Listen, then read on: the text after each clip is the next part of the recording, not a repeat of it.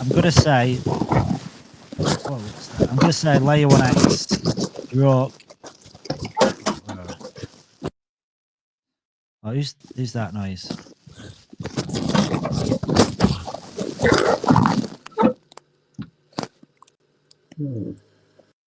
So I'm gonna say layer 1x broke Twitter. Something happened. So I'm thinking. Hey, so you've come up as dude. Fair. I know you're jealous of my status, but you didn't need to change your name to me. I didn't even realize. I'm just gonna fix it up, guys. Give me a sec. Yeah, it always shows your name at the beginning, and I didn't pay attention this time. I'll be back. No, it's all good. It's all good. That's funny. I'm just trying to find the link. Where are we? So this is take two. So basically, I think because the live space had been going on for so long, like I don't know what it was, 9 hours, 10 hours or something. I think that Twitter lost all sense of reality and it kind of dropped us from the viewing platform. So no new people could come in and find it. So if you're wondering why it's gone from like 1900 viewers to 5 viewers, it's because I think we'd brought the algorithm of Twitter. I'll be honest. I think that's what happened. So I might be wrong, but it appears that's what happened anyway. So Crypto Psycho's back again. Yeah, I can't change the name, so for some reason this time it's not giving me the option. Oh, there you go. I saw it in the settings. Oh yeah. Yep. I am about to do it. Oh, there you are. Fair. OG.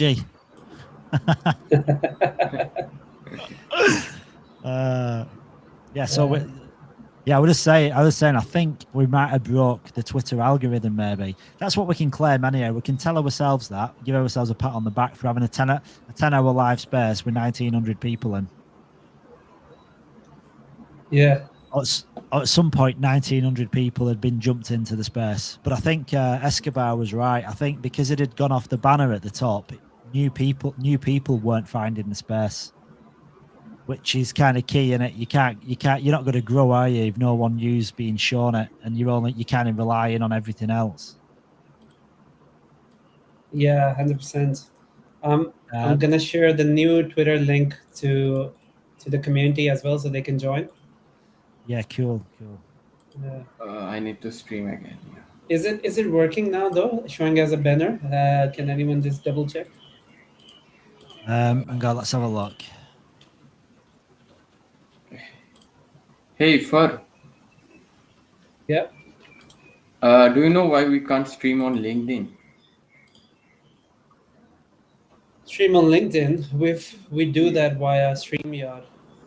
But I don't know, restream. Maybe Mark, you're limited by restream? I'm on. This is live. This is live on LinkedIn now. It's on my profile. If I go to LinkedIn, I can see the live stream. It's blocking me here, saying I don't have any eligibility. So LinkedIn, Facebook. Yeah, I don't know You don't meet the requirements YouTube. to stream to LinkedIn. Okay. Maybe he's not an admin.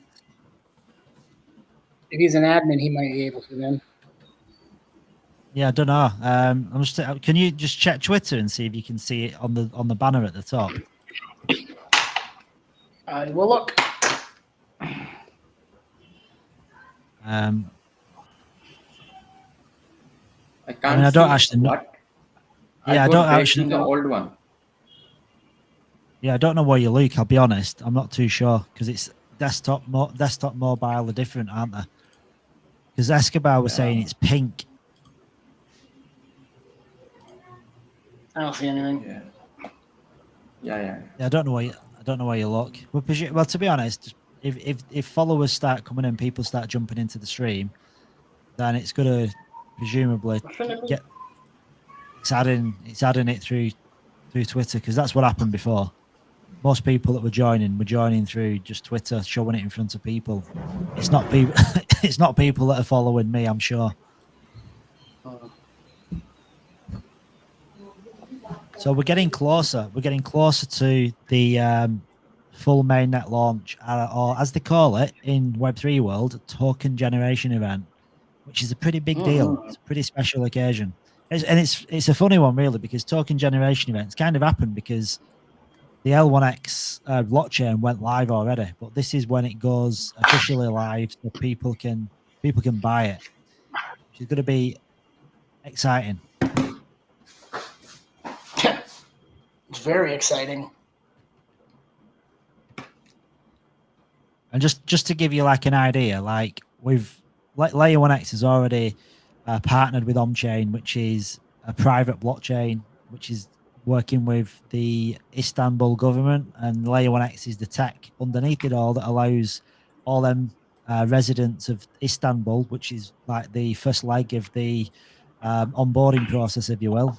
They're going to be 50. I think it's like 15 million people going to be added onto the L1X blockchain, which in itself is a huge achievement. And then that's going to roll out. If that's successful, that'll roll out to the rest of Istanbul, and then Istanbul itself, Turkey itself Turkey itself can then be like, Turkey itself can then be a test case pilot, if you will, to like global countries onboarding, which is pretty. Yeah, it's like Istanbul is the test to see if it's going to work. So there's a lot riding on it. Yeah, it's pretty interesting. Oof. And then you've got the health link with Singapore government, which is like the same thing for patient records, which again is kind of like a test pilot. And if that goes well, that could roll out to other countries too. And then you've also got Diga Labs, which is a huge gaming platform, and they've got a flagship game out which is called Eldaroon, and that is, again, this is all on the Layer 1X blockchain. So there's a lot of stuff already happening with Layer 1X. There's a lot of integrations that have already happened, and like we've not even launched yet. Think about, like, there's blockchains out there where there's still ghost chains that still do literally next to nothing, but they've got VC backing. People have invested in them, and in reality, they offer very little in terms of utility at the minute. So, given that Layer 1X is doing what it's doing right now, and we've not even gone live yet, it's pretty impressive. And like the roadmap's huge. We had Fur, I don't think you realised, but while you were gone, Cody came in. So we had Cody in the chat earlier on, and he was basically going. We were talking about the user interface and user experience, and then Cody, as if by magic, popped up at exactly the same time. So he was probably in for about half an hour, and we're chatting about like the user interface and space cards and the CMS, and yeah, it was pretty interesting actually. Yeah. I'm sure he would have obviously a lot of insights regarding that too. Because there's so much stuff I keep telling people to absorb. Like even for us working internally, we can't grasp or remember everything. There's so many pieces. Yeah. Agreed. It gets, to be honest, right? It can become for a new person. It can all be a bit overwhelming because there's actually so much stuff. It's kind of, you've got to peel back the layers and just give them one thing, haven't you? Just give them like, and I think the easiest thing to give them is just the cross-chain swaps and the bridgeless interoperability, because I think when you start going down the rabbit hole, if they don't know about Layer 1X, it can be overwhelming because it does so much and it's capable of doing so much. It's a bit of an ad mess, isn't it, when you're trying to like tell people about it, because there's so much happening with it. Yeah, 100%. Like swaps, especially people who they already swap, like if they've been in DeFi. So I guess that's definitely a good way to onboard, if you'd like to say to them to Layer 1X. But yeah, I mean, once they come on, obviously they'll get blown by all the other work that's going on. We've got Web3 websites, we've got usernames, so much potential just when you're getting on. Yeah, you start talking about the NFT usernames, and then you start talking about like the L1X app and all the holders are like shareholders of the protocol, if you will. It's like, and that these are just like little snippets of utility, aren't they? You just got little bits, and I mean, the launch pad in itself is what projects build use cases around, and that's all they do. Like Mantra, what's it called? Mantra DAO, is it? I think. No, MakerDAO. MakerDAO is it's probably like the biggest launch pad there is, and like Paid Network, Orcan Finance, Polka Starter, Card Starter, like they're all launch pads, and that's the use case of the entire project. And Layer 1x, it's just like got a launch pad, and it's just like an added little. Oh yeah, we've got that. It's like there's so much. It's like, why would you not want to be a Layer 1x holder? I mean, you could buy Layer 1x just for access to every project that's going to launch. Yeah, and it's still yet to launch as well. So we already have all of that. Yeah, we're still yet to launch as well. That's the thing. We're not even there yet, are we? Yeah. But we're close. We're close. We are close. And like, we were talking earlier about centralized exchanges, and like people stress about what are you going on first? Like, what tier 2s, what tier 1s? But the thing is, as adoption comes, you don't need to stress about going out your way to onboard yourself. When you get to a point, you're onboarded automatically. You just get onboarded. You don't need to apply to be on an exchange. You just get put on an exchange because they just want the volume, don't they? They want a piece of the pie. Yeah, 100%. Yeah, they do. And every exchange is going to want a piece of this. Do you reckon? I reckon. Oh, I reckon. I reckon every exchange in the world will want this. For how long do you think it'll take before CoinSpot have put L1X on? Yeah, I mean, to be very honest, like I know a lot of people, to your point as well, just want to elaborate on that before I answer this. Like, a lot of people are worried, like obviously which exchange we're going on first, but I think that's not important because a lot of the projects or the projects that have gone viral haven't necessarily started at the tier 1 exchanges. It always builds up. Like I guess when you start seeing utility, there's no way an exchange like now, to answer your question, CoinSpot wouldn't notice that. They would immediately want something, and not only for that reason. Like even I was thinking as I was driving back as well. I was away from the stream for a while. I was like, it's not just the everyday user who's going to be attracted by Layer 1x. There's so much commercial aspect to it as well. Like everyone would just want to be on it because you can be anywhere, everywhere, all at once, and it's such a cost efficient manner as well. Because I mean, at the end of the day, going to the saying of Milton Friedman, who was a famous economist, like business of business is business. All they care about is saving money. So Layer 1x is going to save them money, helping them move assets from one place to another. And also, it's not just the financial element, right? It's also going to save them time because it's much quicker and much secure as well. So I think, at the same time, it's not just exchanges are going to say, obviously, the adoption growing up, but also, like from a business point of view, it just works for them, right? I think it will be. I don't think it's going to take, honestly, very long,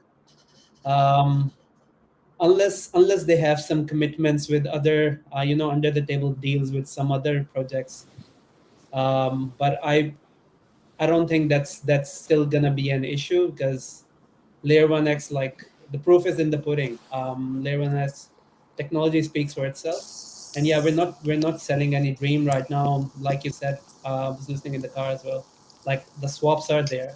Anyone can just go on l1xapp.com, try them for themselves. We've also got comparisons. We did a live comparison with Squid Router by XLR Finance and Stargate, and also the other X swap. We keep coming back to the other X swap. So, Yeah, I don't. Yeah, I'm. I wonder if they've contacted them, like, because we've got. I mean, Layer One X has got its own legal team. I wonder if they've actually approached them, because, like, to me, it's a bit underhand, isn't it? How they've done it. yeah, The same name. It's a bit weird. Like, they've kind of rushed it, I think. they did. They rushed it, or maybe it was intentional. Who knows? Yeah, Like, doesn't matter though. It's not even competition. Like, if they're going to be charging so much, and at the end of the day as well, like, it's not, they can't do non EVM chains, can they, either? nah. And we're the first X swap. Like, we're the first X swap. So no comparison. Yeah, none at all. Doesn't even come close.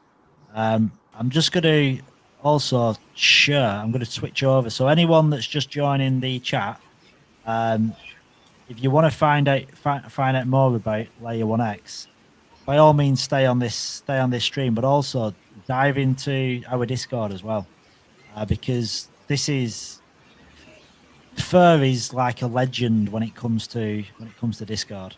So if you jump into our Discord channel, the community is really good. Like, we've probably got one of the best communities there is.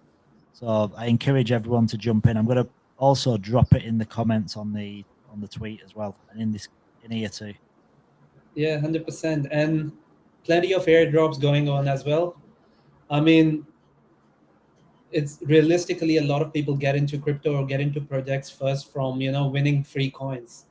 So I mean, you do have chance to win L1X coins there as well. All you need to be is obviously be active in the community, and you'll find out, like, once you get in, you'll be hooked to it. Like Crypto Psycho said, we have a lot of interesting things happening, and as obviously, even as a L1X devout who hasn't been on Discord yet, there are benefits. Discord guys get the first bragging rights to every, like, they get the first news, right?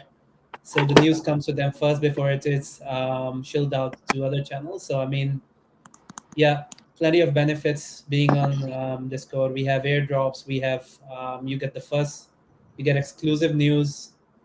News comes to you first. We have interesting conversations going on there. The support is there. Everyone's helping out each other. It's just phenomenal to watch, and it's always active. We're always active. It's not like a part of the day. I see communities dying certain parts of the day, but yeah, our Discord server is unique in itself. Like, it's always alive, always Yeah. going. Yeah, there's always activity in there, and there's some. If you join it, there's some characters as well, and you'll also be familiar, or you'll become familiar with Super Bean straight away, because the guy is the king of memes. So he answers and helps every single question that you've got, and he'll interact. Any issues you've got, he's like lightning. He is literally like Speedy Gonzalez. He is beep beep. That is Mr. Beans in a nutshell, isn't it?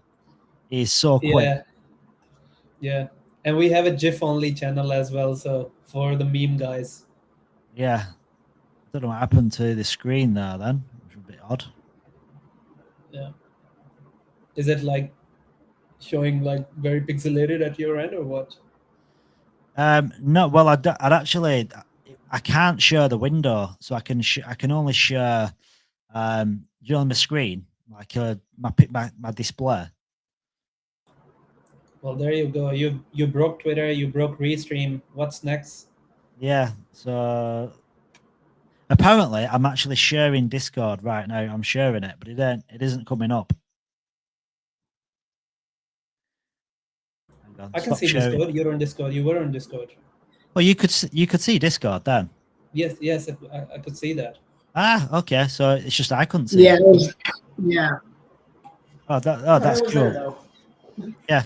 Oh, so it hadn't disappeared then. Sorry, I thought it had gone.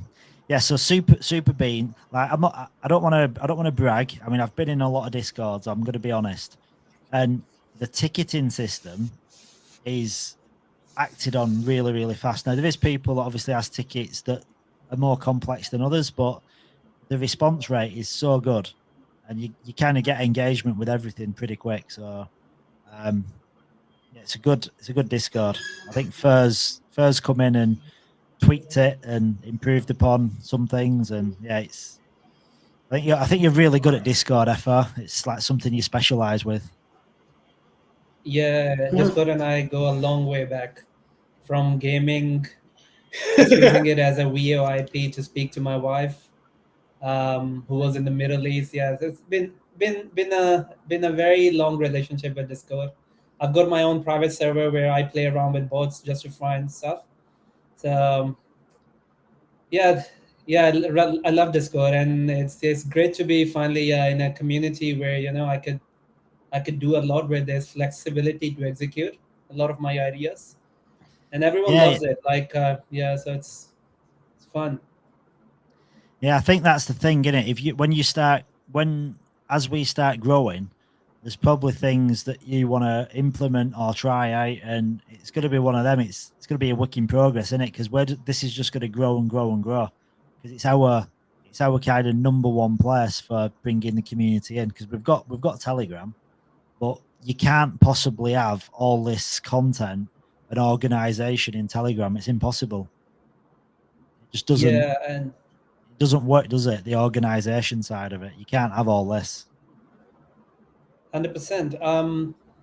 Yeah, so Telegram before Discord, like if you go 2 3 years back, was the hot place to go for getting Web3 news, and I guess that's the one reason it died, because it was just too much, scrolling, very hard to find information. And now you would have seen that Telegram's starting to do something with their sub channels as well, which is similar to Discord, but it's not the same thing. I mean, it's the user experience. You can't match it with Discord. Um, yeah, Discord's been really good in that regards. I don't know what's gonna be next, but I don't see anyone taking over Discord at the moment. Like they're just nailing it with everything, with bots and everything. Yeah. Yeah. I think they've it's got to the point. It's like a new social media platform, and once it's got that kind of network effect, people don't want to leave it. And like you said, for gaming, it's been the number one platform for gaming, but like also for like NFT projects as well. It's huge for NFTs, and crypto is one of them. I think the big projects, the serious projects, have started adopting Discord because it's just a way more professional space. 100%. Telegram's a little bit GT, a little bit BSC 2021 vibes. When Moon, like millions of gifts. When Moon. Yeah, it's pretty janky. when Moon. So yeah, so anyone that's not Lambo. Yeah, so anyone that's new to Layer 1X, like if you're one of the people that not heard of Layer 1X yet, yeah, jump into the Discord. You'll get a plethora of information, and you'll get some good conversation as well. There's so many, like everyone that's in here, like there's so many more people in the Discord chat. Yeah, super easy to remember the link as well. discord.gg/layer1x. Yeah. Oh, that's the permanent one, isn't it? So yeah. You don't need to. Yeah, that is my. I keep forgetting that's my referral link, isn't it? Yeah. So you just want use the permanent one. It's easier. Yeah. I'll jump back to L1X. Yeah. Just before, obviously, we got to other topics as well. Like I also want to give similar to you, want to give a shout out to Super Beans. Yeah, I initially came in to obviously to manage the community, but also help him on the tickets. But that guy is just too quick for me. He, as soon as you get a ping, he just jumps in and start talking. So to people, very helpful, super helpful, very responsive. Yeah, he's just nailing it. He is unbelievably fast. Yeah, I have four screens, but no, I can't match him. I'm probably gonna need like 20 screens to do what he does. So Yeah, I mean, look at him, the dude. I mean, if you're looking on here as well, he's got Aussie, Espanol, German, Chinese, Indonesian. Good God, the guy's multilingual as well. Oh, he's a polyglot. He can speak many languages. Yeah. So Yeah. Yeah. No, he's an amazing guy, you know. Like you said, he's Yeah. so quick at doing everything. Yeah. I think if people could get a hold of Super Beans for like being in the chat and answering questions and answering tickets, it'd be in demand, wouldn't it? It'd have a big price tag on his head. Yeah. And people do request that. Like I remember Albita, when I was new, I was trying to solve an issue for her, but she specifically requested for Super Beans. And like, all right, I mean, I'm giving you the answers, but yeah, Super Beans will come and help you. So there you go. He is actually in demand. That's a real thing.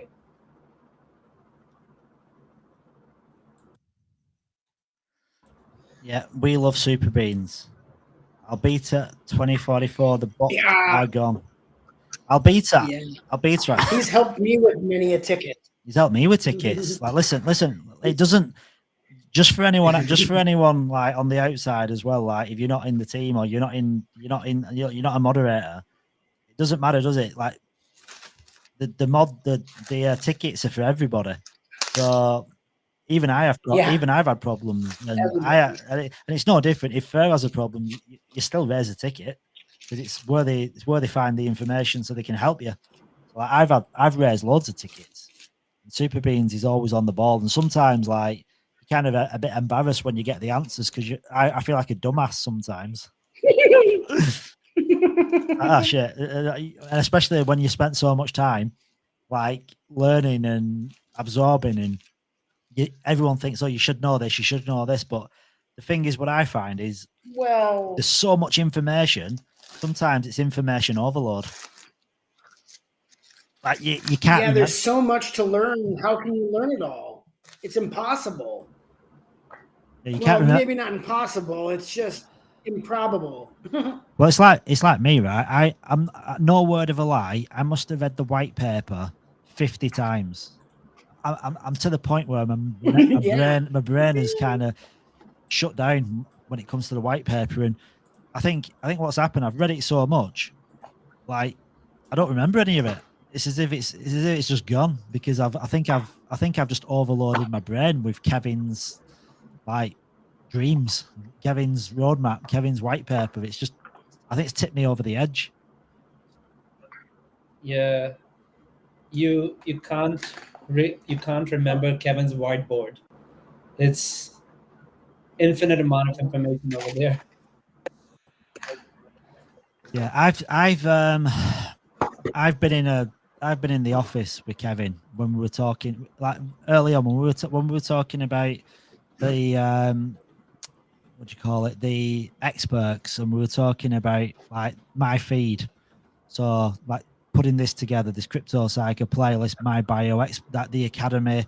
When we were talking about all this, like I sat down with Kevin, and I remember, right, I was sat there, and he had his a graphic. I think it was like his graphic artist. She was sat opposite. Kevin was sat next to me, and he started writing on the whiteboard, and he didn't just have one whiteboard. He had two whiteboards, and then he flipped it around and started doing the other side. So literally, there were like 4 whiteboards. And he said, "Right, Mark," he said, "I'm going to go out. I'm going to go out. I'll be back in a couple of minutes, and just tell me this, this, and this." And he went out, and I was so overwhelmed with what he had been talking about in this whiteboard. He come back in 2 minutes, and I was just literally spitballing. I didn't have time to think of anything, and he's like talking to me, and I'm just answering on the fly because it just overloaded my brain. And the whiteboard for Kevin is like second nature. It's how he kind of organizes and structures everything. But for someone that's not that type of person, because whiteboards, flowcharts, it's not for everybody, is it? Not everybody can kind of click with flowcharts. And to a lot of people, flowcharts make everything streamlined and simple, but sometimes it just went over my head big time. And that's when I first got experience with Kevin and how much he loves a good whiteboard. Yeah, and that's why you need Matthew with him on the live streams, because Matthew really understands and translates it for the layman out there. Yeah. That's fun. it. Hey, the chat's getting active. Yeah, we're Good nearing morning, 100 everybody. again. Good morning. Let's go. Good morning. Albita wants to know if you're drinking beer, Far. She wants to know if you're on the beer. Nah.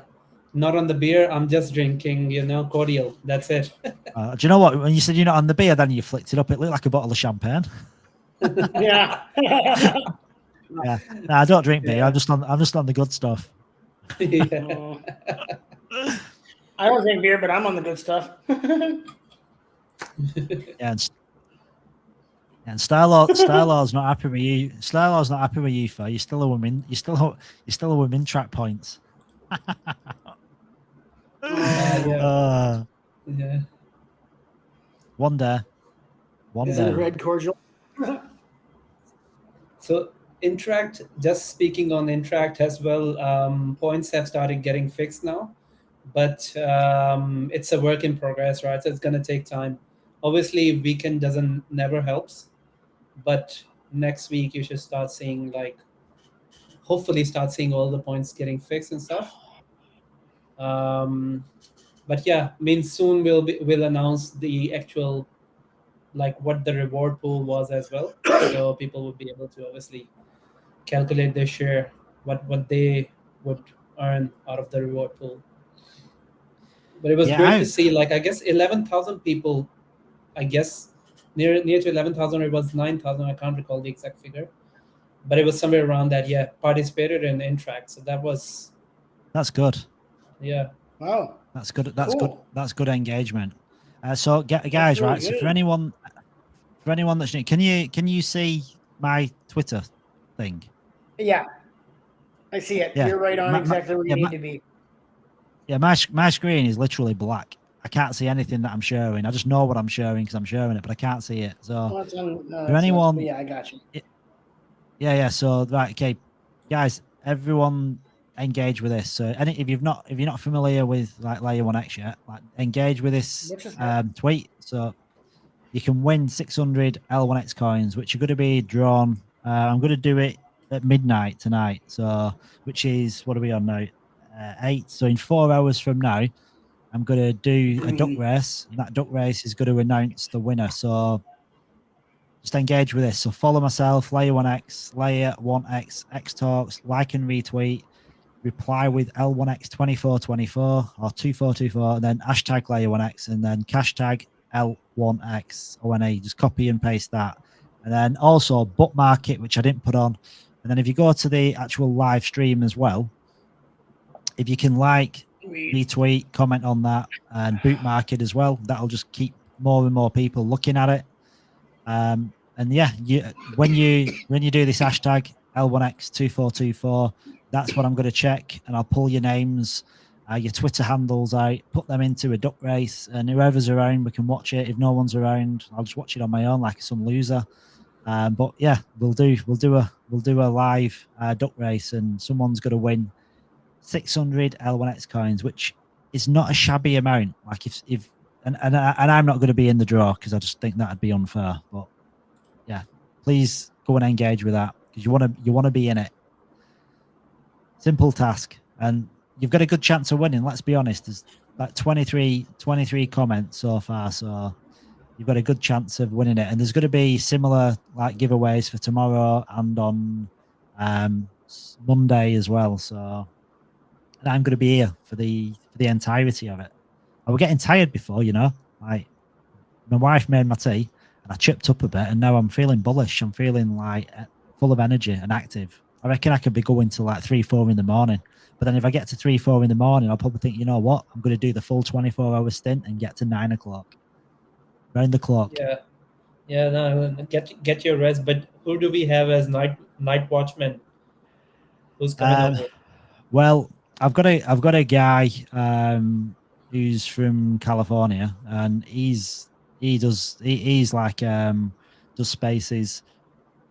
So I'll see if he wants to come in. But I mean, anyone's welcome to jump in. Yeah, I think we had Sleazy as well. Is that Yeah, right? I mean Sleazy. Yeah, I think Sleazy was a bit. I think he was a bit worried about having the conversation going because Yeah. I can talk to myself for an hour. I don't care. I mean, I'll literally be on here and just talk to me. Yeah. But Yeah. I think if there's the thing, as long as there's people in there, I think it's quite good. It's just having that other person, isn't it, that you can kind of interact with. It just makes it Yeah. a lot easier. 100%. So, like, given this isn't an official L1X space, and you don't know what I'm going to ask you, and it's nothing to do with price, did do you think? Well, let me word this correctly. Are you happy you made the move to L1X?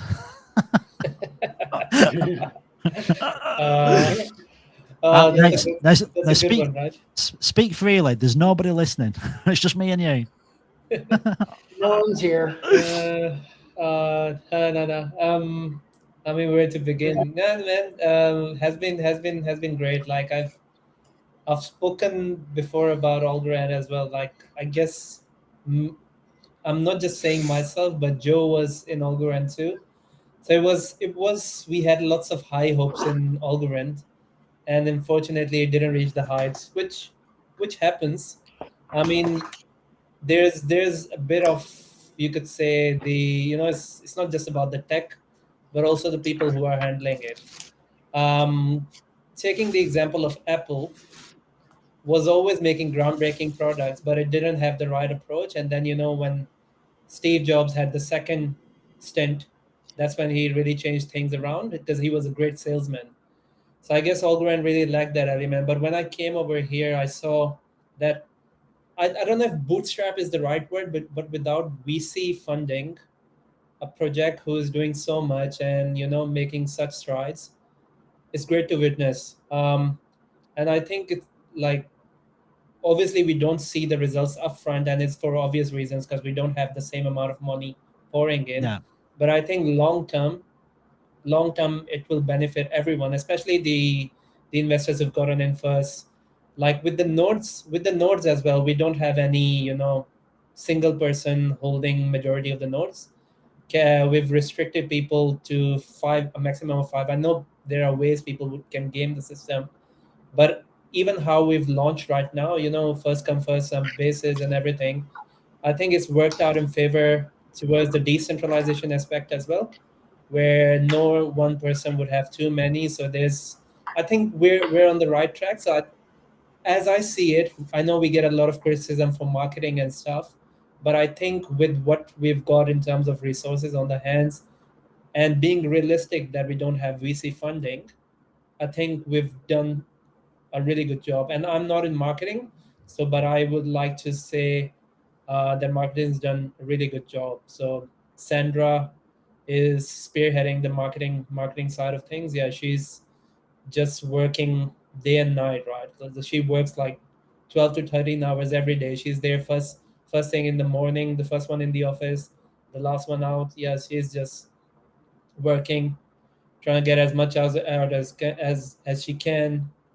Yeah, it's so I know I've taken the long answer, but my answer is like, yeah, I'm very happy. Like I'm content being here, and seeing how things are. Especially like people are open to ideas as well. I really hate it when I was in teams and your ideas get shut down. You really have good ideas. You don't really have to be a whale or anyone to have a valid idea. So it's like everyone's idea is taken on board. And you've also seen, the one thing I've liked is like Kevin, I've never seen it in any other blockchain, jumping in, doing impromptu AMAs, talking to community like he's just like one of the community members who just comes in and talks every day. So it's like really good to see, like the late night AMA, you were with him as well. It was a candid conversation and everything. Yep, never ever seen that. And I guess a lot of people would agree who've been in the Web3 space. Like the team's doxed. Everyone knows Kevin's in Perth. You live close to Kevin. I mean, you're in arm's reach, right? Like if anything goes wrong, you can catch yeah. Kevin. So it's like yeah. So I mean, everyone knows where the team lives. They're not in the Bahamas or anywhere. They're here in Australia. Yeah, building a real product. Yeah, they're all fully doxed as well. That's the thing. Like it's like no one's hiding behind pseudonyms or anything. Yeah. No. And it's really good. So yeah, You're very happy. You're happy. Yeah. Nah. And do you think coming over like because Joriento invited you across, has that made the transition easier that you've kind of got that click already with Joe? It does make things easier, you know, because you've got that relationship, haven't you? Yeah. Like, despite how happy you are, obviously there are instances you do need to obviously share something. Like, it's not always, you know, sunshine, but yeah, you have this safe space where you can talk to someone. And Joriento is like really good. Like he is just very straightforward. So if there are any concerns, he takes care of us. So he like spearheads the community division of L1X. So he's like fully transparent with the team about our concerns if there are any, although there aren't many. But yeah, he's just it's really good to have him. And you know, Joriento is like a full degen as well, so no formalities or anything there. He's got that long beard, and we have that beard point coming too. So yeah, that's what I like. Like you look at Joriento, and it's like there's no corporate there, is there? no. Well, this is it. This is it. Like it or leave it. Yeah. He's if you want to put it in words, he's pretty raw, and for a good reason. Yeah. But that's what people are attracted to, isn't it? When you're 100% genuine and real, and there's no BS, people want to see that. They don't want to see all that BS. They don't want to see all that fake because you can't sustain it. And you're just going to be yourself, aren't you? I mean, case in point was at the event in Melbourne. Like Joe was there, Sandra, like Mike, Kevin, Matthew, and I think a couple of other people there as well. And like everyone's just themselves. There's no Albita as well. And when we were there, it's like you get to know everybody, and it's just real. Like how they are in the VC is just how they are in real life. Nothing's different. There's no show. There's no magic act. This is it. This is us. This is what we do. This is Layer 1X. And like Kevin said, like Kevin sometimes in spaces when he's been in, he's pretty blunt, isn't he? If he wants to say something, he just says it. He doesn't sugarcoat it. No, 100%, yeah. And that's what you want to hear. Like he doesn't sell you the dream that's not within reach. And everything they've mentioned about X swaps, spades cards, it's already there for us to play with. Sure, there are bugs, but Kevin has stressed it again and again that it's the first time anyone's ever built this. Like, no kidding. We're the first ever to lay hands on it and use it. So, which is why even when you go to L1X app now, you have that feedback widget on the side. Yeah, I mean, that's really good. Like, I love it. A little feedback widget. Yeah. So yeah, I mean, if you find a bug, report it. The team's trying to stay on top of it, and they're fixing things. Like you've seen, like V2 of the app is a great enhancement over V1. V2 is insane. I mean, am I actually sharing the L1X app now? I am, aren't I? No, you aren't. You're still on. No, you're still on the giveaway. Ah, right. Okay. Hang on. Yeah. Sorry.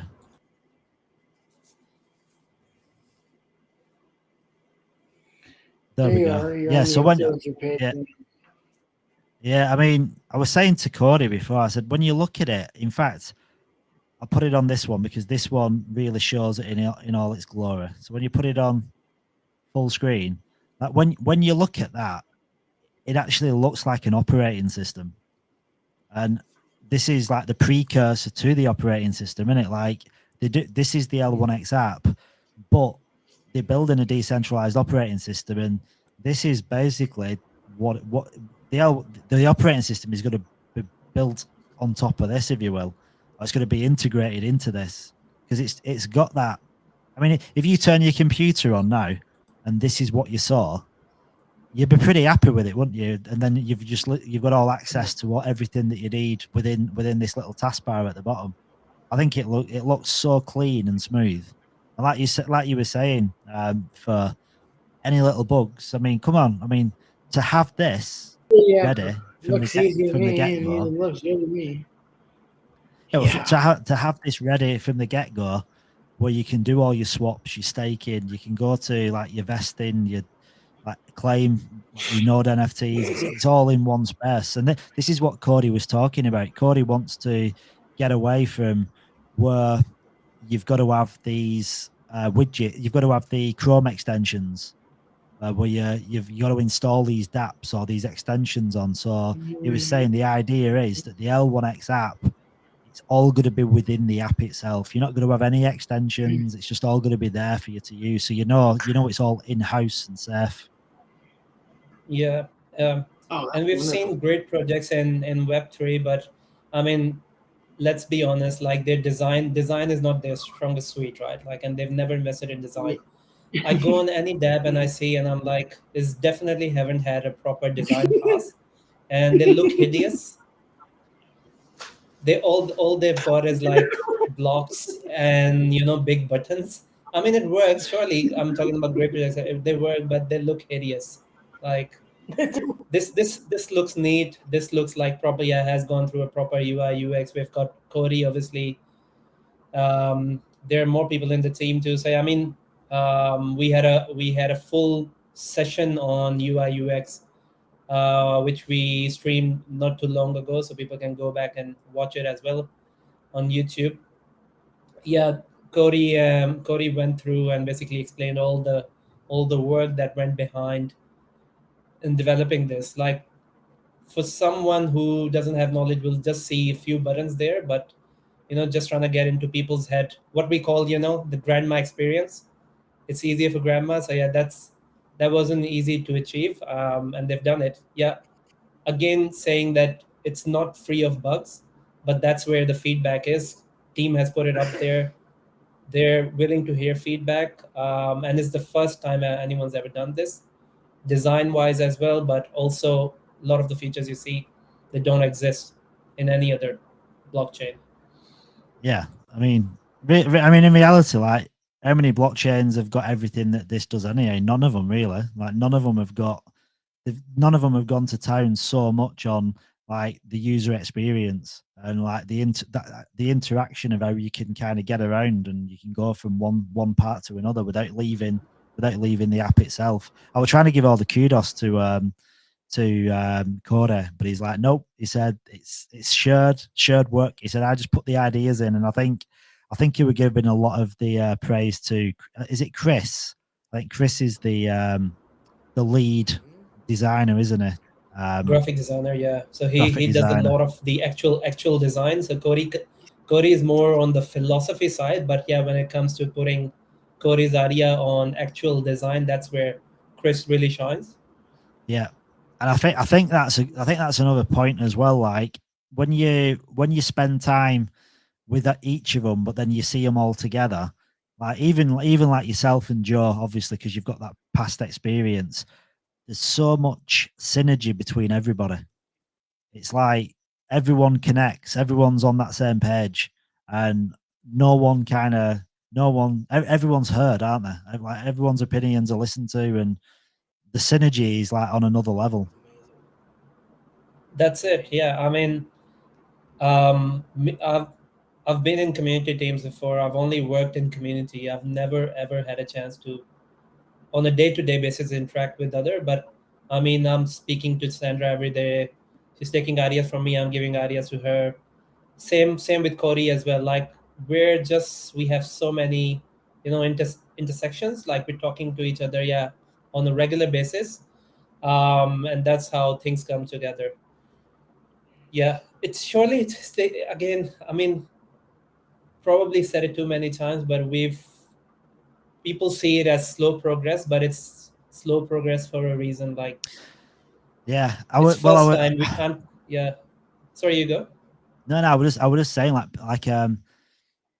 like you said, people think slow progress and like with marketing, and there's certain things that people aren't like thinking this could be better, this could be better, this could be better. But like there's two choices. There were two options like Kevin could have made. Kevin could have said, right, okay, we're gonna not give community. We're not gonna give individuals the chance to get into a private sale. We're gonna just go with VC funding. And he said before he could have approached VCs, sat them down, done a pitch, like showed him his whiteboard, done all his stuff, and got insane money in VC funding.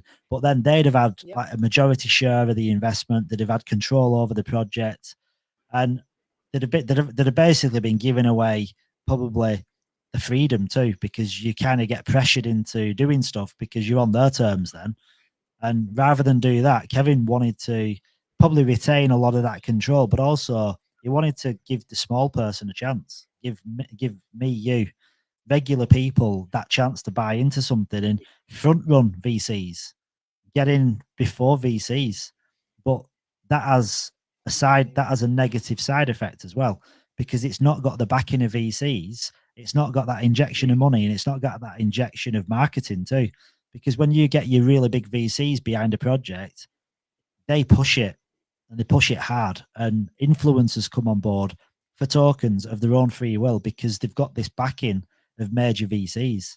So they know that it's going to moon. They know that it's going to do something really big. But because there isn't that behind it, it's not got that credibility off anybody. And because of that, the launch is not going to be as fast as what it would be if it had VC backing.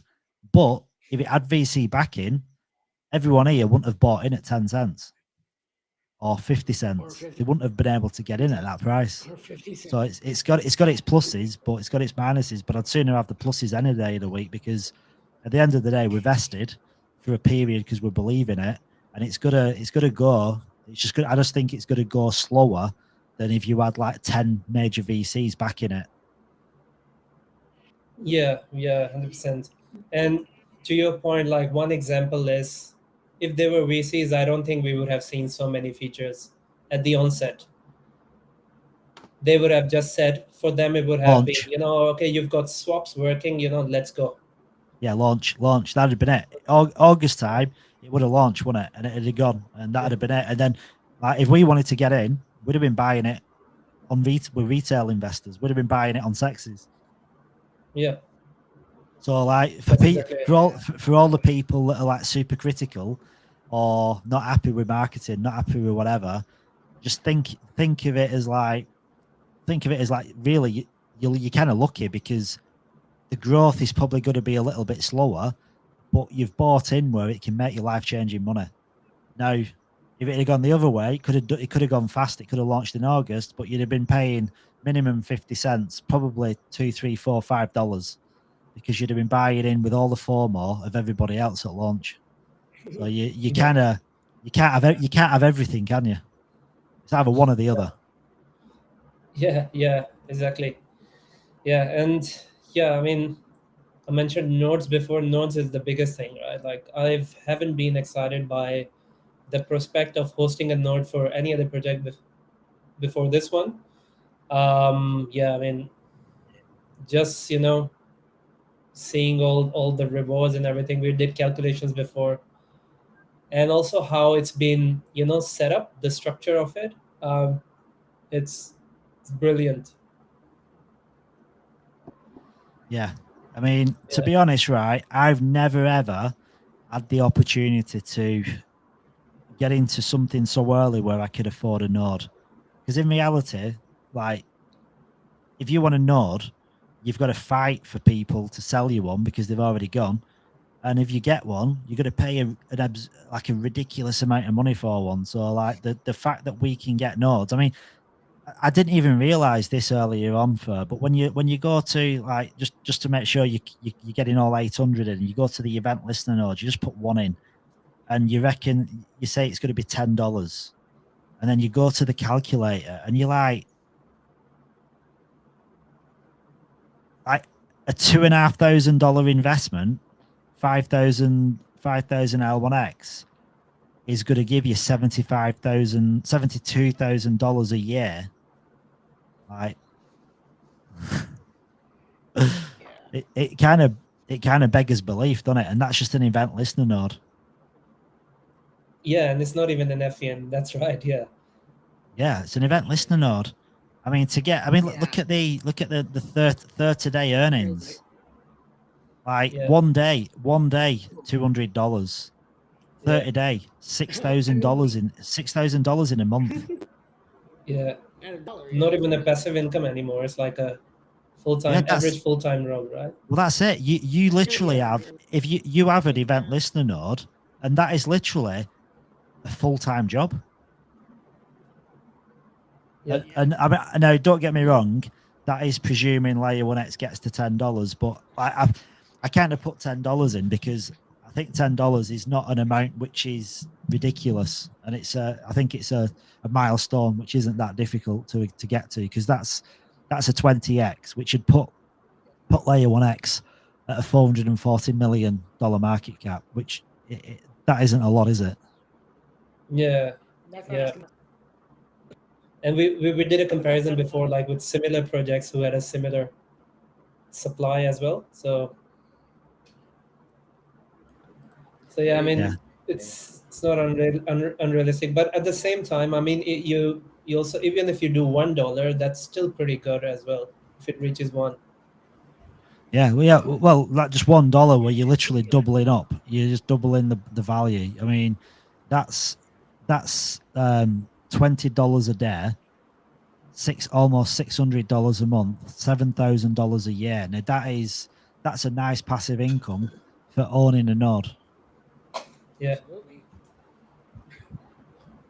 that offsets your mortgage in today's world. Yeah, that's what I want to do. I just want to get rid of the I want to get rid of the old mortgage. That's my main goal, to be honest.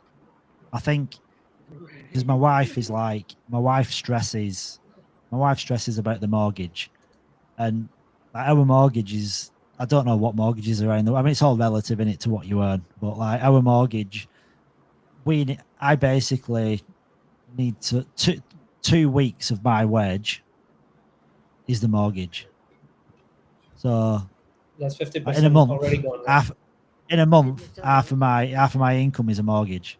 So it's a considerable chunk. So if like my wife works, but if my wife stopped working or whatever, and then you're not left with much, are you, when you think about it like that? Yeah, and that's why that's a lot of money still. Like you said, passive income. It's the dream. So we still have FVNs and ELNs available, FYI, if anyone's listening. So yeah, I want yeah. I was in the chat. I was in the chat before Far, and Skippy is claiming that he's giving me a full validator node. Yeah. Woohoo! That's amazing. Yeah, not the coins, just the node itself. But I'm like, dude, I ain't taking that off you. And he's like, listen, I don't need it. I'm like, you what? Well, you always wanted an FVN, so there you go. I guess well deserved. Yeah, I want to buy one anyway. I mean, I don't know. I just the thing is, I want a full validator node because there's only 800, and I think if layer 1x does what it says it's going to do, and it becomes this potentially the biggest blockchain in the world, which I think Kevin is kind of rooting for, like there's only 800 of these full validator nodes. Like that is a tiny amount. Imagine being one of 800. Like if someone said to you, like you're one of 800 to get into to be a node for like Ethereum. Like think how many people have got Ethereum, and you're like one of the 800. It's a pretty good milestone. And if you think about it, there's not even 800 people, because there's a lot of people that have got more than one. A lot of people will have 5. A lot of people have probably 10, 15, or some people will, because they'll do multiple wallets. So out of that 800, in reality, there's probably 300 people at the most, maybe 400. Because most people are buying more than one, aren't they? So you've got a rare gem essentially. Yeah. Yeah, you got a very rare gem. Yeah, and you essentially, if I remember the figure correctly, I think Kevin said that it's 0.12% of voting rights, right? Of for holding Yeah. an FVN for one. Yeah. Yeah. Yeah. So that's a lot. I mean, if someone has 5, so you're not only obviously looking at the, if we don't look at the financials, there's also other benefits as there as well. You've got governance rights. You're going to earn a share of the app like revenue as well. So I mean, there's plenty of things to consider. So yeah, 400, I mean, guys who have it, it's a pretty big deal. It's a very big deal that you've That's got. it. It's like despite all the money it's going to generate, the income it's going to generate, it's one of them. Like, you've got proper bragging rights, haven't you? Because you was literally one of the early adopters of a blockchain, and that to me puts you in a pretty exclusive club. Oh, Exactly. Yeah. Yeah. I mean, you could probably have a nice NFT collection off the back of that, couldn't you? L1X node, just, just out create an NFT collection where, anyone that can verify the wallet gets an exclusive NFT, and you can do with that NFT what you want. We're gonna need a flex channel very soon in Discord then. Yeah, well, in all honesty, right, Kevin is like a classy Richard Hart. He's a classy Richard Hart. Because I was like, I've got his WhatsApp, and he posts stories, and he posted a story of like this really nice bag that he bought, and he was basically flexing. But like, do you know, like Richard Hart is like really tacky how he does it. Richard Hart will like show he's like got Rolexes and stuff in like glass cases, and you'll see him in Louis Vuitton shops, and he's walking out with bags in his mouth and his hands, and just looks like, I don't know. You gotta flex. How will you flex for? Like, what's your gonna be when you make your first million? What's gonna be your first lavish purchase? What's on your wish list for stuff that you don't need, but you're gonna buy it because you're loaded? You've asked me the toughest question. You must have thought of something that you're gonna get it just because you can. Yeah. That's a really hard one, because I'm a very simple person. Like I personally, I would be very happy if I don't have to worry about paying mortgage and rent. So I think I'll probably use that money to get debt free.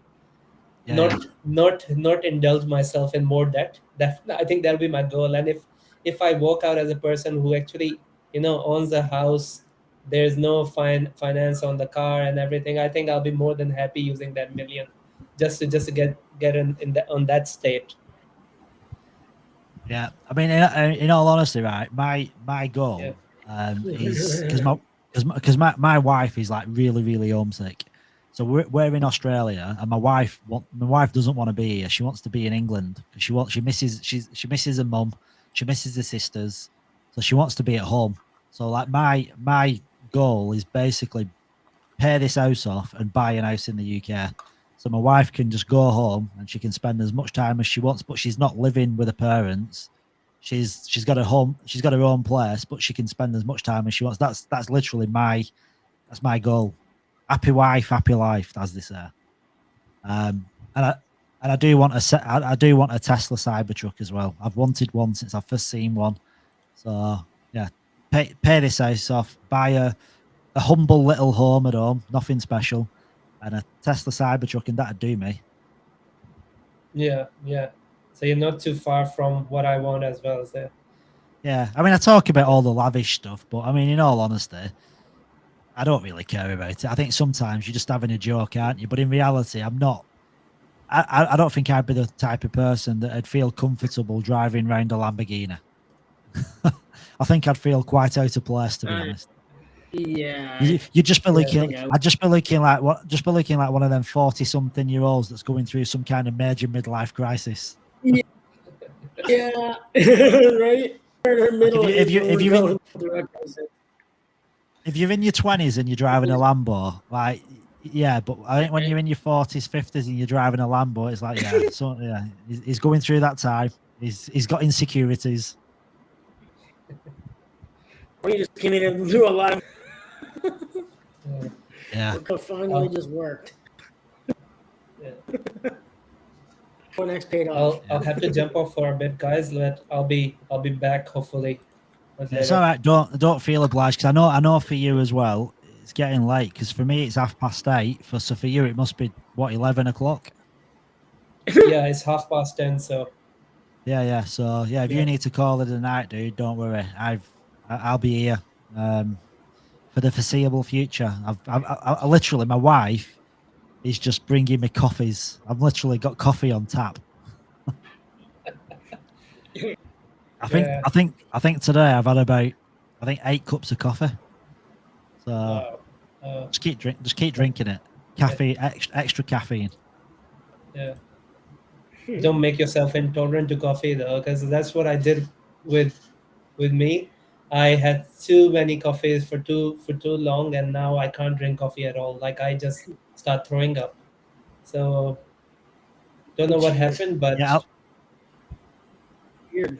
Yeah, I mix it up a bit. I'll drink coffee, but then sometimes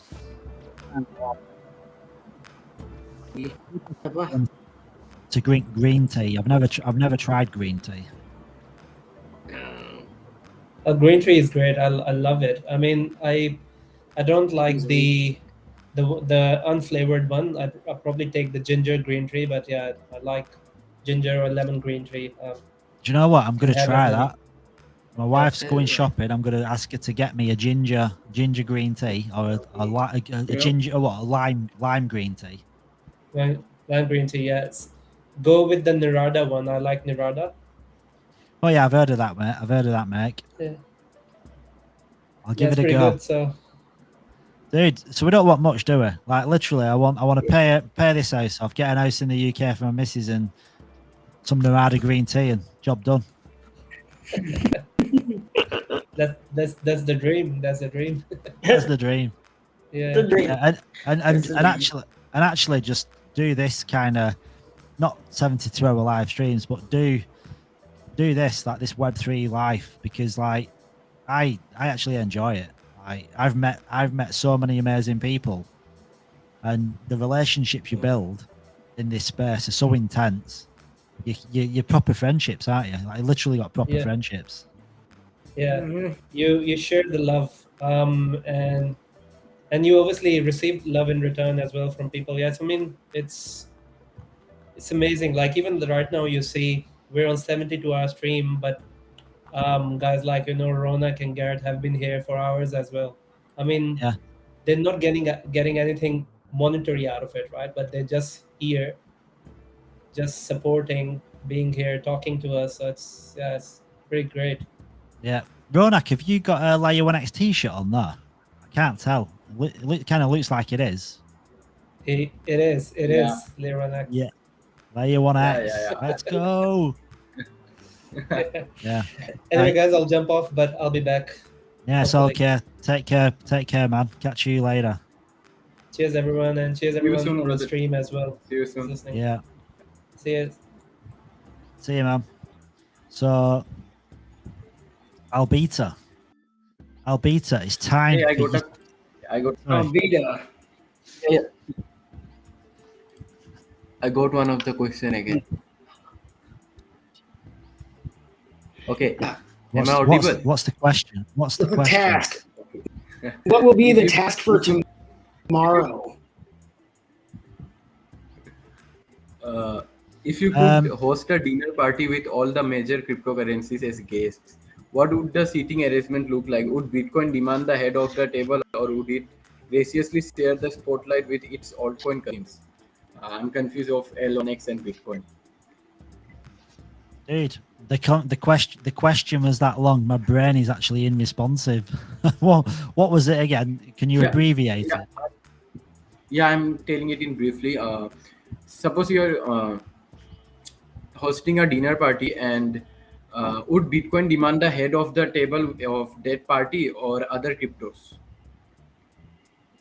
It's got to be Bitcoin, hasn't it? Bitcoin is king. I don't think anyone can argue the fact like Bitcoin is digital gold, and it basically everything is kind of on the back of Bitcoin, isn't it? Like the Bitcoin halving, the whole bull run is kind of based around the way Bitcoin works.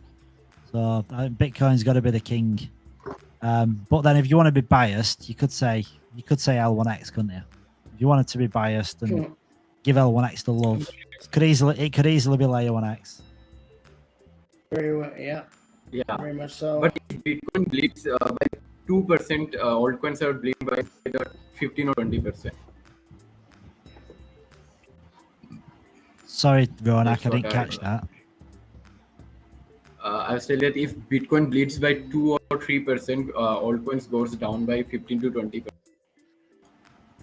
Yeah, that's the thing, isn't it? Like Bitcoin goes down a little bit, and everything else goes down. And like the smaller the cap, the more the drop.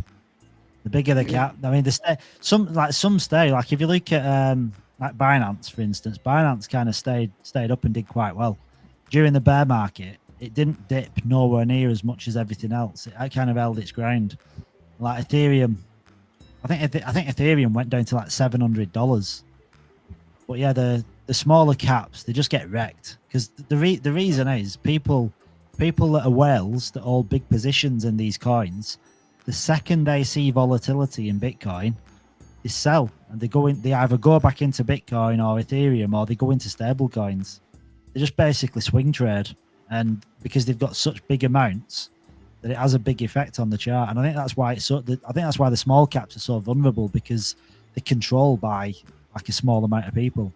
They hold so much of the small caps that a few big sells can really kill the chart off. Swing trading, they're just accumulating as well. That's the crazy thing. Like a lot of the time, they're not even selling it because they don't want it. They're selling it because if they sell it, chart goes down because 4 more people sell, and then just buy back at a lower price, and they're laughing. Yeah. Sleazy, slime. Slimy is asking. Yes. Yeah. Sleazy. So if you go into the OG and Apex chat, the link is in there. So you just click that link, and that'll bring you straight into the chat. And I've been trying to get Alba up.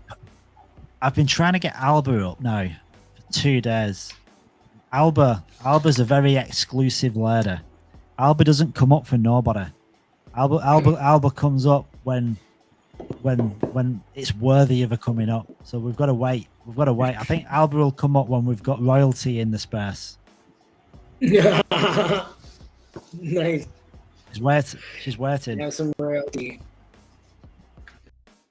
She's a lady in waiting. Let's have a look. Who's coming up?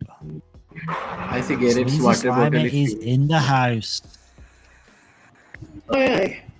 Sleazy Slimy, how are we Hello? doing? Hello, brother. Hello. Yeah, I'm just been, doing stuff. I don't know, like waking up. Yeah, nah, it's all good. You come round. I'm gonna try to configure my camera. Where's your handsome? Yeah. Good morning.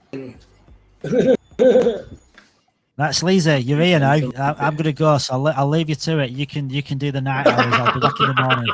See ya. Yeah, not yet. Yeah. I'm only joking. I'm being mean. I'm just being mean. I'm being mean.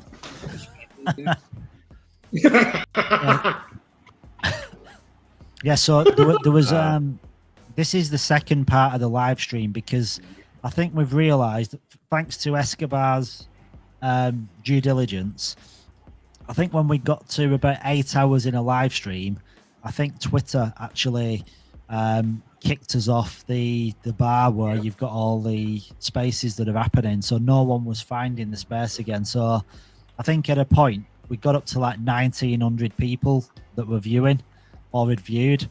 But then it weren't moving. So we ended it and then literally started it back up again straight away. So we've got like 280 people. Oh, I think this time, if we hit 1K, we'll get to see the boss. We'll be able to see the boss. Post, yeah. Can we? Share the post. Okay, Yeah. I'm here now. Good. Show the post. Share the post, yeah. Get the post out. That way we can get everybody sharing it out. It's annoying because I can't damn see the thing. I can't see my screen. Like, I've got a glitch on my system where I can't. All I see is a black screen. It's kind of doing my head in, to be honest. Yeah, I can't see. I can't see anything. Like for me, I just see a black screen. That's all. Right. So now you're guys, so there's. So now I'm on Twitter. So there's 283 people, or however many people are watching. If you go to this this tweet, which the actual link is in the pinned section of the comments. So if you go to this and you just follow this, so follow myself, Layer1X, L1X Crosstalk, like and retweet, reply with L1X2424. So this is the ID, so I know you've actually entered. And then Layer1X, and then so basically just copy all this, and then like it, retweet it, comment on it, bookmark it as well, and then share it. If you can share it with like repost it and put your own hashtags in or whatever, just get as many people on as possible. And also do the same with this as well. So that the actual live stream, what Layer1X have reposted, if you can post this out too, really appreciate it, because it just brings more and more eyes onto Layer1X, because we're running this space right through until full mainnet launch, token generation event, which is on the 2nd of April. So this is going to be a live stream all the way through. It might stop and start for 5 minutes if it stops getting shown. Like right now, if you look at it live on X, you can see that we're up here. And if that ever disappears, then we'll probably end the space, restart it again, because we did it last time, and after about 8 hours, stop being shown by Twitter, which we don't want that happening again. So we're just going to keep it going. Also, you got the restream link. Sleazy Slimy is in the house. It's weird seeing you live, dude. It's good. Yeah, I'm not really made for long streams anyway. Yeah, I hope we're gonna have more people here as well, because I cannot talk to myself, at least not for long. Yeah, no, there'll be people coming in. I mean, we've had, just to give you a bit of a rundown, we had when it first started, we had Fur and Joriento jump in, and then Joriento jumped out. Fur's been in and out a couple of times. You literally just missed him, to be honest. He just dropped out. We had Cody. So Cody came in earlier on. He was going through the user, like we were talking about the UX and the L1X app. So Cody popped in, and I think he was in for about half an hour, just talking about the user interface and that. So yeah, we've had quite a few different people in, and like we had an LMFG in. Trying to think who else we've had in. Quite a few people. Bronx, Crypto Walker is around somewhere. So yeah, the chat's been, to be honest, we've been going now for, I'd say, 9 o'clock, almost 12 hours. Yeah, almost 12 hours. And I think I disappeared for some lunch. I disappeared for some lunch for about 10 minutes. But apart from that, it's just been going. Is that the sound for lunch? Like the little bell? Yeah, it sounded like a little bell, didn't it? Guys. Come on. Yeah, come on, little school boys. It's time for dinner. Am I audible? We can hear something, but you are interrupted. Well, yeah, Ronak, your audio is like just your connection's just not too good. It's a pain. You can only hear little bits of what you say. Am I audible? Yeah, no, it's not coming through. Yeah. Oh, Sleazy Slimy, have you? It's funny, isn't it? Like, in what world could you address somebody as Sleazy Slimy and that come across perfectly normal? That was actually it started because I was watching a stream and I had to make an account. It was not Twitch, but was a similar platform. And I kind of made it like a meme because I wanted to be sleazy in chat. So I kind of stuck with that name because I kind of liked it. It's a sort of a self-deprecating humor type of stuff. Because if I call myself something like a compliment, then I'm not really much into it. But if I self-deprecate myself, it's kind of more my thing. So yeah, I do that. That's where it come from. Yeah. Yeah, I don't. The other thing is, I don't. because I live in a foreign country, well, it's technically it's where I've been most of my life now, but it's in Spain. I didn't speak Spanish at the beginning, and my name is difficult for the Spanish people to pronounce. So I'm not used to even speaking my own name. Like, I'm used to writing it and reading it, but I'm not used to hearing it and saying it. So yeah, that also contributed to that. Right. Okay. So what languages do you speak then? Russian is my native. Then I learned Spanish, English here.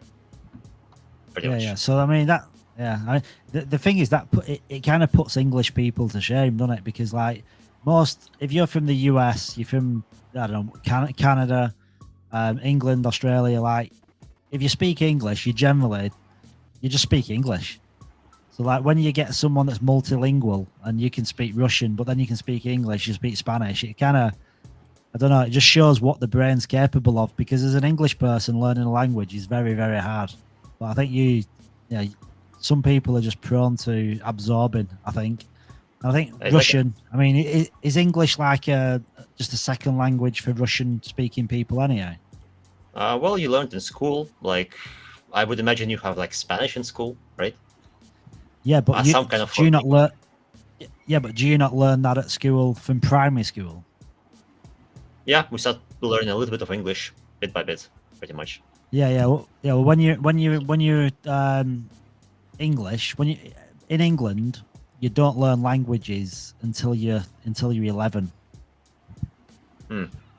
Well, so you don't absorb right. the same. I think if they started doing languages at primary school, I think you just learn it a lot easier. But when you're at high school, that's the first time you ever start learning any languages, and a lot of the time it's the third year where you learn it properly. Like when you get like your third, like when you're like 13 or 14, where you really go down and start doing it properly, like for your like your qualifications.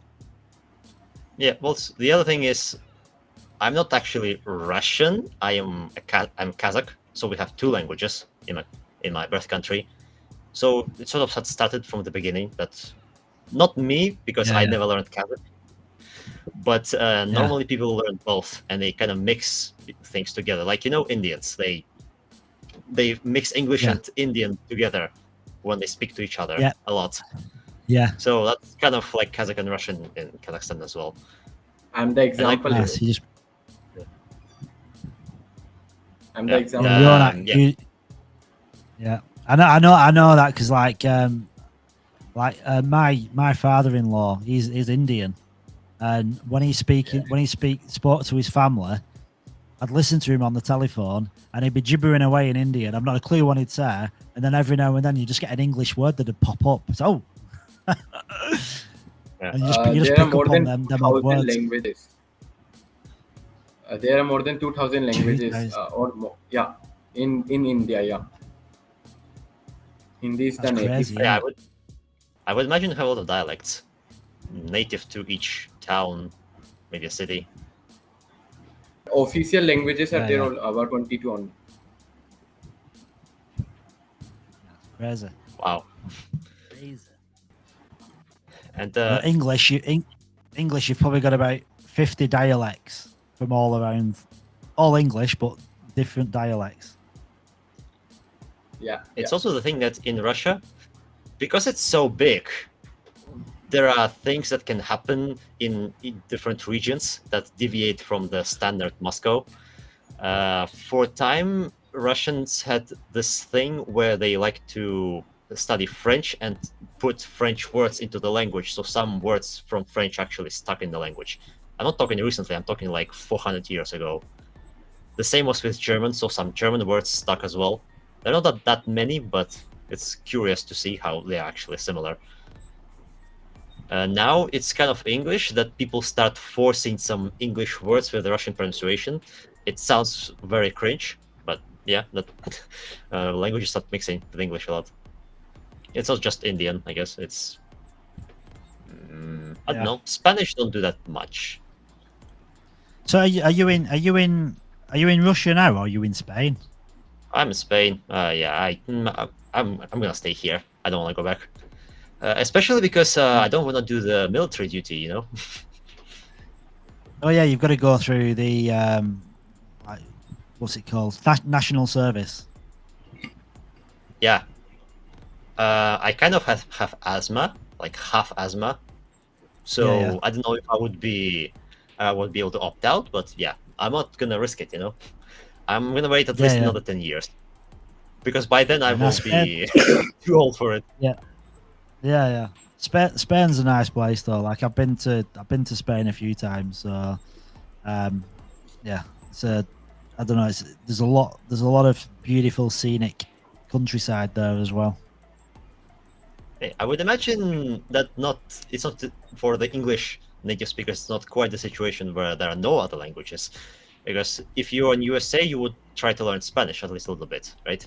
In Canada, you would try a little bit of French. In England, you would I don't know. Do you speak Scottish or Irish? Well, they do. To be honest, they do speak Gaelic. So like if you're like Scottish and Irish, I think they like they do have their own language, and Gaelic is often Gaelic, and you got like in Wales you've got Welsh as well. But it's like one of them where most people just speak English. Yeah, because I tried listening to them, I don't understand a word, so I would imagine it's completely different from English. Yeah. I bet, but my accent isn't the easiest to understand to some people. Don't know who's got the noises. So what is yours? Like, what is the geographic location for your accent? Well, I'm from a place called Bolton, which is like northwest England. So it's like near Manchester and near Liverpool. So like I've got like a pretty unique accent to where I live. And you drive 20 minutes one way, you've got another accent. 20 minutes another way, you've got another accent. Like there's so many different accents. Well, so many different accents where I live. Exchanging the languages.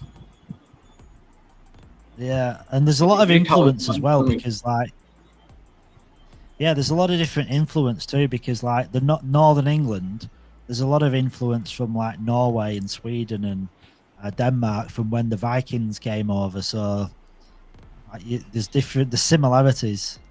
I don't know if you ever watched that program called Coast to Coast.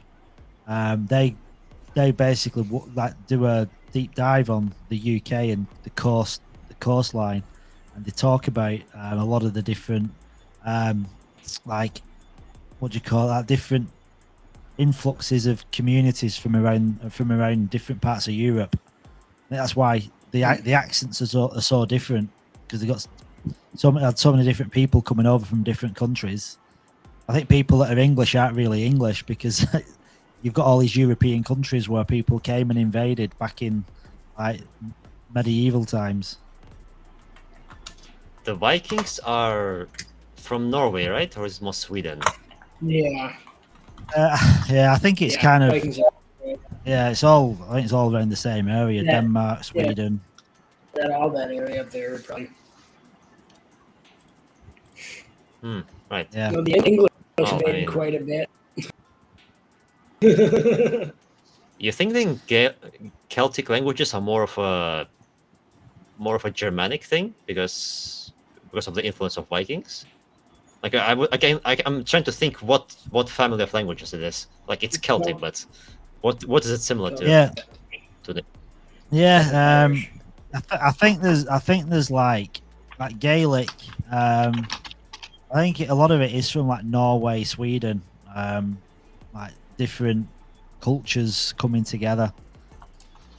Like you were saying before, like you get some languages like in Russian they started integrating French into some periods of time, and like English maybe, or I think that's what it is. It's just a culmination of different meanings for the same thing, and some languages, some words just get adopted, don't they? So I'm trying to think. When I tried listening to Irish, I didn't understand anything, but I do understand at least a little bit of Germanic languages because I speak some basic German. So, yeah, it doesn't sound to me like they're similar. Well, you probably wouldn't know because you don't know any. Yeah, Gaelic. Like when people speak Gaelic or even Welsh, like it's a completely different. I don't know what it's similar to. I just recently found out that Wales is not actually part of England, but it's actually a country. Yeah. You got So England's England, Scotland's Scotland, Wales is Wales, and then Northern Ireland is Northern Ireland, and then Southern Ireland is Southern Ireland. Yeah. But then the United Kingdom is England, Northern Ireland, Scotland, and Wales. So they're all countries in their own right. But then the UK is Northern Ireland as well. But a lot of people want Northern Ireland just to go back to Ireland. And there's people that want Scotland to leave the United Kingdom and just become an independent country, so it's nothing to do with the United Kingdom. So that'd mean just be England, Northern Ireland, and Wales. But I don't think that'll ever happen. It would be quite a precedent because then Scotland would need to decide, are they going to be part of UN or not? And that would put Brexit in a little bit of a tight spot because you would have a country that's separated and then would go back into UN. So yeah, that's quite a interesting political situation there. Yeah, politics. Like, listen, there's so many people that like you look at Brexit and like England leaving the EU, and there's so many different opinions on it. It's always, politics are always a nightmare, aren't they? You're better off not speaking about politics. So many different views. So I agree. Hey, I got one more question. Fire away, sir. Fire away. If cryptocurrencies were emojis, which one would be the party popper celebrating all-time highs, and which one would be the face palm emoji during market crashes? Garrett, you go with that one, sir. Garrett's on this. Garrett's all over it. No, I'm not. I didn't hear it. Should I repeat it? Emojis and stuff. Repeat it and go slower. Go slower. If cryptocurrencies were emojis, which one would be the party popper celebrating all-time highs, and which one would be the face palm emoji during market crashes? Face palm emoji. Which one would be the face palm emoji? I'd say XRP, because the XRP army are kind of, I think they're running out of steam. I think XRP army are going to be doing that more often than not, because one thing happened and then Bitboy Crypto is like, XRP, it's going to do this, and then nothing ever happens. It's a bit like Cardano as well. But XRP and Cardano are like two blockchains, or two. XRP is behind the bars of SEC. Yeah. So, and which one would be the party popper? Yeah. So, like, I was also going to say Monero would be the one, because they don't really have that much price action. They do go up like 2 times more, 2 times less, but it's very small compared to other coins. And like the people in that community, they're not even there for the monetary gain. They are there for privacy. They don't care that much about price action because they are there to maintain the value of their coins, really.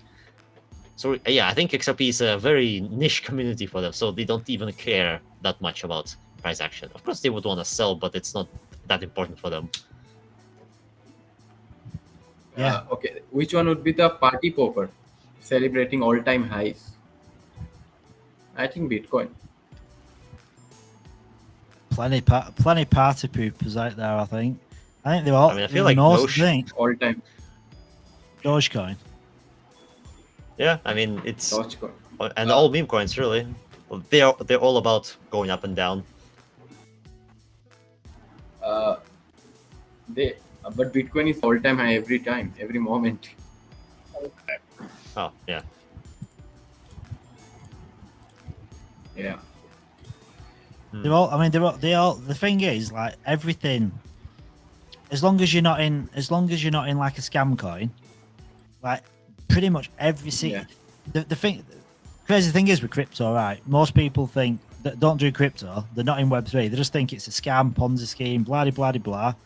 But in reality, if everyone bought into a top 100 project in the bear market, they'd probably make insane returns, and very few of them would get wrecked because most projects in the top 100 will be around for like the bull run. So you can make money in anything, like even ones that have got tiny market caps. It's just more volatile.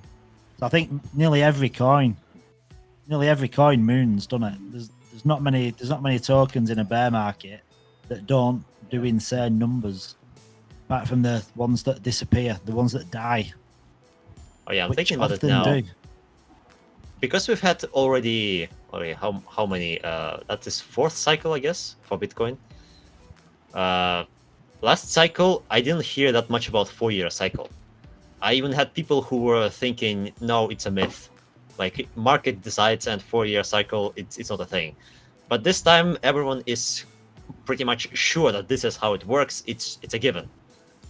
If I knew that in the last bull cycle, I probably would have tripled my money because I was very new to this. I just started to learning about the whole blockchain space when it started mooning, and by the time it dropped, I was not really well versed in this. So yeah, but I'll do better this time, and hopefully it will be a smooth experience for the rest of people as well.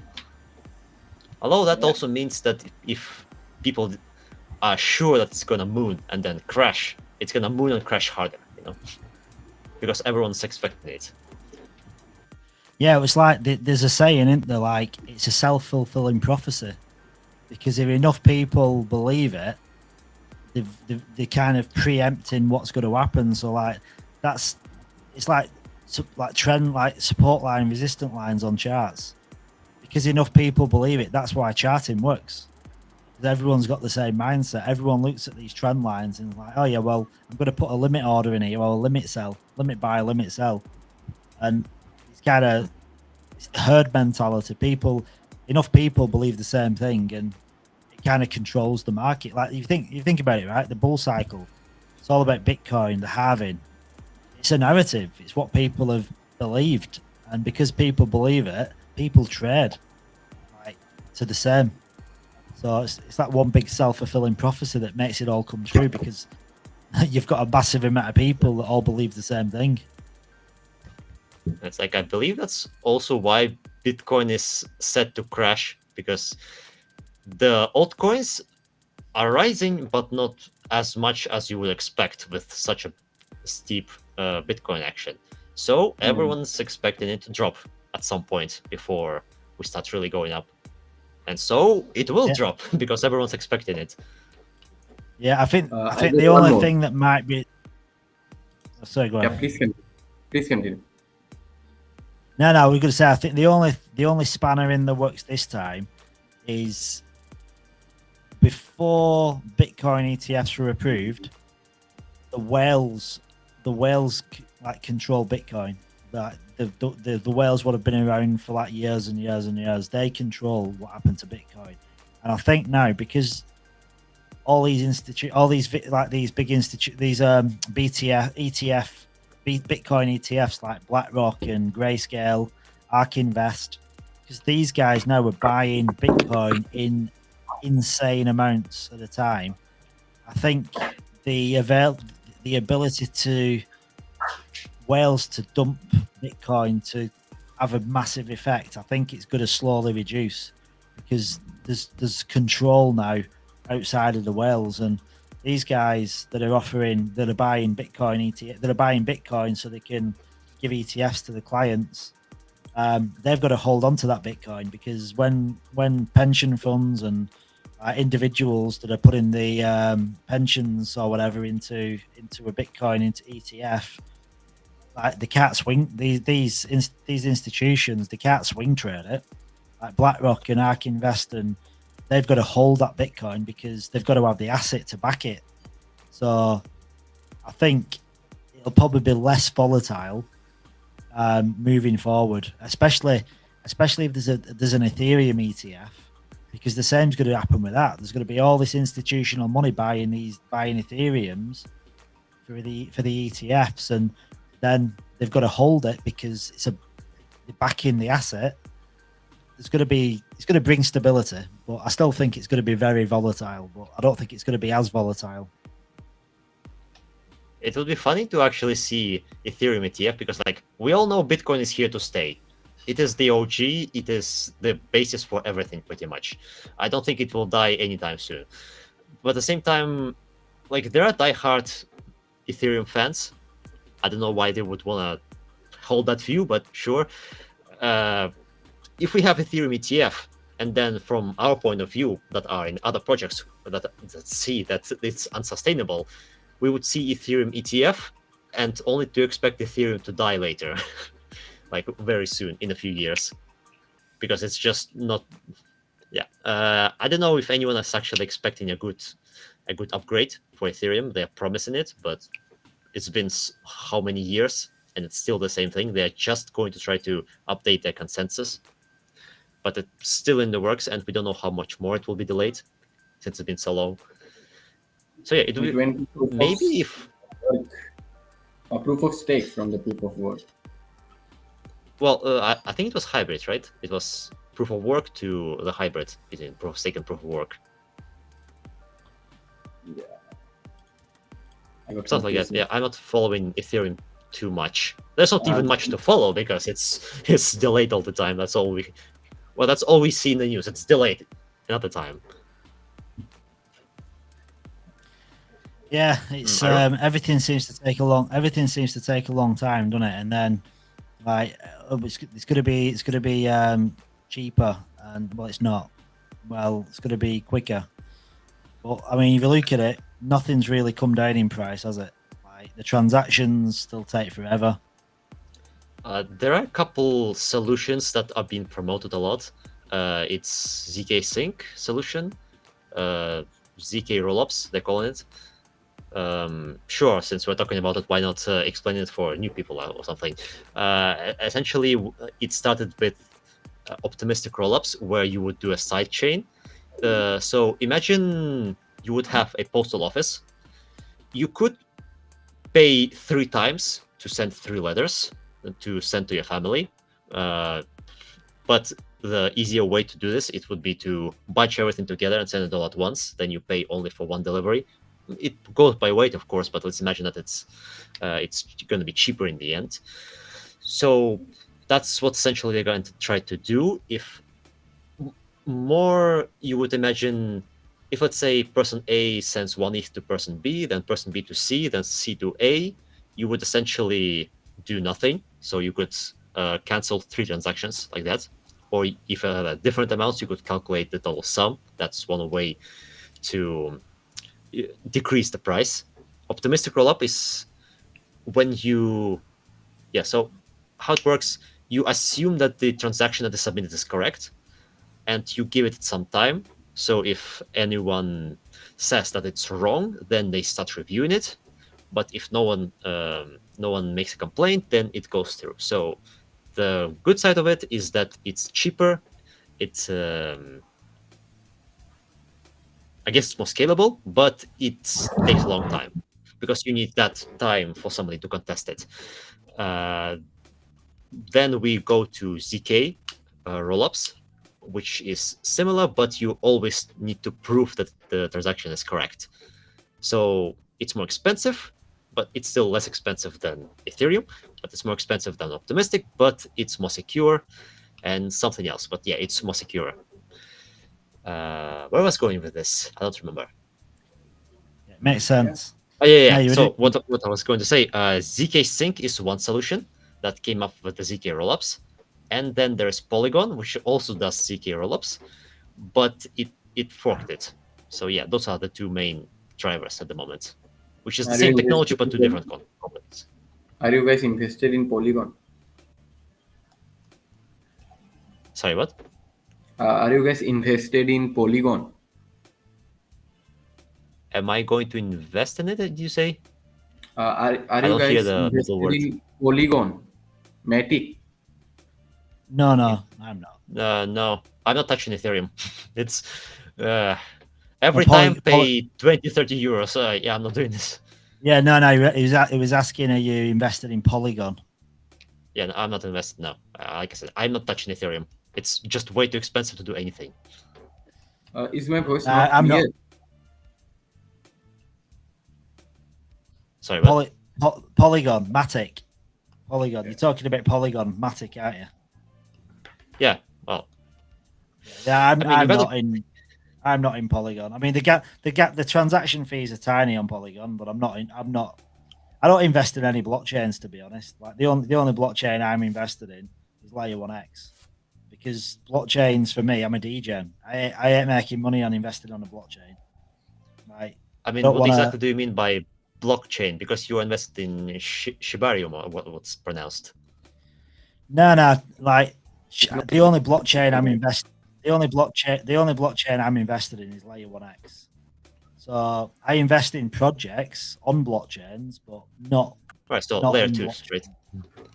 Well, no, not like anything like DEXs, AI projects, like even meme coins. Just I don't.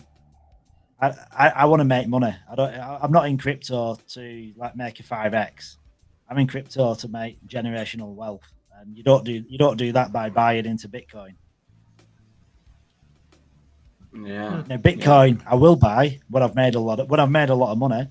Like when I've accumulated a load of L1X, I'd like to then start buying like Bitcoin and maybe Ethereum. But like, yeah, for me, Yeah. I just want to buy into stuff that's going to make me the most gains. Well, it's like Bitcoin is the safest bet, you would say, because if you invest in another project, you would expect that project to die, because most projects die. Like I remember there was a short by Coin Bureau where he was saying like 5 years ago those projects were the most popular and nobody even knows them now. Yeah. Well, Ethereum is still alive, of course, but yeah. Litecoin. So yeah, that's also true. Like Litecoin is a curious case study because apparently it has like a thriving community, and it's not just about technology. For them, it's also about the community they've built and their message, because the technology is not always the centerpiece of everything.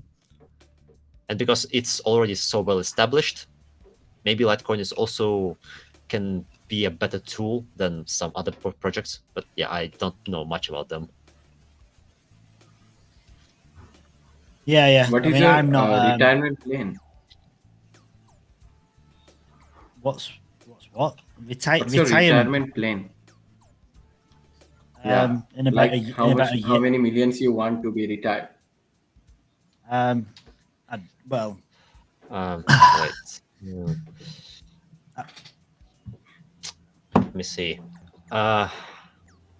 it's different for me as it is for Sleazy, because I'm 47. Sleazy's like still. Are you a teenager? Are you 19 or 20? I am. Hold on. 26. Oh shit, dude, you look young. So you're 26, but your Yeah, I retirement mean- plan is going to be big. You need Yeah, more it's money like than I I do. 'cause am- you've- Yeah, so Kazakhs are like half Asians, you could say. Well, we are closer to South Asians than to Eastern Asians, let's say. But yeah, because of that, we generally look younger. Yeah. And also, like, I'm not as stressed as you are, I guess, so that's also a part of it. What are you trying to say? No. I'm Yes. talking pure nationality. Yeah. But yeah, if I were to walk into a bar and say I just turned 18, they would believe me. especially because Yeah. normally Asians don't have facial hair like this.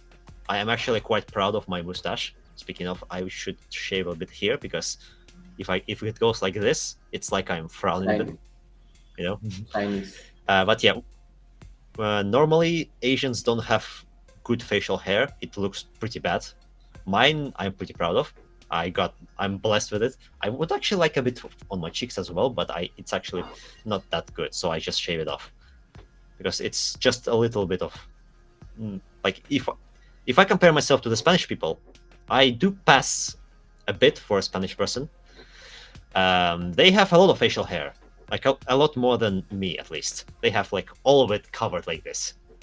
So if I claim that to be 18 with this hair, I'm actually passing because a lot of Spanish people have a lot of facial hair. So you know. Yeah. Yeah. Pretty much. If you could turn historical event into a crypto meme, what would it be? Burning of Babylon. Baby. And now the first thing that comes to mind. I don't know many it's historical one- events, but Yeah, one of many. oh yeah, especially because Babylon is so popular. Like I remember there was the Tower of Babylon. Not many people actually know the story behind it. Like we know that it existed, but sorry, what again? The Richest Man of Babylon. There is a book. oh yeah. There's also the Whore of Babylon. I don't remember where I got it from, but I remember that hearing from somewhere. But yeah, essentially the Tower of Babylon. The story goes it's more of a religious story that Babylon angered God, and he made people in Babylon speak different languages, and because nobody understood each other, they couldn't finish the tower because they couldn't communicate with each other. That's something like that. I didn't read the story in full, but something like that.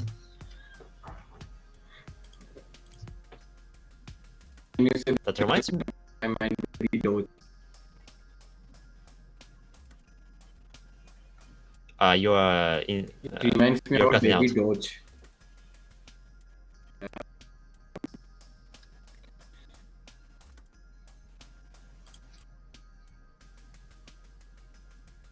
Yeah, I couldn't hear anything. You're cutting out.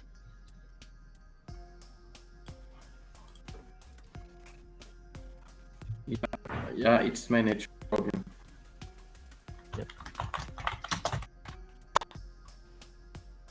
Yeah, how's internet in your country? Is it genuinely good?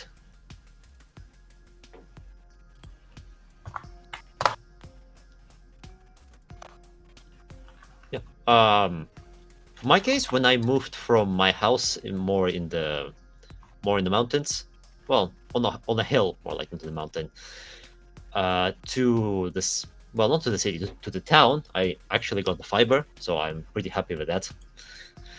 It's been pretty good, especially since I discovered that I can just drill a hole through a wall because I didn't know how to do it before. And because of that, my internet is uninterrupted now.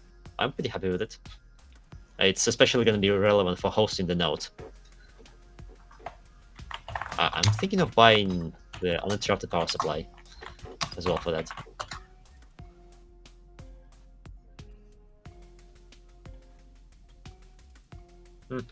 Yeah, remote work, I guess. But yeah, I'm hoping to see more information about the node hosting. We have like 4 days, so I hope we're gonna make it on time. I have my machine ready. It's a PC that I used to use before. Yeah, the countdown, 3 more days. Crypto Psycho seems to be, I don't know, cut off connection or something. Yeah, well, that's gonna be fun, talking to myself later. And before that, I need to go eat as well, but I guess I'll wait for Crypto Psycho to come back first. Let's see. By the way, do we know how many people are watching us? I'm gonna try to see.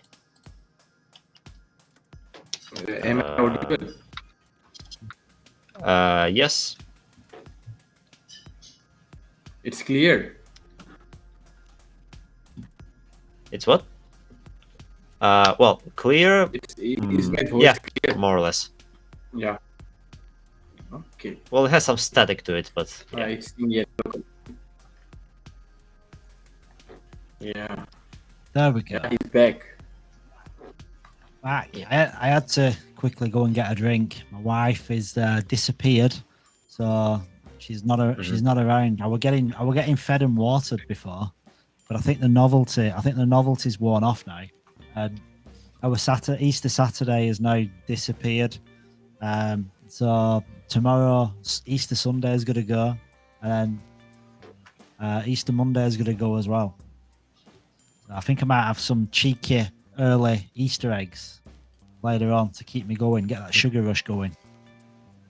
Didn't you say Bronx is in the your? house. Yeah. Sorry, Sleazer.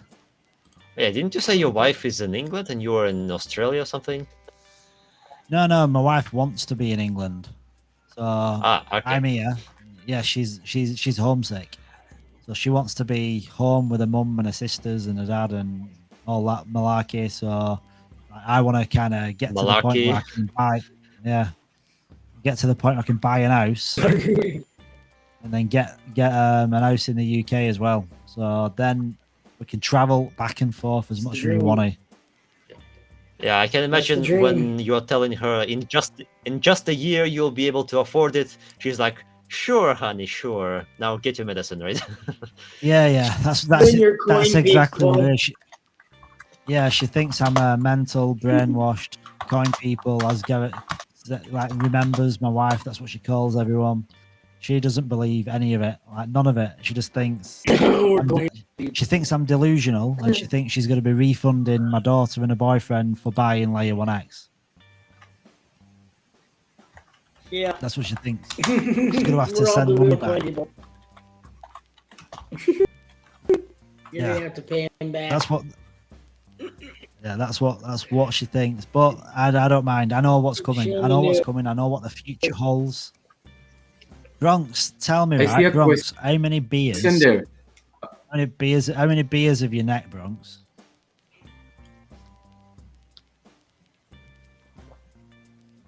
Bronx, buddy. Gulp. There is something. How many do you? Bottle. It's a question from the community member. Is it red? How many do you earn with one full validator node per month, and how much with one ELN per month? The calculator on accept doesn't work for me. I can't select a month, gives me an error. All right, I'll do it. I'll do it for you now. So, yeah. How many do you earn with one FVM per month? How much with one EL? Right, I'll do it. I'll give you a demo now. So yeah, can you see my screen? Give us a number. Can you see my screen? Can you see my screen? Yeah. Can you see my screen? Yeah. Clear. Let me see your screen. It's on Twitter. Oh yeah. Well, no, I don't want Twitter. No, it's on Twitter.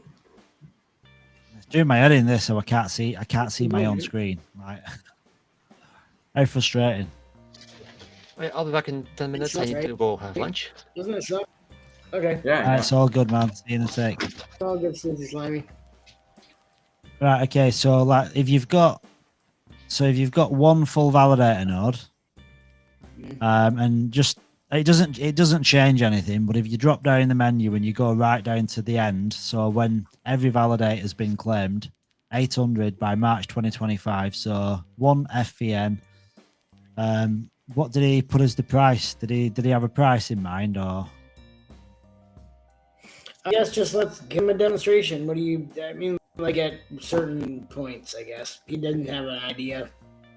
Yeah. So like if L1X is $1 and you've got $100 you've got an $100 fee, a monthly fee.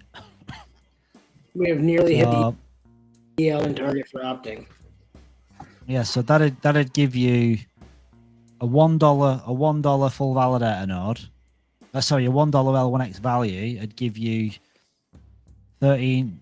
Well, basically what you get in L1X rewards. So it'd give you like almost $14,000 a year, which is $1,150 a month, which in itself is a pretty insane passive income for $1 L1X. So then, if you bang that up to a $10 L1X, Yeah.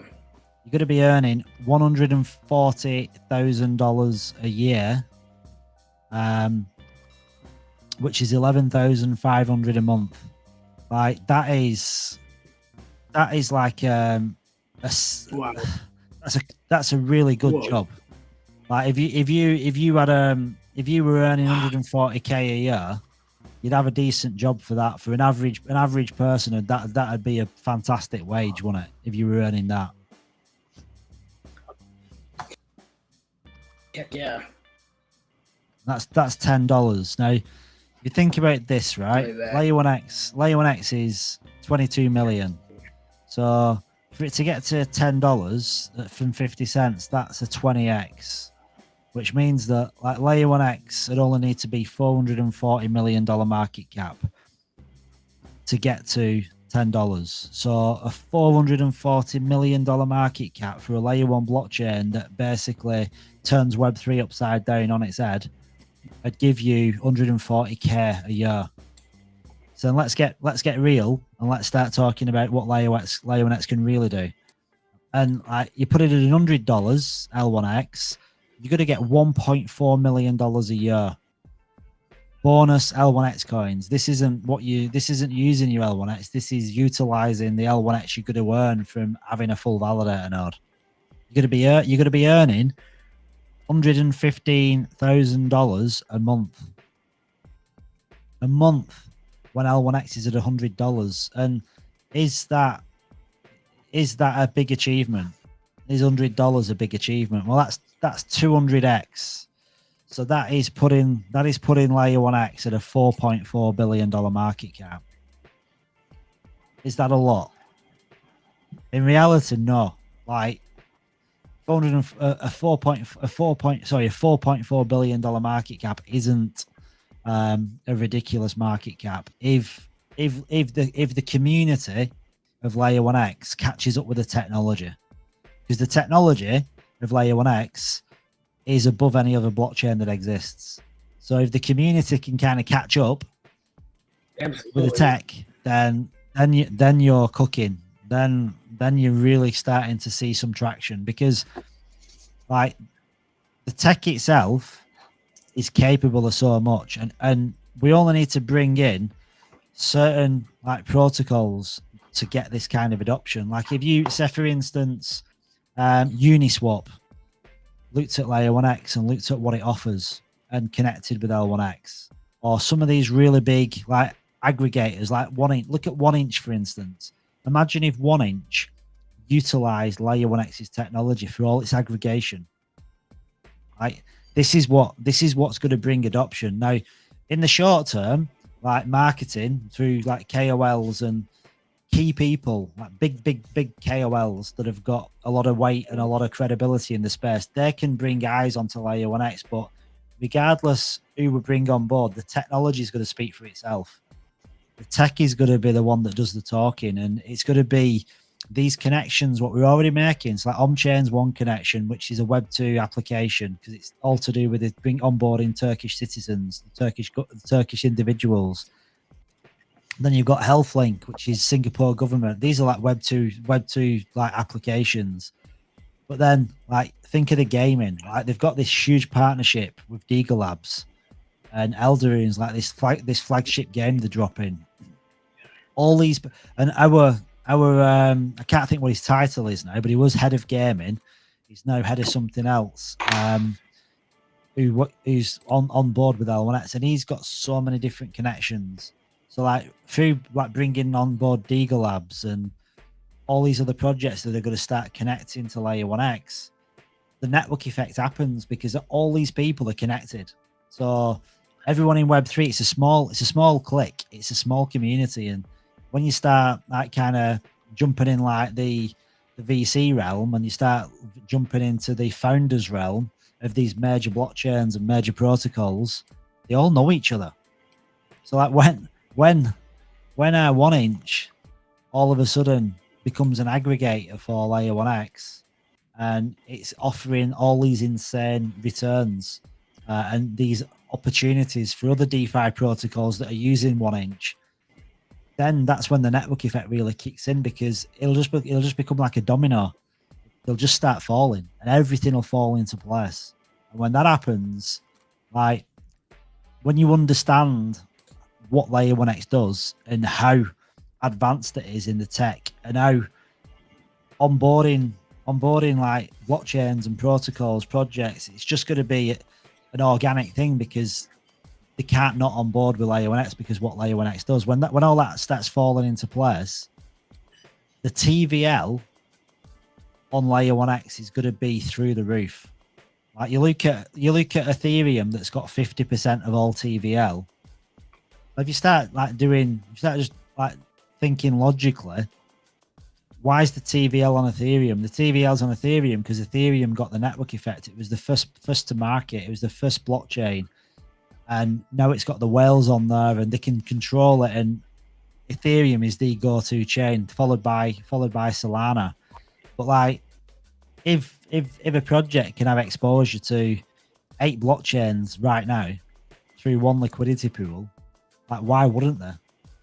It doesn't make sense to keep siloed onto one chain. Basically, layer 1x is enabling every blockchain that exists to be multi-chain. It's basically taking Polkadot's model of parachains, and it's like injecting it with steroids, because layer 1x is Polkadot. Every other blockchain are the parachains, and that cannot not get the network effect. So having $100 L1x isn't that far out of the question, and neither's having $1,000 L1x either. And if L1x gets to $1,000, you'd earn $14 million a year.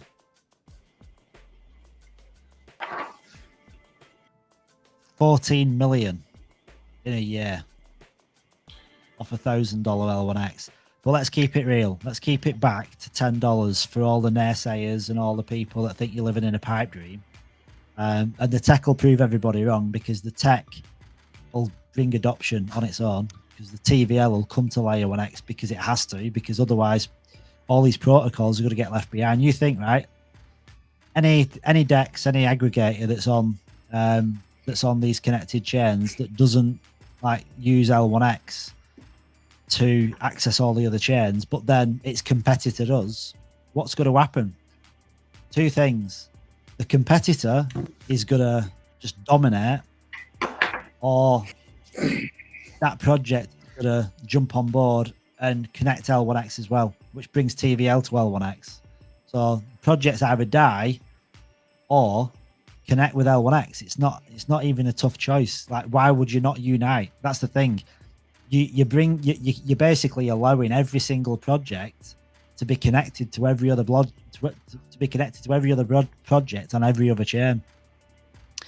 So, and again, it's not being arrogant. It's not being like thinking layer 1x is going to dominate and it's going to kill all these other chains, and it's none of that. It's just uniting. It's just bringing them all together. So but yeah, just going back to a $10 L1x, like that's 140k a year. And if you want to jump onto an event listener node, to me, this seems even more the ELNs seem even more lucrative.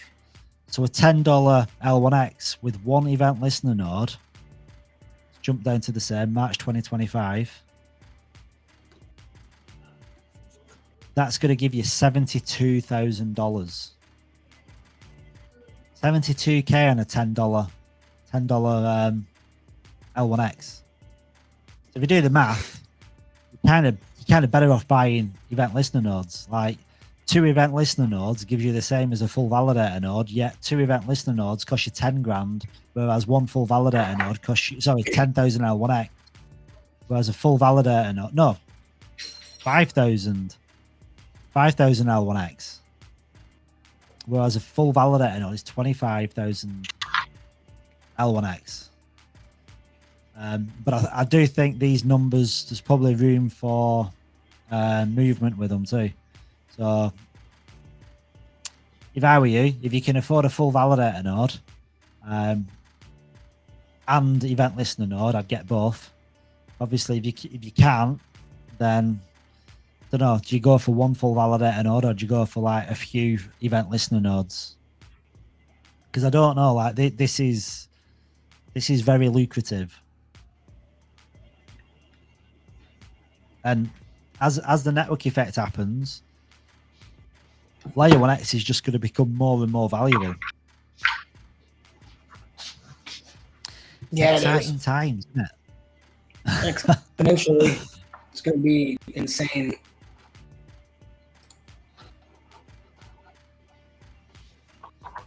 Sorry. Do you think 800 node hoster could each make that million a year? That's crazy. 3 days. They're almost gone. What? They're almost gone. Nodes are almost gone. The nodes are almost gone. The goals are almost met. Look at the numbers. Yeah.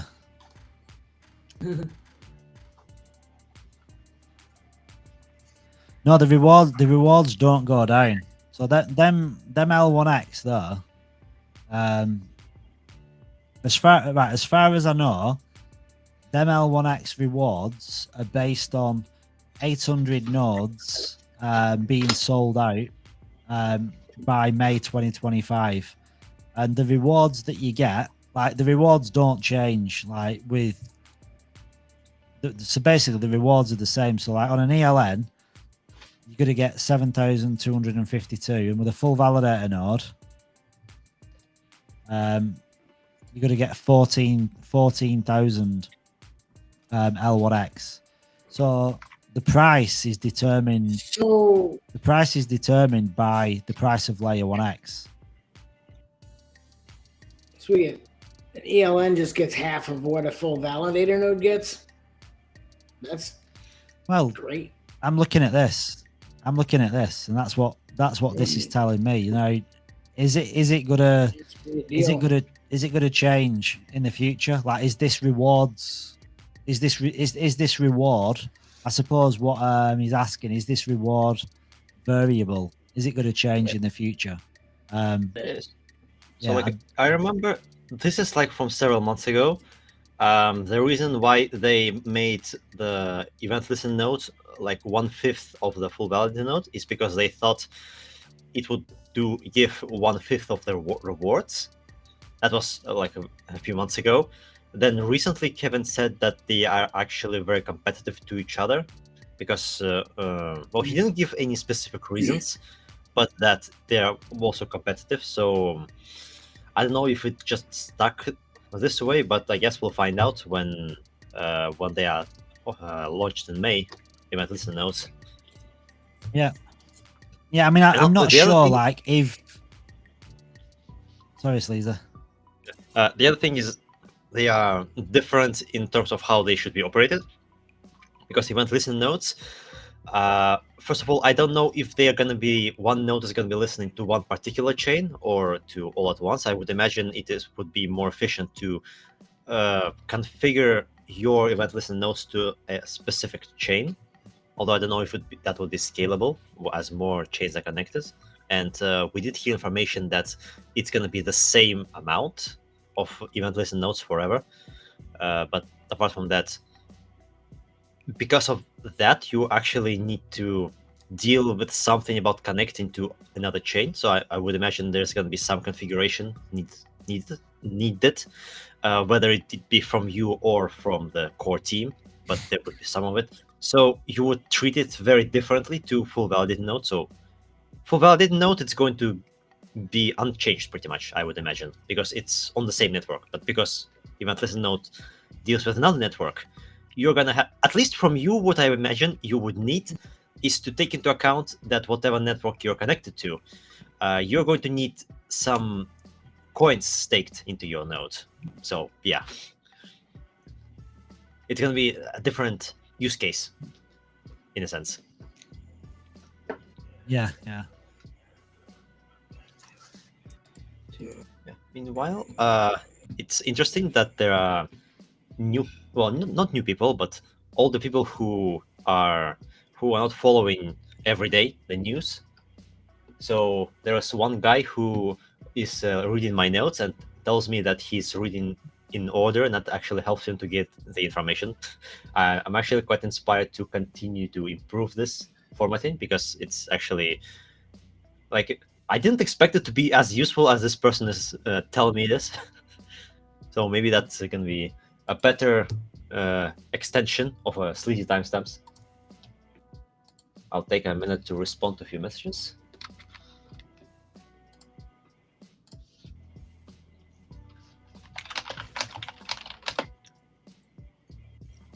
So what are your that's the opinions thing, on the rewards?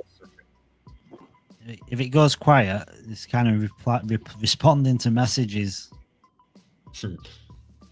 Yeah, I hope Right. that I'm going to get more engagement with my timestamps soon as people get in, because if you go to something like Ethereum or Tron or Polkadot, you don't have any history for them, So you kind of have to find out by smashing at the search engine. Yeah. Now I think everything that's done, I think it's just all this content that's being done by myself or by you. It just brings awareness to L1X anyway. So the engagement is nice, but again, it's all helping like all the algorithms. So like YouTube, like all the wherever you post on socials, the more content you've got out there, the more it gets pushed, the more people see it. So you want as much content as possible, because right now there isn't that many people talking about Layer 1X, is there? It's like there's me and Sleazer and a handful of people, but then the only other, when you start looking back, it's like influencers that probably been paid, but it's not recurrent, is it? It's not like it's not repeat content. I just keep doing it and doing it and doing it regardless. Is it easy to do your data sanitization? I've not done it yet. Well, it's much better now. It's easy.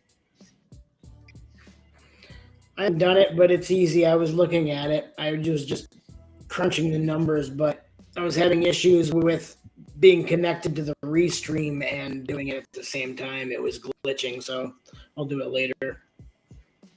Yeah, same here. Mine's glitching as I'm trying to, because you're telling me about the EVNs. I'm like, because you're telling me about the EVNs. I'm like, damn, I don't want to miss out on EVN.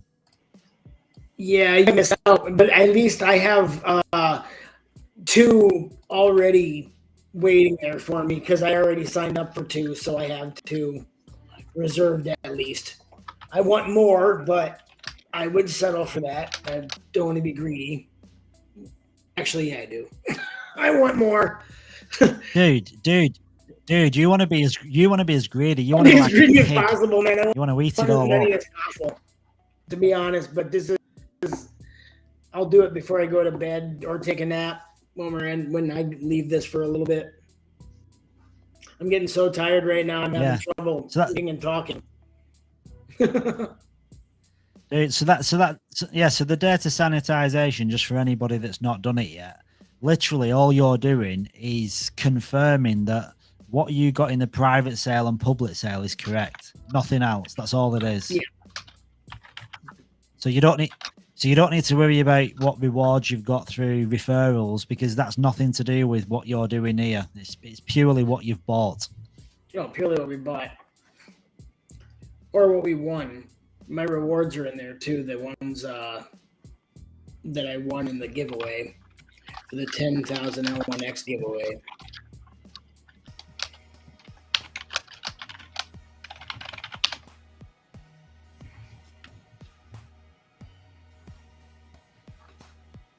Like in the previous few days in chat, I was trying to be engaging. I was most engaged when there were no mods because nobody was answering questions.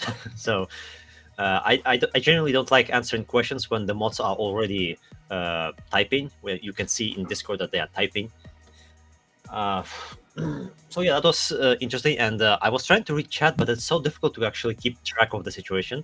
Like in hindsight, I think what I could have done is to compile what everyone is asking, make like a spreadsheet, and then make like a little graph to see what are the trends here. It doesn't take actually that much time. Maybe I would spend a half hour every day to compile everything together and make a graph. So it's not that much of an effort, but it would have been useful to see the overall thing. Like, can I go back in history and still do it? Yeah, I guess, but I am feeling quite lazy about it now. Yeah, it's just having time to do it, isn't it? That's the thing. And if it's valuable for your time, if it's going to be worth anything for your time. Yeah, we have Elon X Emperor in chat who actually does spreadsheets. Well, it's more for calculation. Like last thing he did was to do a sort of a different take on the calculator for awards. And before that, he also did something to do with the Excel, but I don't remember what it was.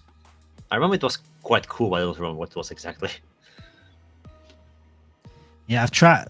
I'm no good at Excel. I can use it in its very basic form, just as more like a data. Well, just a very simple spreadsheet. But if you because Excel does so much, doesn't it? When you start digging deep into it, it's pretty complex. It does all. You can do a lot with an Excel spreadsheet. Yeah, well, I mean, I usually go the route, if I need it, I'll learn it. But if I don't need it, then why learn it in advance, you know? Exactly. Like, especially with technology, like, you can learn a lot of stuff that you won't need. And when you don't need it for, like, many months, then you forget it. And then you have to learn it again. So, yeah, I see it as a waste of time.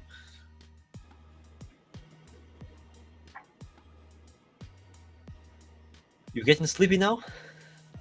I'm not saying I'm ready to take over, but yeah. Yeah, no, I'm good. I mean, listen. I'm going to stay on because I don't want you feeling like under pressure or anything or stressed out because you don't want to feel like, I don't know, under pressure because it's quiet or there's not many people chatting in the chat. I'm going to stay on Are you here. live on every platform? Yeah, I'll probably stay on here for another 3 hours. Yeah, that's good because like in I'm gonna have to go away soon for roughly 3 hours. Oh yeah, no, that's cool. Yeah, because I'll be here. Yeah, like one thing I can do because there's not gonna be many Aussies, and I would say like half of our audience are Aussies.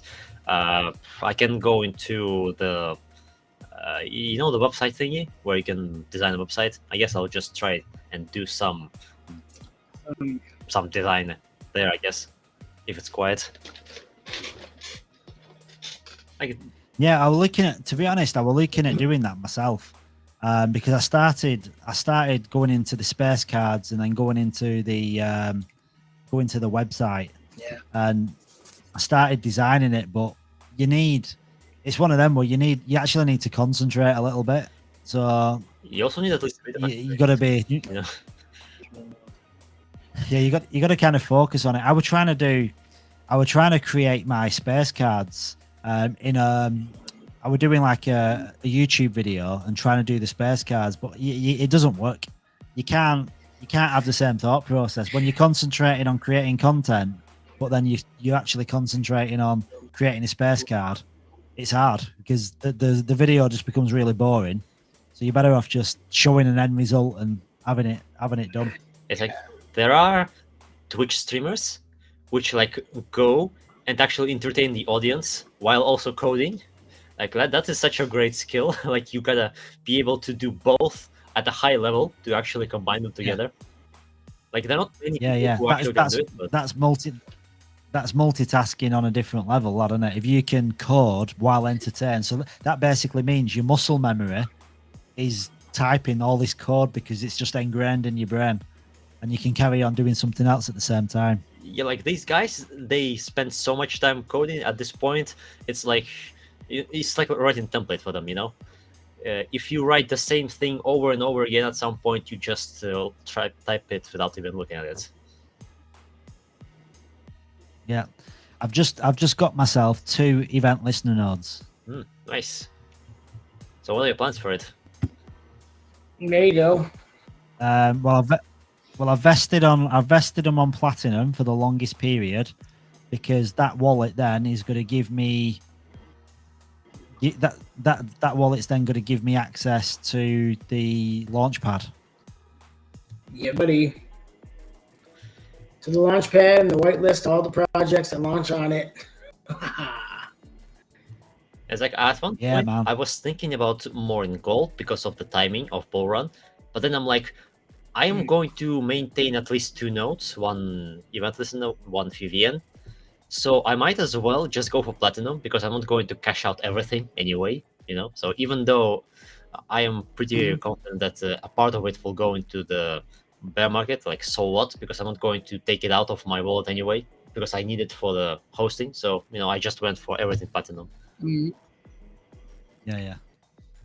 Yep, that's We're going to platinum be here all the way you're going to be to. earning all. Well, what you've got to think, right? Okay, so in this bull like an event, oh God, I can't even speak. So an event listener node, what did I say it was giving you now? Let me go back to it. So one event listener 7,000. node. Get it out. Come on, where are you? So what? Yeah, one event listener node. Say one event listener node was like whatever layer 1x gets to in this bull market. It's not. Right. I can say this with certainty. It's never ever going to come down to $22 million ever. You look at any blockchain. Blockchains generally stay at high market caps, like hundreds of millions or billions. So Absolutely. it's never ever seen. So if you think, right, layer 1x, it's 50 cents now, and say only 10x's, so it goes to $5, which is putting layer 1x at a $110 million market cap. It's easy. Like what it goes to in this bull market, it's never going to come down to an $110 million market cap. Never. It's impossible. No. So it's a blockchain that is going to change like the entire space. So, but say it did. Say it did. Say it come down to $5, an L1X coin, and it was we were only sat at a $220 million market cap. That's still giving $36,000 a year in rewards on a $2,500 event listener node. $36,000. So That's you it. don't need to sell your L1X. You don't need to sell your L1X coins, because if you've got a node, they're going to be giving you just ridiculous returns anyhow. Yeah. And if Sleazy Slime is going to get a full validator node, Yeah, he's getting again, Great. yeah, and again, great like, income. the L1X is, the L1X comes down to $5. You're going to be earning $70,000 a year off a $5 L1X. Yeah, that's the type of salary that is like the highest of my entire family. I think like the highest. I think like the highest earning member from family has like 50K or something. Well, I mean, I don't earn. Yeah, I mean, I don't earn, like when I look at that in dollars, Aussie dollars. That's about. I can't think what. I think I don't earn that. Like, I mean, a full validator node at $5 will basically pay me. It'll pay my bills. Pay your mortgage. Yeah. He'll pay your mortgage at least. Yeah, because like There you you know go. when people say like, but like in a bull market, in a bull market, these projects do all these X's, which they do, and then they retrace and they drop down and they end up really low in price. But none of them come down to, none of them are going to come back down to launch price. No, not ever. It's impossible. It's a blockchain that does more than any other blockchain combined. Like when this network effect happens, like I mean, I'd be surprised if Layer 1X didn't get to a $10 billion market cap. I'd be surprised. You mean by the end of And the if it bull run, gets to or generally? Yeah, by the end of this bull run, I wouldn't be surprised if it got to $10 billion market cap, and that's being really conservative, because that's like number, where are we now? So like on coin market cap, a $10 billion market cap right now is in between Polygon and Tron at between number 17 and number 16, and this is in a bear market. In reality, the bull market's not even got going. So the Tron and Polygon, what are like $10 million now on average. $10 billion. Like in the bull run, where are these going to be? They're not going to be at $10 billion, are they? They're probably going to be at $40-50 billion market caps. So like Layer 1X being at a $10 billion at the end of this bull run is probably 40 or 50 on the CMC, because like your $2.5 billion market cap coins now are probably going to be $10 billion in a bull run. So like that isn't even an high expectation, and again, all it is, it's the community catching up with the technology. And yeah, I don't know if you remember that. I mean, if that that message from like a long time ago, we had comparing some layer ones, how they performed on their first bull run, and how it could be for L1X. L1X could easily 100x, maybe to even $100 reach, and then if we get to $100, that's let's see, then our money is going to be 200 times more. That is, yeah, that's pretty much gonna change our lives. Like especially because at least for me personally, my end goal in life is to have a big family. So like we know of our community member, Grover. He's known for having the most amount of kids, and Joe is probably the second because he has 3 kids. I think he had three kids, right? Do you remember? something like that, yeah. Yeah, so pretty much So. I would like to ideally be a stay-at-home dad, so I could be with the kids. So if I could earn my enough of a wage just off of running a PC in the corner of my house and just sometimes interacting with it in case there's a problem, that would pretty much be the dream. It's a weird thing to say, stay-at-home dad, right? But that's what my dream would be. No, that's good. I mean, I just want to just do what I want, pretty much. Like, just I mean, I've been working on a roof now for 20 years. I'm over it. Like, I look at my dad. My dad was a roofer, and I look at my dad. My dad is falling to bits. Literally, if my dad was a horse, they'd have shot him years ago. So I don't want to be. I don't want to be like my dad at his age. I want to enjoy. Because I think when you get older, you start thinking about things that you want to do in life, and I'm not a spring chicken anymore. So I want to enjoy it. I want to travel, and I want to travel in style as well. I don't want to travel in economy class. I want to travel and enjoy luxury of travel. I want to enjoy luxuries of holidays. I want to do all the stuff that I've never been able to do before. Because I'm 47. Like, you start getting in your late 70s, it's game over, isn't it? Absolutely. Yeah, well, like the older you are when traveling, the less you can actually travel because you'll get tired, Yeah, exactly. You do. You get tired. You get tired as you get older. You can't do as much. And Like, say if you want to do, I don't know, activity holidays and stuff. Yeah, I mean, unless you're super fit, you're not always able to, are you?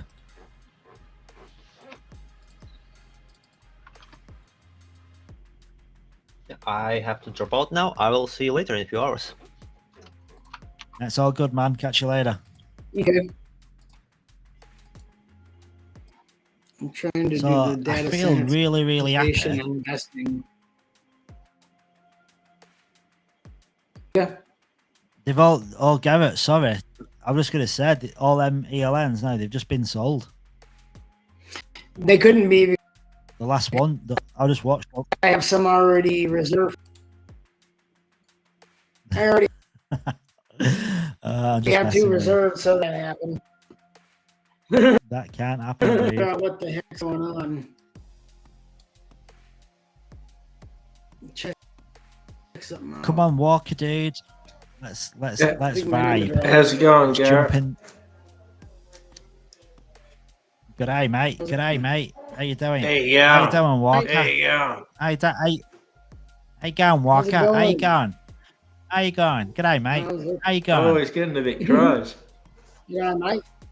How you going? How you going? Good on, mate. I can't be too loud because I'm just trying to get kids guessing are asleep. here.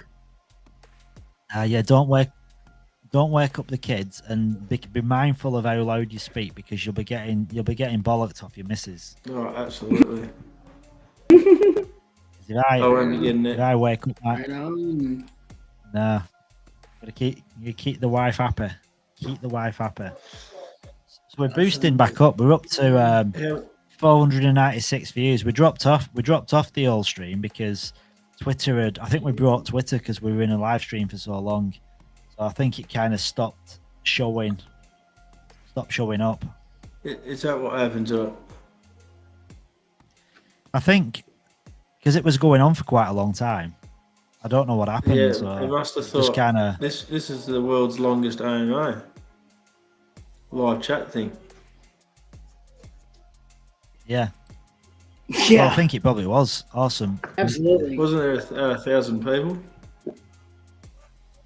1900. How's the node count going? So there's 387 ELNs that have been sold, and there's 34. I don't know actually. No. Yeah, 387, and then the full validator nodes 327 out of 400. Oh, nice. How did today go? And 10. How did It's been good. Yeah. I mean, to be honest, we've had a lot of people coming in. Not everybody's been active, but we've had a lot of people coming in, and the conversations kept going. I think a lot of the time it's Yeah. probably skewed off layer 1x, but you can't talk about layer 1x 24/7. That's all You just right. you're just gonna bore people. You're just gonna bore people to death, aren't you? What number coffee are you up to? I think I've had 8. I'm due another one. 8 I mean, coffees. I've been on this live stream now for 13 hours. Oh, So, hope you got a comfy and I've only seat. got up. Yeah, it's all right. I've only got up once because my wife made me carbonara with bacon and cheese in. Oh my did god, it have mushrooms in it was it? so good. Mushrooms, bacon, cheese sauce, and if you get a good carbonara, the taste buds. It's probably one of my favorite meals. Yeah, you don't want those strange mushrooms in it, but No. So I had that, and I literally sat down for 10 minutes, and I said I better go because I'd left Garrett on his own, oh, nice, and I Garrett. don't think, so Garrett manned the fort like a hero that he is. So what do we got? Two more days of talking. Yeah, well, I'm kind of working it out, right? I mean, it's not too bad because I'm not actually feeling tired. I don't know what it is, but 72 hours minus 13, I've only got 59. I've only got 59 hours left. Yeah, I think the excitement of the launch is keeping you awake. Yeah, Yes, because I thought if I can yes. get to like 9, I thought if I can get to like 9 o'clock in the morning, and I'm still okay, then I'm just going to drink more coffees and tell my wife go and get me some Red Bulls and just stay awake. Yeah, you might have to. Super. You might have to supercharge the coffee. Yeah, Make maybe. the coffee with the Red Bull. Hey, Walker, I'm really, Yeah. I'm really buzzing. I'm really buzzing. I've got myself 2 event listener nodes. Oh, did you? Yeah. Yeah, nice. Yeah, I think Shano was saying he got a couple of ones he wanted. Yeah, well, I'm looking at. I mean, when you look at the rewards, I mean, I don't know. I think the event Beautiful. listener nodes nearly give you just the same amount, nearly. Well, Such- this is what's kind of crazy. It's half Yeah, of the, this is what's kind of crazy because it. Yeah, but it's like you said, it's actually cheap. I mean, you look at if the calculator's correct, Yeah. like you're better off with ELNs. Yeah. Mhm. It's like an FVN's costing you 25,000. Two ELNs are giving you the same as an FVN, and 2 ELNs only cost you 10,000. So you better if you got 5 ELNs, right. and it's going to cost you the same. It's going to cost you the same as one FVN. You're earning 2.5 times more by having 5 ELNs. I think two V FVNs and 2 event listener nodes equals to 1 VN and 3 event listener nodes. Yeah. So I'm kind of I don't know. Yeah. I might need it to reset again. No. Yeah. No, just I mean, I kind of want to. I still want a full validator node though, because I just think if that something could change, couldn't it? Something could change with the rewards, and I think if you've got one of each, you've kind of covered your bases. I think Kevin was saying that he wanted 2 and 2. Dude, we've talked about this before, Walker, but Yeah. we'll not need to sell. We'll not need to sell any of our tokens. We'll literally between the full validator nodes, the event listener nodes. Yeah, we're between the nodes and the what do you call it? The launch pad. Yeah, I've got a couple of sneaky tokens waiting for those launch pads. Yeah, keep some to one side in reserve. So yeah, That's the idea. hopefully don't have to touch your asset and just get a passive income. Yeah, well, do you know what I'm thinking of doing as well? I'm actually thinking of with these event listener nodes I've got, and then stake L1X on the back of my Your own node. Yeah. Stake on my own node. Yeah. Absolutely. Right. Yeah, I don't know how all that really works, but yeah, that side of things. I mean, different wallet. Yeah. Stick on your own node. I mean, yeah. Oh, yawning is a warning. Warning is a warning.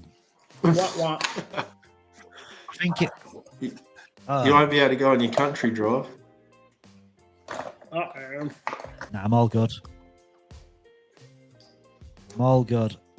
I'm just a bit frustrated with my screen because I can't actually see what I'm looking I at. reckon you'd be able to stay up longer if it was like the casino and you pumped oxygen in the air. Yeah, is that how they do it? Is that what they do? Pump I oxygen? think they juice up the oxygen level so you're awake longer. That's a myth, I don't know. Yeah, I could do with some Who knows? oxygen. I think it'd give me a little boost. You might be able to order a bottle of O2. Yeah, that'd be good. Can you actually see what I'm? Can you see my screen sharing? I literally can't see anything. Your screen's up on the calculator. Yeah. Yeah. You're on the See if I share my. the FBN calculator. Right? Yeah. Yeah. I don't see anything. I've got a black screen. It's doing my head in. Oh, you don't That's want to reset. No, I ain't resetting. I don't want to reset at all. Are we still appearing on? Are we still appearing on Twitter? I'll have a little look. Because that doesn't always show up on. Yeah, it's appearing. Yes, That's I'll cool. even repost it so it's out there still more.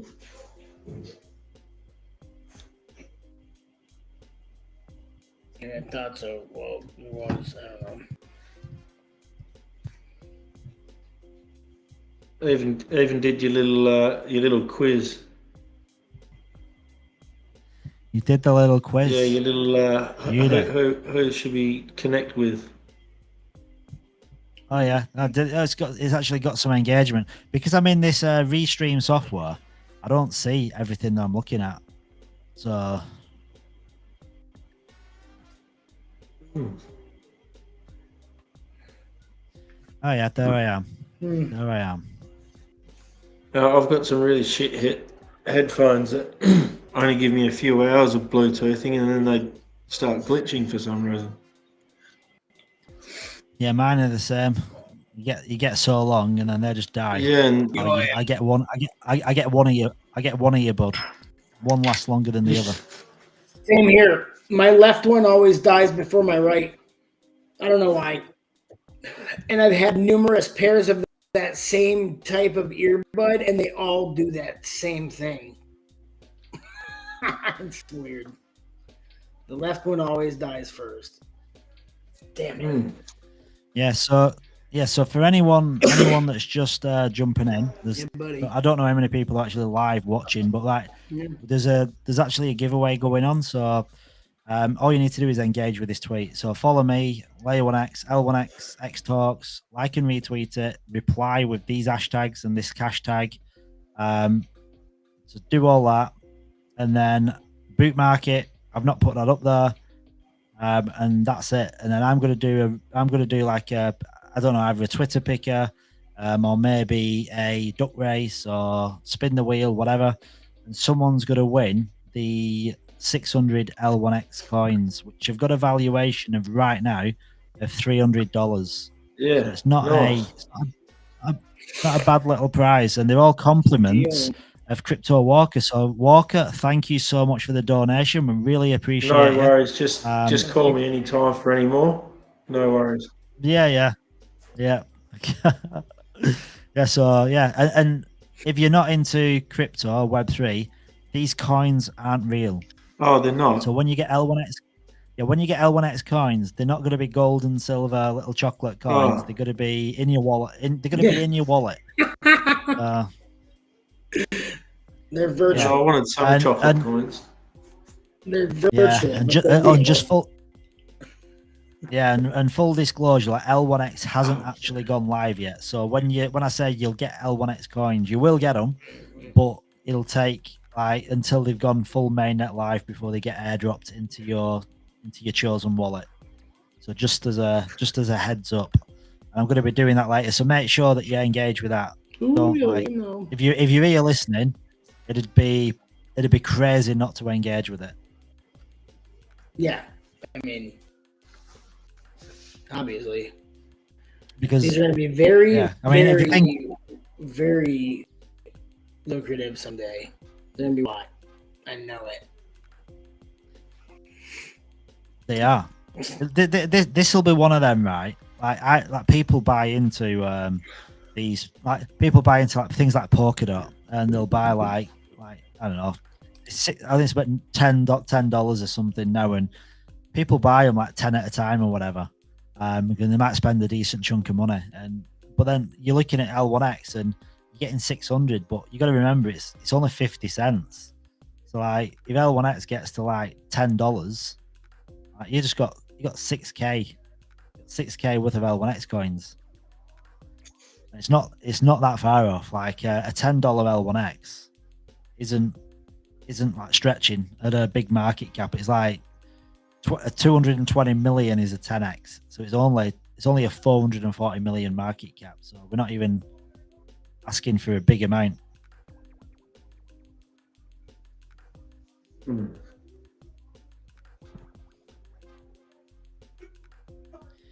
Bronx. I actually think Bronx has drank himself to sleep, because it was in the chat before. I said, "Right, boys, I'm just going to get myself a couple of beers. I'm going to come back." And I mean, that was a really poor attempt at a Kiwi accent. I couldn't have gone any worse. There you go, mate. He, how you going, mate? How you going? And he didn't end up coming back. So I do think he's had a few too many beers, and the geezer's gone. Right. Sorry. Yeah. Oof. Hey, we've got AS Yield Fi in the house. What's up, guys? The return. How you doing? How you doing, The bro? Layer 1X ships on board. Just had the second cup of coffee. Listen to you D-Gens talk about on 1X. You're on your second. Right? It's 9 a.m. here. It's 9 a.m. It's 9 a.m. and I've been awake the entire night. I'm gonna. I went to. I rugged on you guys last night. Yeah. My phone died, and I was like, I'm just gonna go to bed. Right, I hear that. So it's like 10. It's 10 p.m. for me now. So with 13 hours in. Few more hours to go. 9:16. Yeah, we've got 59 hours. 59 hours to go, which isn't. It's not that bad. Do you know, 72 hours seemed. 72 hours seemed like a ridiculous amount, but like now I'm into like the 50s. I feel like I'm getting there. Right? That's not so bad. 72, 59, okay. Not too bad. Good Well, start. Bitcoin's market cap is 1.38 trillion. That's good. Yeah. Wow. That is good. Wow. We're moving, guys. Wow. Let's jump on CMC. I always like. Do you know, I always like looking at CMC and just seeing where everything. Yeah, that's what I'm on right now. Man, Solana's number 5. 87 billion market cap. Wow. Crazy, It's catching up with BNB. It's catching up. Wow. Yeah. Just look at all that money in stable coins, though. Like all that money in stable coins, a lot of that's gonna get redeployed into. Yeah, it's gonna get redistributed. Altcoins. Yeah, that's just gonna. Yep. Gonna spread. People are just waiting, and then they just probably a lot of people that have got USDT, like big amounts of it, they're probably waiting for like a potential Bitcoin drop if one comes. But who knows? Like, Who knows what the way? it never really Bitcoin has never broke its all-time high before the halving before, has it? So it's kind of a new territory right now. It's Obviously all definitely these different. Bitcoin ETFs as well. They've just changed things altogether, aren't they? Because they've pumped so much money in. I was saying before, I can't remember who I was saying it to, but I do think now the whales that have previously controlled Bitcoin, I don't think they're going to have as much influence anymore because there's too many people. Like with the Bitcoin ETFs and like Michael Saylor, you've got a lot of holders now that hold a big chunk of Bitcoin. I think it's going to be less manipulable. Yeah, it's just got more widespread. I think the time to accumulate ETH is right now, because right before the next few months of this debate of when the ETF's going to come out. So I think it's going to be a pretty big pump for ETH coming up, just like it was for BTC. I've been swing trading 3 different Ethereum projects, and I've turned $1,000 into 1 Ethereum. So I'm pretty happy. Oh man, that's some good return right there. I did that in 2 weeks. Not bad. That's awesome.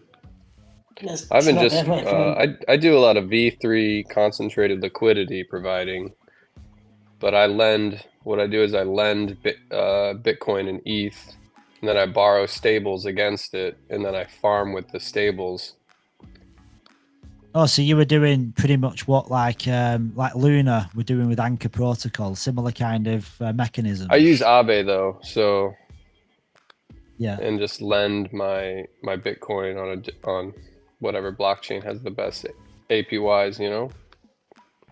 Yeah, and that could be L1X very soon. Well, that's once they another connect with thing the I Bitcoin wanted to. network. I heard you guys talking about trying maybe possibly like selling your rewards and stuff. It's like, man, maybe we should just accumulate until there's like an Aave built on L1X, and then you just borrow against your L1X.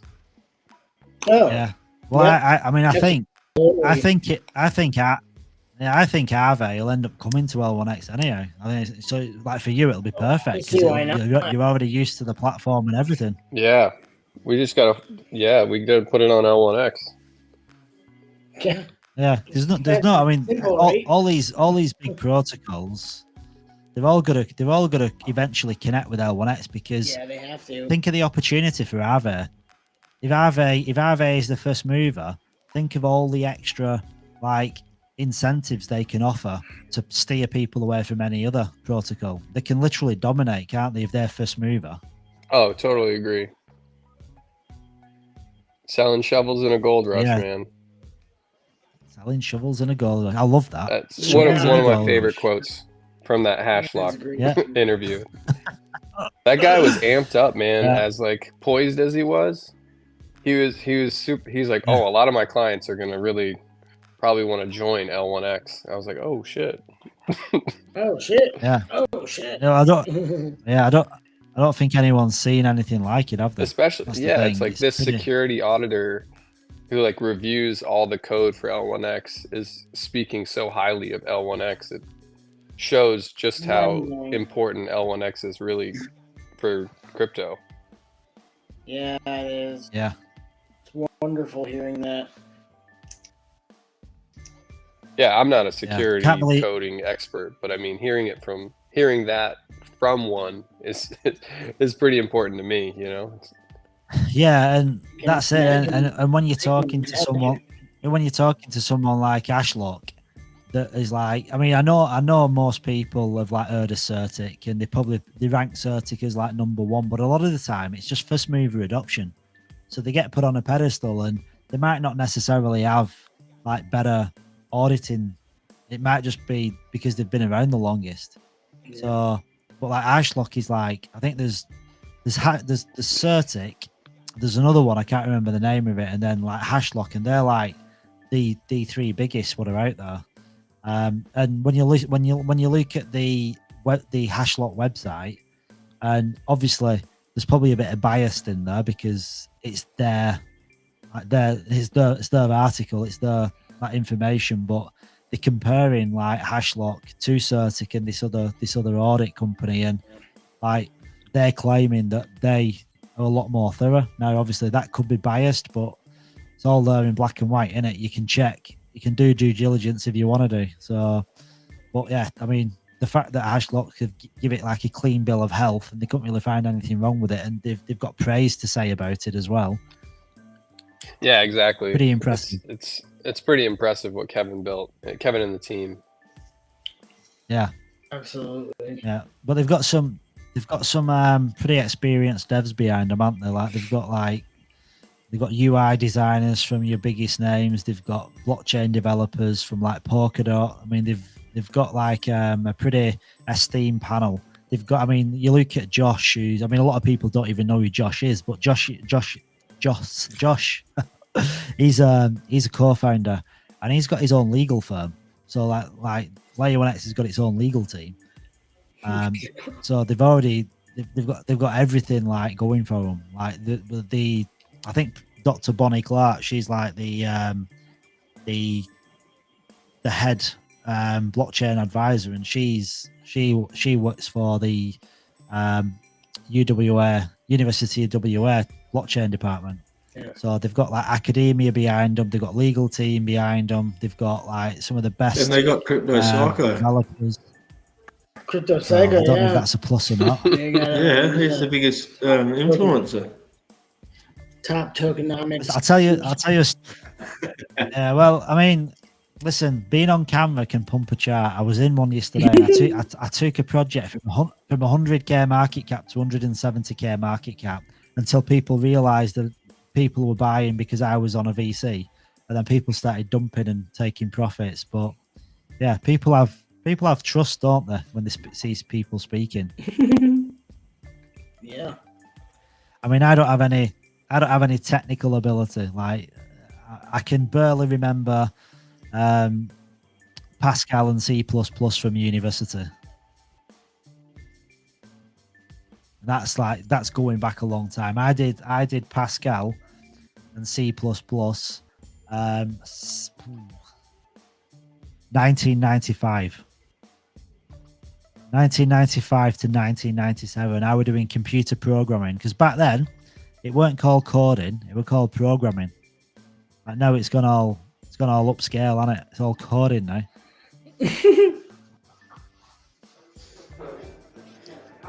Yeah, I got an A in maths because I had a calculator. Oh yeah. You did good. You did good.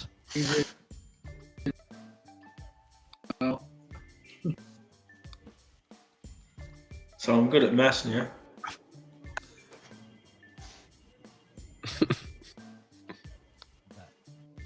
Ronak, I think Ronak's internet connection is that bad. You can't even get into the Ronak's been here literally almost all day. He's dipped out for snacks or drinks or whatever, but he comes in and we can never tell what he says half the time. Maybe we should get him to run all the nodes. But he stays here. He stays persistent. Hey, We'll get His video feed is generally good. we'll get him to run all the nodes. Yeah, don't do that. Yeah, Ronak, you can run the entire ecosystem. you never get paid. Yeah. Ronak's internet connection. Ronak's internet connection is supporting our one. Yeah, we should get 4 transactions for the year.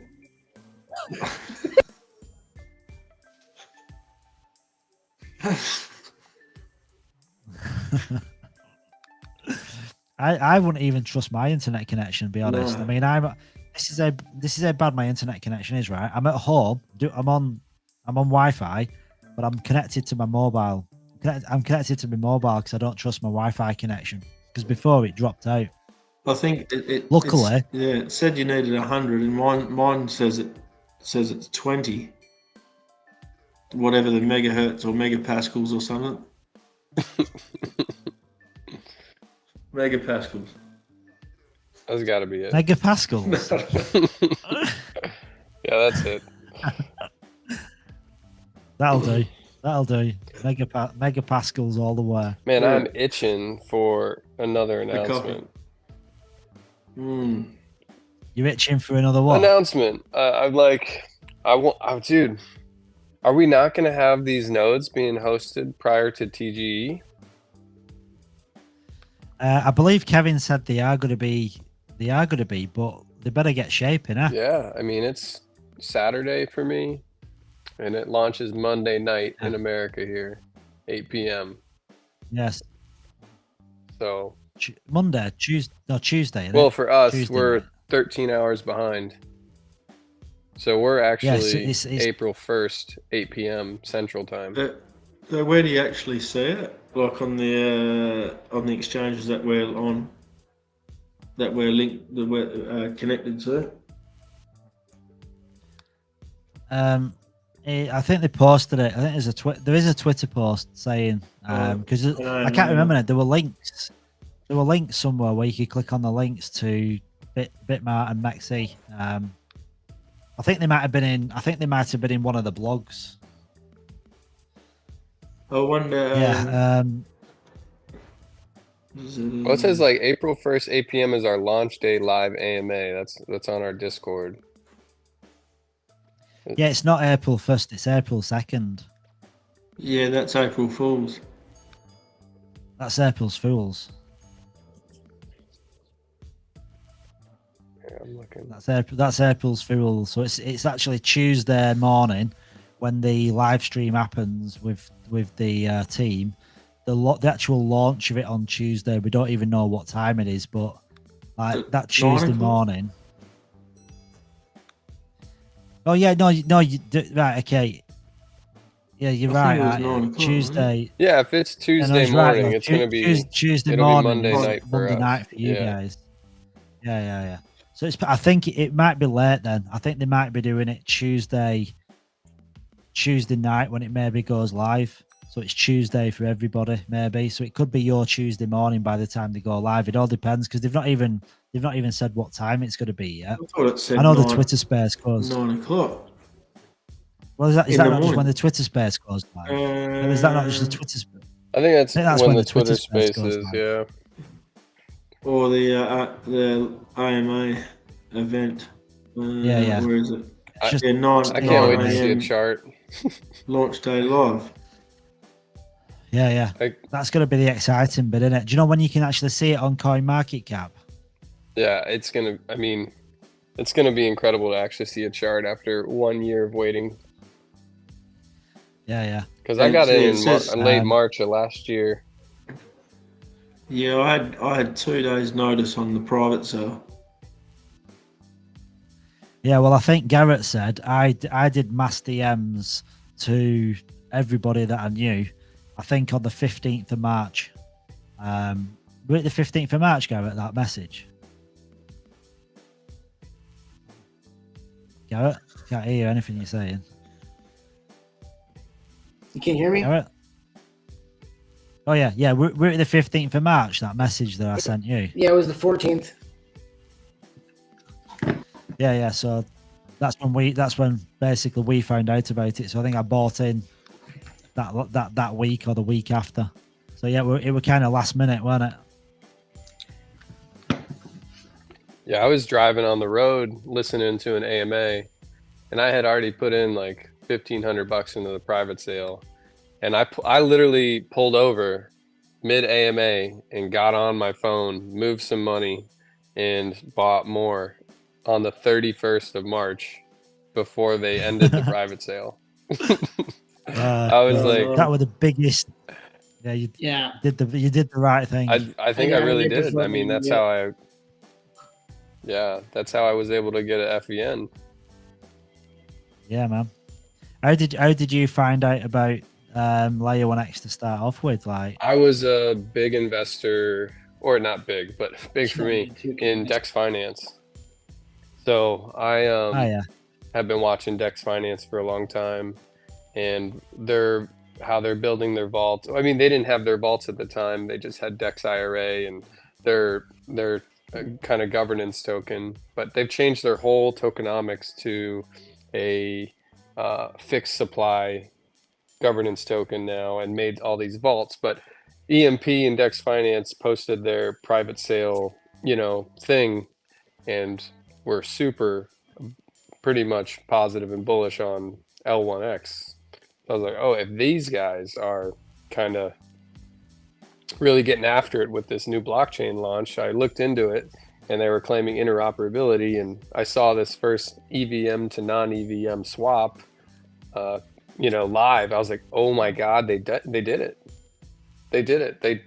They have the technology that everyone needs. And I was like, I'm starting to sell my assets and get in this private sale. And that's what I did. So. Yeah, same here. I was like, I actually watched. I would just. I ended up going to they had an event because I think it was on the 15th, no, the 14th, because I found out about it on the 14th. Yeah. So I went to a live event. Yeah, I went to the live event at the offices on the 14th, and that's when they actually did the swap. Oh, you were there on the screen. Oh my God, that's there. Historic. Yeah, he went there. They did. You're part of history, Mark. They did this. Yeah. Well, yeah, they did the swap, and I remember watching this swap, and it's like they were going mental, and I think they obviously done it before, aren't they? That weren't the first time. I mean, you got to try it before you put it in front of 150, 200 people. Yeah. Imagine it not working. You're like, oh. Yeah. All right, come back tomorrow. Sorry about that. Sorry about that. We'll do this all again tomorrow. Yeah, come back another day. But the first live but- footage of it, first Yeah, EVM to non-EVM swap, and it just proves that the technology a year ago when they did it, and that's why I was super interested and wanted to invest even more money and continue to invest through the public sale with rewards that I had built up and income that I made in real life, because I truly believe that this is the technology that crypto needs to really expand and to make things more seamless. So yeah, this is the one to help usher in global adoption, is how I feel. It's how important it is. yeah, wait until you have like all these aggregators using L1X as their swap mechanic, like the Axelars and the Stargates. They're gonna be like, oh, you can use L1X for 50 cents, or you can use all these other shit bridges that are gonna charge you more, that take 20 minutes, and this one takes 5 seconds. Which one are you going to choose? Exactly. It'll be at the top, it'll be, oh, this is your best choice. And then boom, you're going to have like transactions, bam, just millions of transactions on the blockchain. And then you're going to make a ton of money on your ELNs and your FVNs. Yeah, it's just gonna snowball, isn't it? That's the thing. The more adoption that comes in, the more you're gonna earn, because the value of L1X is just gonna keep on rising. Yeah, absolutely. Yeah, it's gonna be the other thing that I think Kevin was saying, and I was going back to the nodes, was that you get your node, you have to maintain. I don't know what date this will be, but you have to maintain the amount of coins that was what it was purchased for to actually stay live on the blockchain, to continue to validate. So if you have an FVN, you have to maintain 25,000 coins in the FVN to maintain like the node. And if it goes to 10 times, is the value of the node 10 times more, or 25,000 times 10? Well, you'll earn the staking commissions off of the 25,000 coins plus the guaranteed block rewards. So you're going to gain way more than 40% on these FVNs. I think he said 1,500 a month for one FVN. 1,500 coins. I believe it for sure, and that's just the bottom. That's the bottom rung guaranteed blockchain. That's not. I mean, block rewards. Once you get all these transactions that are going to surpass the amount of the guaranteed block rewards, you're going to see an upswing in how much coins you're really going to get. Yeah, that'd be cool.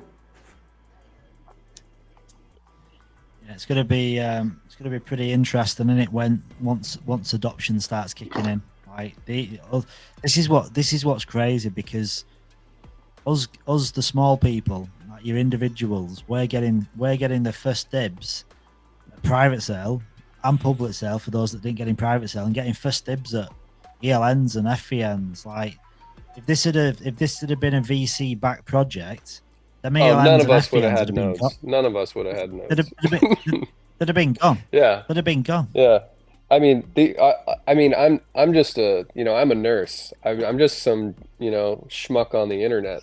So for me to have FVN nodes on a blockchain that hasn't even launched yet at a 25 million market cap with no VCs or venture capitalist funding, it's going to be incredible. Like, we're so lucky to be on the ground floor right now. Yeah, and that's why I don't think a lot of the community actually realize what opportunity they've been given. No, I really don't. No, they don't. I really don't think I don't think they see it, because, like, we didn't need to be in the conversation of getting into a private sale. Yeah, Kevin could have just completely ignored small investments. He could have just gone down the VC route, probably had 10 big massive VCs like Pantera Capital and the likes of those guys, and literally launched on the ground running with marketing pushes and all sorts, no limits on marketing, and this could have exploded probably from the first day, like just gone on all these major exchanges within probably a few days. And now he didn't want to do that, but he wanted to keep control and let the small guy get in. And I think the launch is going to take a little bit longer. I think there's going to be a bit more hard work involved, but we've got to be thankful that they made the decision to let us get in now and front run everybody else. Because if the marketing had had an unlimited budget and all these VCs had got in first, we wouldn't even be here. No, we wouldn't even know. We would know 6 months after launch. Like, oh, what? Yeah, we'd be back. Yeah, you'd be buying it on like Binance in 6 months. Yeah, or exactly. Yeah, I was definitely appreciated. Oh, what's this? What's this layer 1X? Oh wow, it's only $20. I'm going to ape into it. Exactly. Oh, it's $1 billion market cap. I'm definitely going to buy this. Oh shit. Yeah, let me in. Let me in. Yeah, it's crazy. Yeah, when you look at super the we are. I feel blessed to be part of it. It's like it was all meant to happen, I think.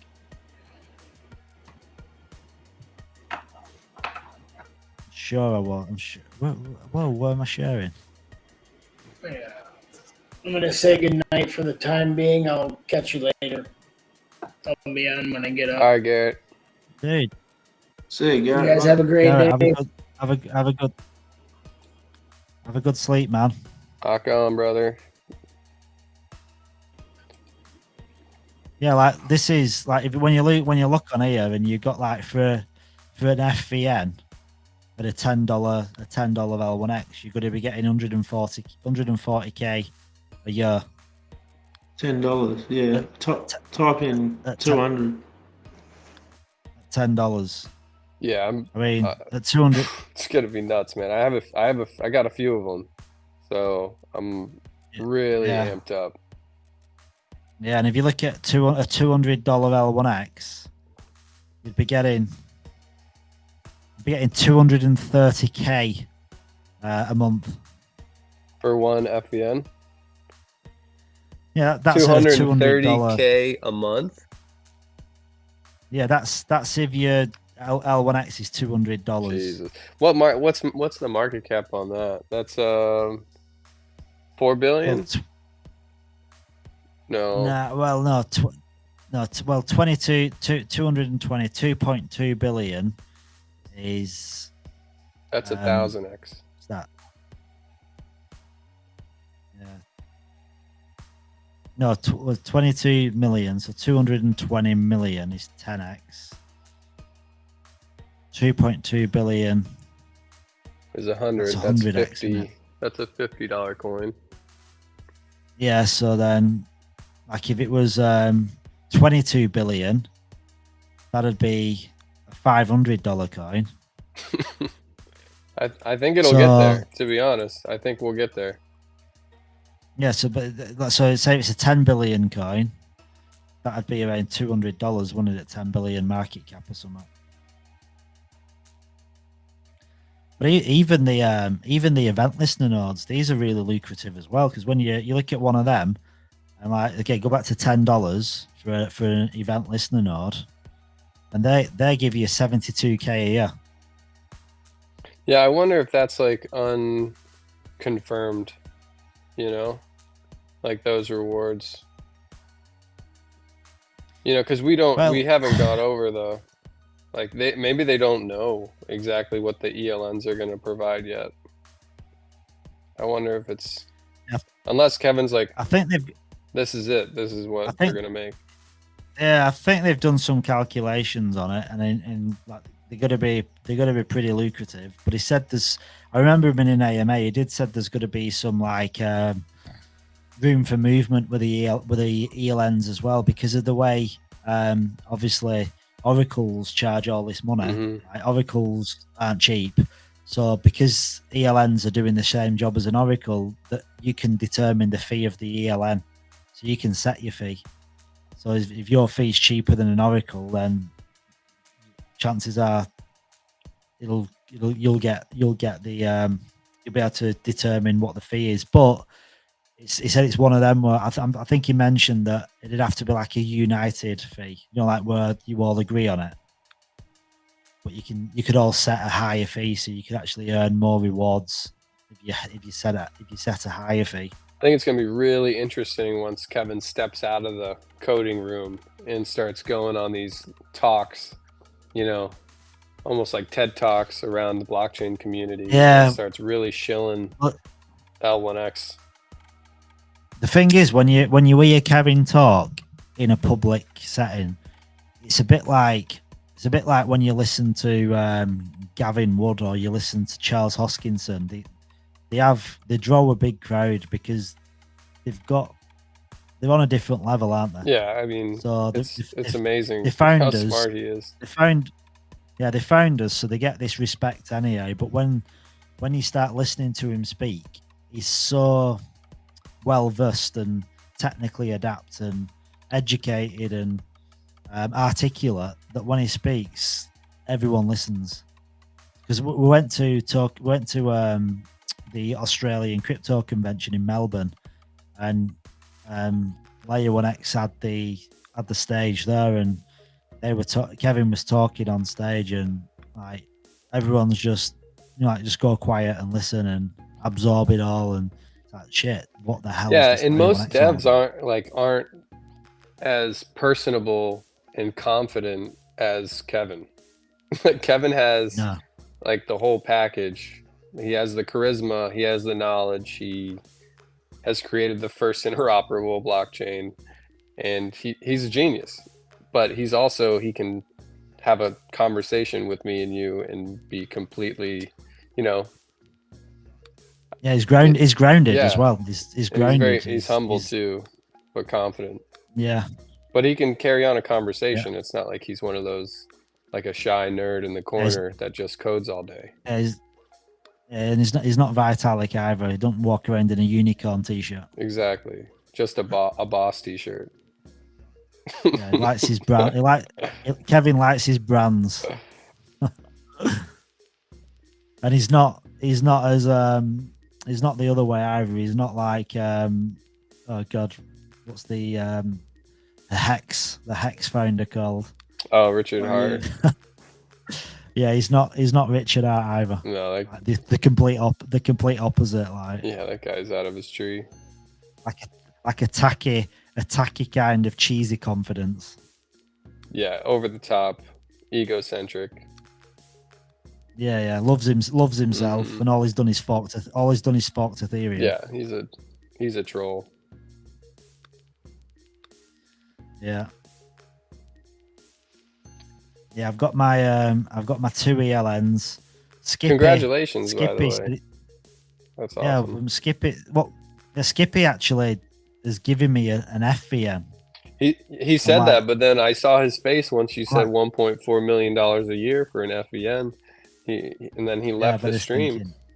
But it's damn. I'm out of here. I've got to go. Like, I'll see you later. He'll never see you again. Yeah. Listen, I'm not gonna hold him to it. Just because he said it doesn't mean he has to do it. Sometimes you say things in the heat of the moment, don't you? I don't want to hold him accountable to it. Jesus. Well, I kept pushing him in the chat. I'm like, why? Just like, it doesn't change anything if you get the node. It's like, just get the node and deal with it later. Either sell it later or lease it out to someone and just earn a little bit of the fees. Like, not getting one is just like ignoring the potential of doubling your money immediately is just, I find it to be pretty silly, because it doesn't hurt. Well, it's not going to hurt you at all by just clicking the node button and, getting a node. You just have to stake on the experts. Yeah, I mean, you're going to stake anyway. You might as well get a node. Yeah. Unless you're going to opt out in the public sale, and then just like, I don't know what the plan. Why would someone sell within the first 3 to 4 months anyway? Yeah. Yeah, I don't know. Some people do some crazy stuff, though, don't they? They're just looking for, everyone wants immediate gratification in this field, I've noticed. You know, they want I'm happy ROI to, right away. Yeah, I'm happy to wait. I'm not in a dire rush for that instant gratification. I'm happy to wait. Even to, because that's why I've vested for the platinum now. I probably will put some in silver. I've got some in the platinum, but I'm just gonna see. I'm gonna see what I actually get. And if the you coins I get. if you don't touch your assets and you get your passive income, when's the fiat on and off ramp coming on board the app for like when you want your passive income for the year or something? Yeah, I don't know when that's going to be coming in. America has a great program over here called Juno. I don't know if you guys have something like that, but it's a checking account that has a sister crypto account within the app, and you could move assets between the crypto and your fiat account. And the fiat account is really a checking account, so it has a routing number and an account number where you can link your credit card, your mortgage, your everything to it.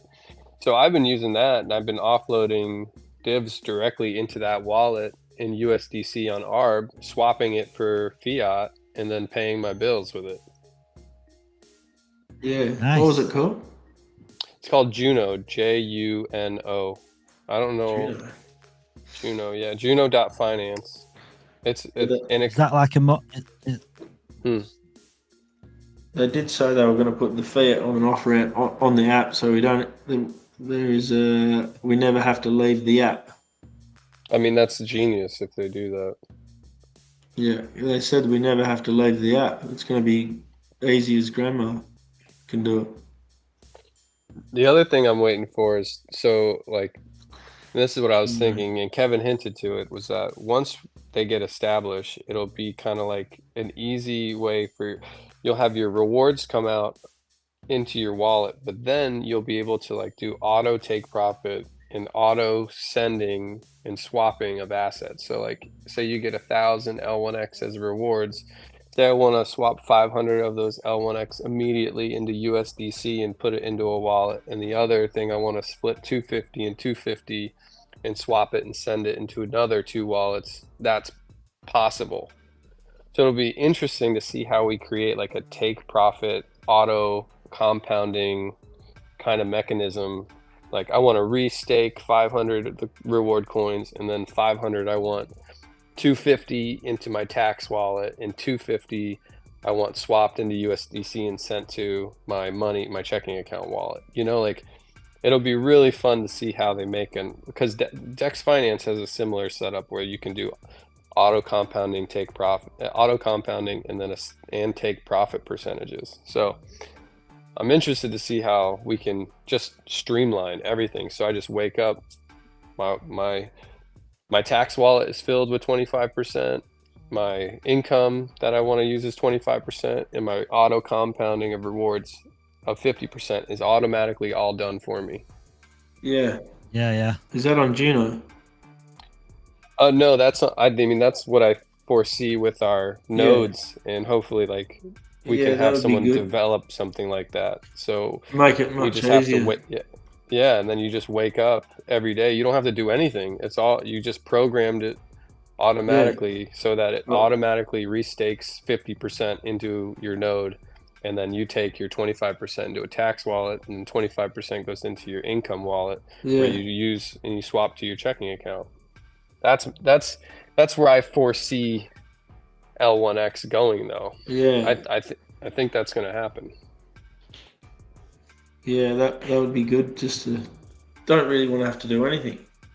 No, you just wake up and you already and then when tax season comes around, you already got this wallet that's full of the money you took, which is 25% that you're going to pay for taxes. Yeah. And then boom, you got your 25% income, and then you're auto compounding, just growing your bag 50% at a time. Yeah. Genius. Yeah, I think that'll come as well. And again, that's just like projects coming in, building on top in it, and creating that kind of platform. Exactly. Dex Finance does something like that already. Yeah. So if you go on their Dex Vaults, if you go to dexvaults.com, they have a auto compounding vaults with auto take profits, and it's revolutionary, really. It just like L1X is, Dex Finance does that too.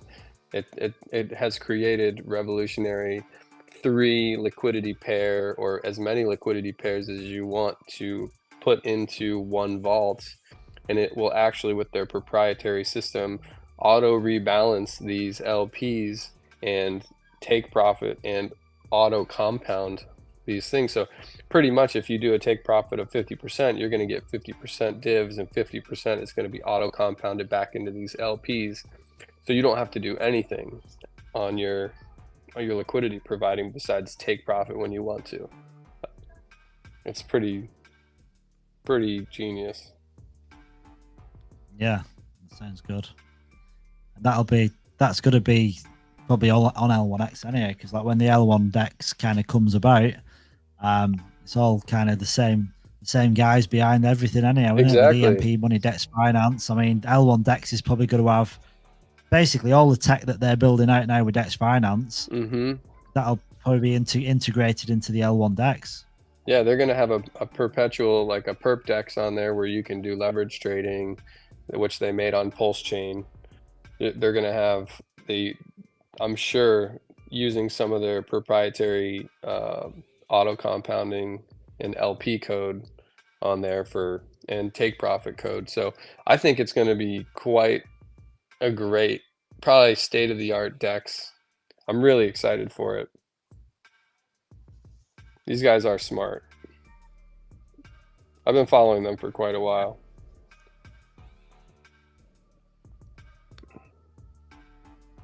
Yeah, I'm looking forward to it. I just like you. I'm at the point now where I want to see the chart. I want to see the green candles. I don't care, red candles. I'm not bothered. I just want to see. I want to see the influx of holders. I want to see the holder count go up. I want to see it all. 3 days, man. 3 days.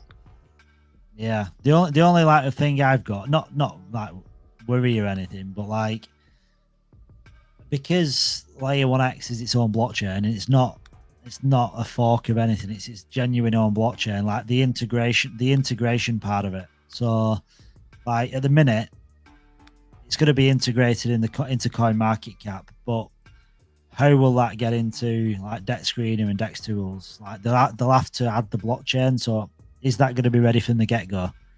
Because like Dex Tools, Dex Screener, what's the other one? CoinGecko Terminal. Like these are like the big kind of sites that people use, and they need the blockchain on there, don't they? Yeah, I wonder how that's going to work. Because that's another layer of integration, isn't it? Because it's not like they're not just. I mean, I presume when a new blockchain comes about, it's something that's got to be factored in, and it was how quickly was Arbitrum and Optimism added onto Dex Screener and what have you from the launch? Was it immediate or did it happen a little bit after? I don't know. Is it just literally putting in a contract address and flicking a switch? Is it that simple, or is there a lot more? I'm sure you have to pay. I don't think. I mean, the thing is, a lot of these companies, they pull from, like CMC might pull from a Dex to get their information. So you have to be on Dex's, like some reference point to be able to be posted on some of these bigger charts. I mean, bigger websites. Yeah, hello. Yeah. Hello. Hey. Looks Ronak is back. Ronak's been here all day. looks like my internet is I good think now. his internet is on and off all day. Yeah. Yeah. It's Yeah. in Saturday, Sunday, it's very Yes. busy here in India. Yeah. A nice pool in the background there. Go for a swim. Yeah. Yeah. So they've got to. I mean, I'm going to ask the question actually. Like, what is the where they're going to pull the data from? Like you said, the They need something, don't they, to pull the data Or like from? So where is it? CoinGecko pulls it from like Gecko Terminal, I think, or something.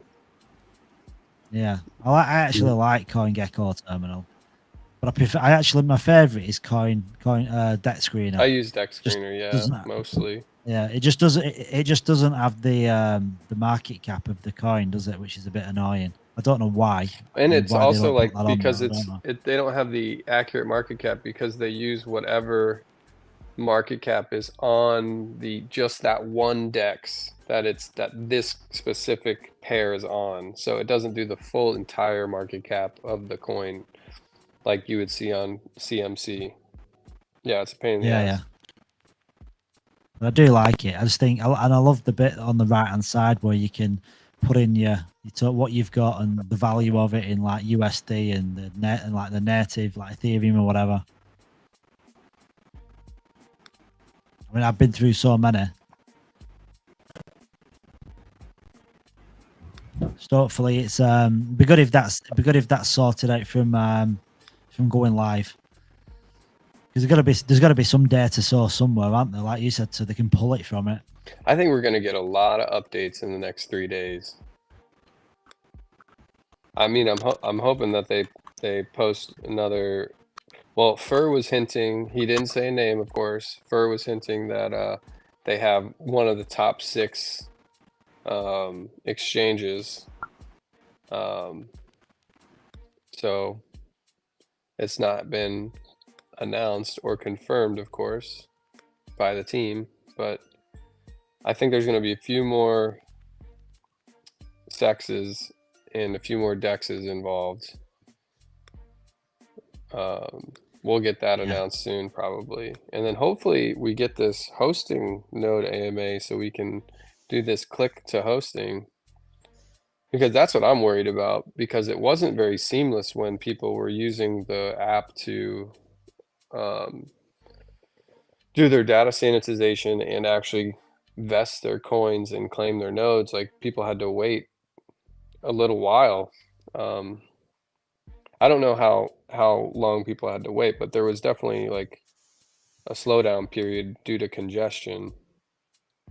So we probably need more nodes up before we go live, but I mean, who am I? I don't know anything.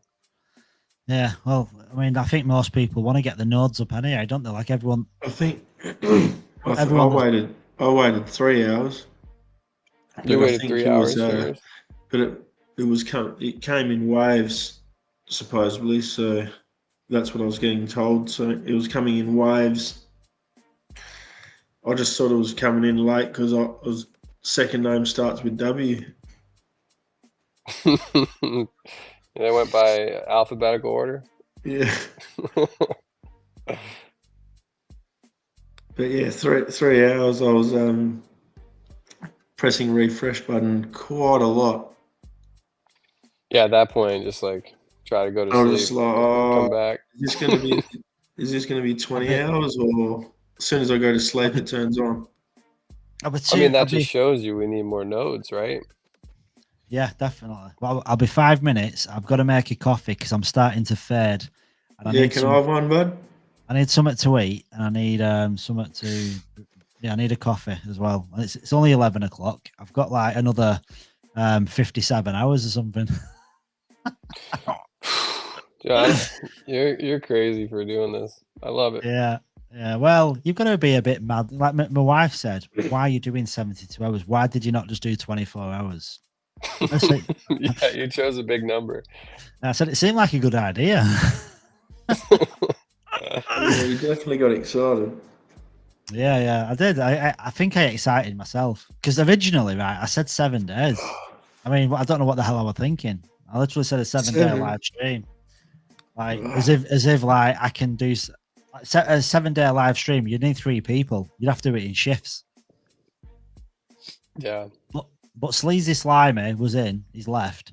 He's coming back, and I think he's going to be coming back in about 2 hours. So when he comes back, I'm going to crash and just have a bit of a sleep, so I can, like just get rid of that tiredness.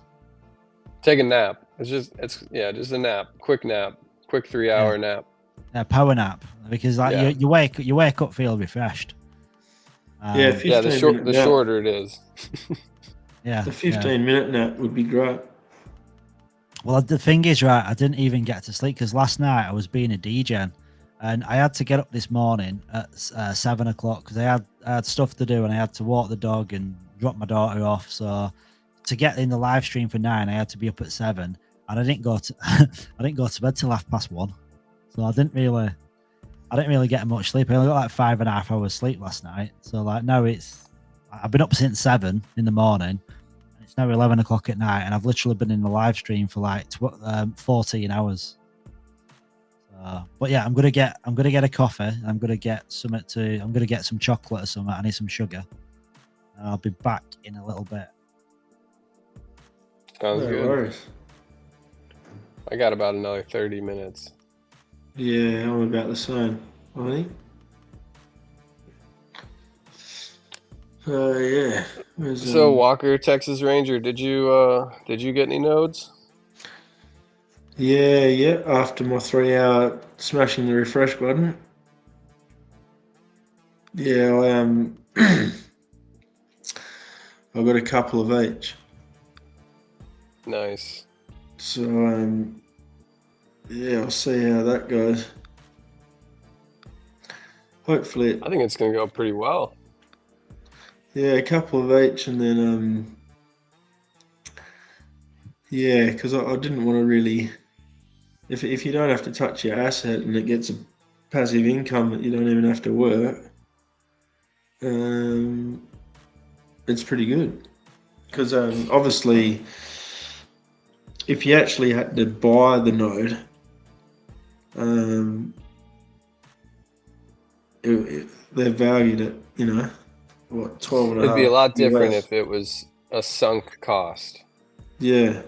Instead Yeah, of like like, if you because had to- you haven't actually lost your tokens, they're just staked against it.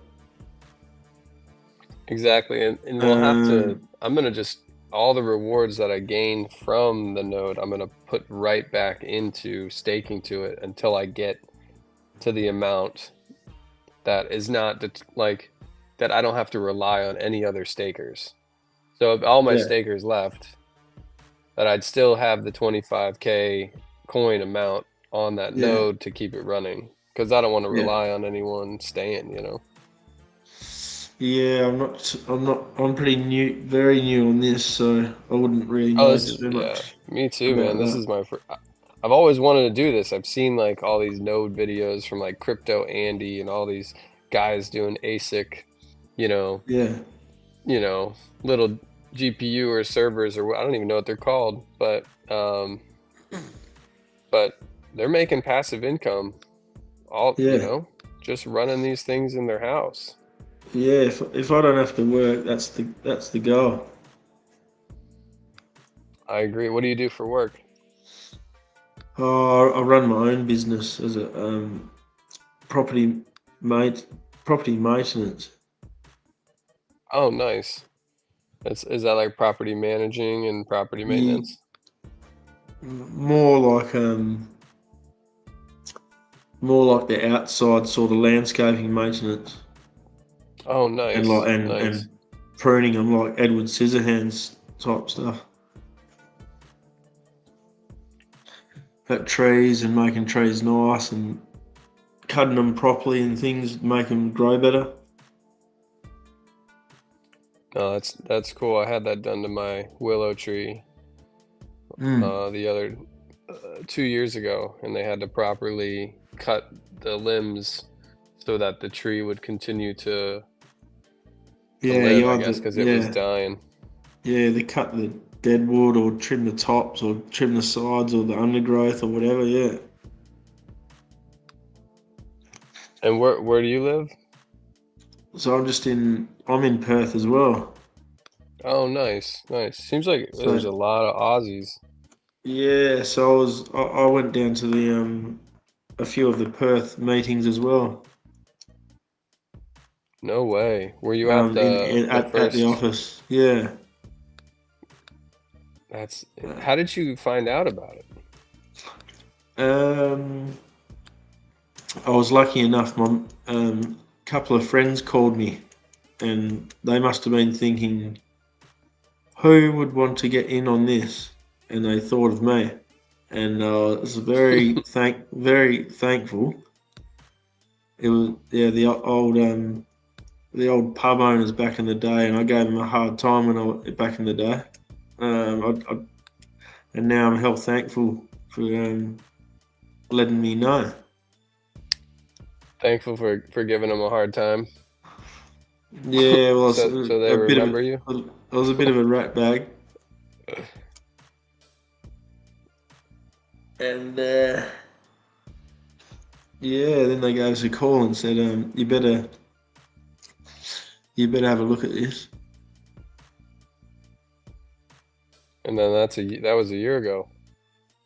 Yeah, and then I just thought, I think this will get the foot in the door. I think this one. Yeah, they've done an incredible job from when we first got in a year ago to now this app. And yeah, you know, there was some rough, rocky times, of course, but I mean, they had to pivot, you know. And there's some projects that don't even launch for years, eh? Mm-hmm. That's what I was talking about last night. I'm like, how many products has anyone been in where the tech works before they even launch? Yeah, coin? yeah. Usually they want the money and then Like, start oh, building we'll something. build it. Yeah, exactly. Like we'll launch this coin, we'll pump it, we'll market Yeah. it, but we have no utility yet. But No. in a few years, we'll get it. We'll get that utility for you. It's like, what? I'm gonna Yeah, sell this. yeah. So yeah, it's got some it's got a bit of potential, this one, eh? I think the potential is endless and limitless because Yeah. we haven't even seen what people can do when they build on this. Yeah. You know, And if you're how making much- an app, if you're making an How- app how and much- then Oh, sorry. no, go for it. Yeah, like how much money in that goes through PancakeSwap and all those bridges? I mean, if $3 billion was hacked, you imagine just the amount of hacked money Yeah. flow through L1X. Yeah. Just the Yeah. hacked money, not even the money that successfully gets through. If you get $3 billion in volume, Yeah. just knowing that the VM is a secure VM, like an actual blockchain that Yeah. has a consensus mechanism that validates the transaction, you never lose your self-custody of the asset No. while you're swapping, is revolutionary in the thing that it's only one transaction. It's incredible. Like there's no other Yeah. process out there that does this. And who usually gets an invite on a layer one blockchain, like it's the small people? Not a nurse that lives in Idaho. And, You know, like- and not a tree cutter in Perth. Exactly. So Yeah. and that's why I keep saying, like, and I got my buddy in who he's a truck driver, and he put in quite a bit of money and got a few nodes, and I'm like, dude, this is the ticket. This is the ticket, man. I got my mate onto it as well. That's a mechanic that works fucking 12 hours a day, hard labor, and I just really hope it works for him as well. Yeah, I mean, I hope for all of us kind of Yeah. small entrepreneurs trying to escape the kind of the rat race and really live a life that we get to choose. I think it's coming. Just want to do your own thing, not have to work like with the government on your shoulders. Yeah, I just want to ride motorcycles and go camping and stuff, and Yeah, I mean, absolutely. I do that anyway, and mountain bike and go ski and stuff, but I want to do it I had, every day. Mm. You Well, know? I got told 6 years ago that I was supposed to die in 6 months, so I want to Oh live here. shit! Wow, that's Just from the melanoma cancer. Did you get it cut out? Yeah, yeah. It Good was, man, yeah. good man. So Wow, I hope they found it yeah, early enough. it's yeah, yeah. So I really just want to not have to just work. Well, I hope you're wearing sunscreen every day. Oh yeah, I've got I wear like I'm going fishing. Yeah, long sleeve shirt, gloves, big old Yeah, hat. yeah, You got it, man. absolutely. Yeah, that sun is Yeah, it's been radiation getting will get pretty. you. Yeah, I think there was a few days it got 50 degrees in Perth. Jesus.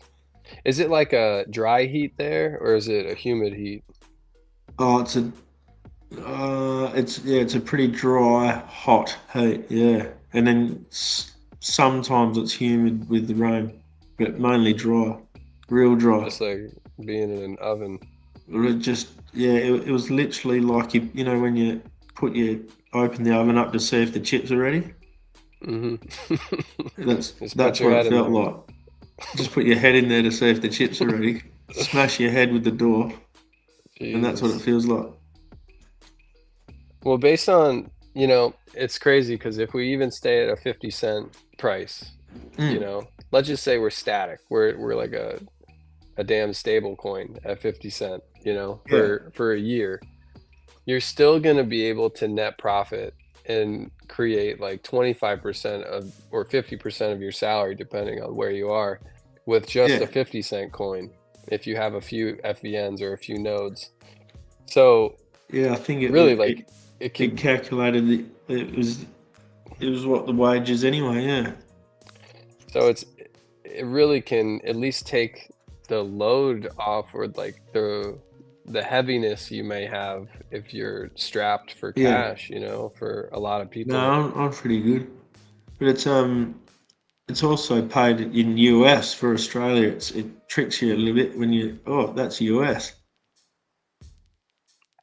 Yeah, I don't know what the cost difference is, or Oh, the it's like if it was like 4 grand, it would be like 6 grand. oh, in Australia. Oh, so the buying power of the US dollar is better over in Australia. Yeah, so if you got say 20 grand from the nodes, that's 20 grand US. So Right, so that would be an equivalent it to would like actually 40 grand. be it I would mean probably be 30 about grand. 35 or something. Holy cow. Yeah, Wow. Well, that's even better for you guys over yeah, there. yeah. Wow. So L1X is that's going to it. change a lot of people's lives very quickly. Yeah, fuck. I hope so. I've been fingers crossed. I mean, just looking at this app and like I'm just perusing the app right now, just going through like all the Yeah, little that's what I do. grid Yeah, and everything. It's just I haven't seen any other protocol that provides this level of Any, sophistication, but ease of use, you know, yeah. and it hasn't even launched yet. No, it's ticking the boxes. That's for sure. Yeah, wait until Kevin just starts roping in partnerships every day over the next Yeah, 6 to 8 months. This network effect is going to be huge because people are going to start realizing if they don't use this new shovel, that they're not going yeah. to be able to It's keep up. and why would you use a really rusty handle shovel if you've got a brand new one that digs way better? Well, I think people are using their hands right now. Yeah, hands straight into coffee rock in Stoneville. Yeah, you're not going to get very far, and then the metal shovel comes out. It's like going from being a caveman to, like a Yeah, and then it's like, Homo oh, sapien. now you got a drill rig. Exactly. Yeah, I'm Um, excited to see how this blossoms. And especially, yeah, not needing bridges. Oh man, like I think said the other everyone's night, I used Connex Bridge, and it took me. I was trying out a different blockchain, and it took me. It was 3 hours. 3 hours yeah, to get my and funds. and that 3 hours, you sort of wonder, is that working or? And it was quite a bit of funds. I think it was like $10,000. Yeah, I was like, oh my God, I didn't sleep well that night at all. nah. And it's just I just don't even use it. I'm just waiting for Layer 1X to come about. I know. I can't wait till we actually have the liquidity on the swaps so we can make bigger swaps. Because right now I want to shill it to like my buddies, but they're like, oh, yeah, it works for like $200-300. But I mean, like I need to swap more than that to Yeah. So it'll be I much think, better. yeah, once the adoption comes out.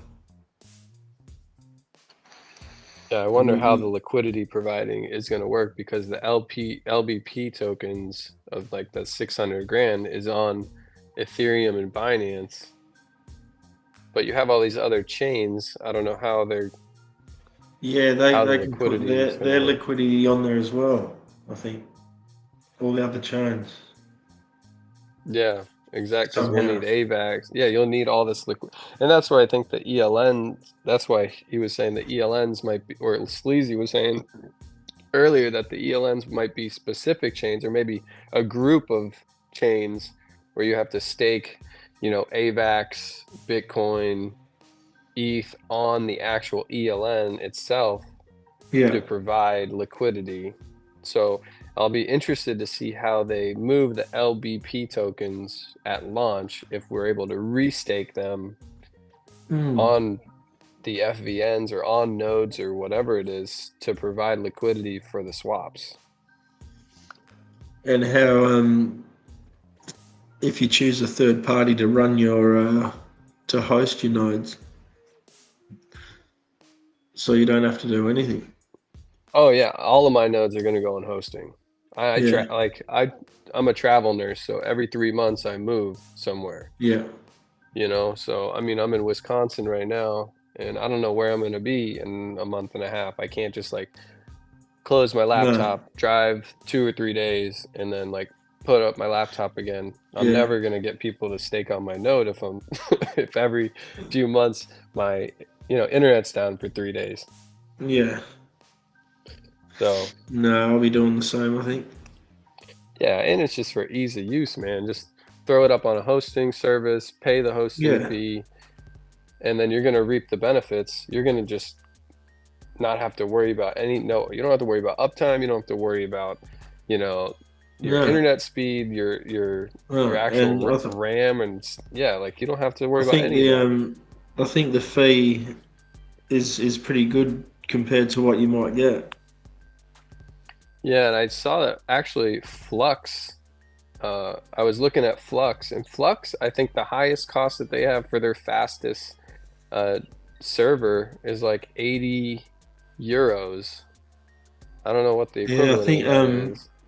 Kevin was saying that the one of them's 100 US a month, and you can run a full validated node with one event lister node. Yeah, that would be sweet. 100 a month was the cheapest US. Yeah, someone like L1X Emperor in the chat. He's done some digging, and there's he's back. I'm back. There's a VPS cloud service provider called Contabo, and they for hosting your node, the cost is coming under $40 a month. Whoa. Oh.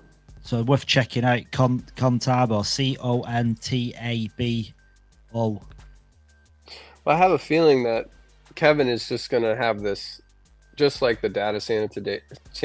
monetization and the claiming of the nodes, it's all going to be within the app. And I don't know if we're going to really have a choice of where we're going to be able to host, because they have to accept our NFT Yeah. to be able to host the node. So I don't know how that works with other, companies, but we're going to have somewhat of a partnership that allows them to accept our NFTs on the app, and then they run our nodes for us, so there has to be some kind of partnership. I don't know how we're going to be able to just pick and choose randomly a hosting service and be like, oh, I'm going to send my node to you.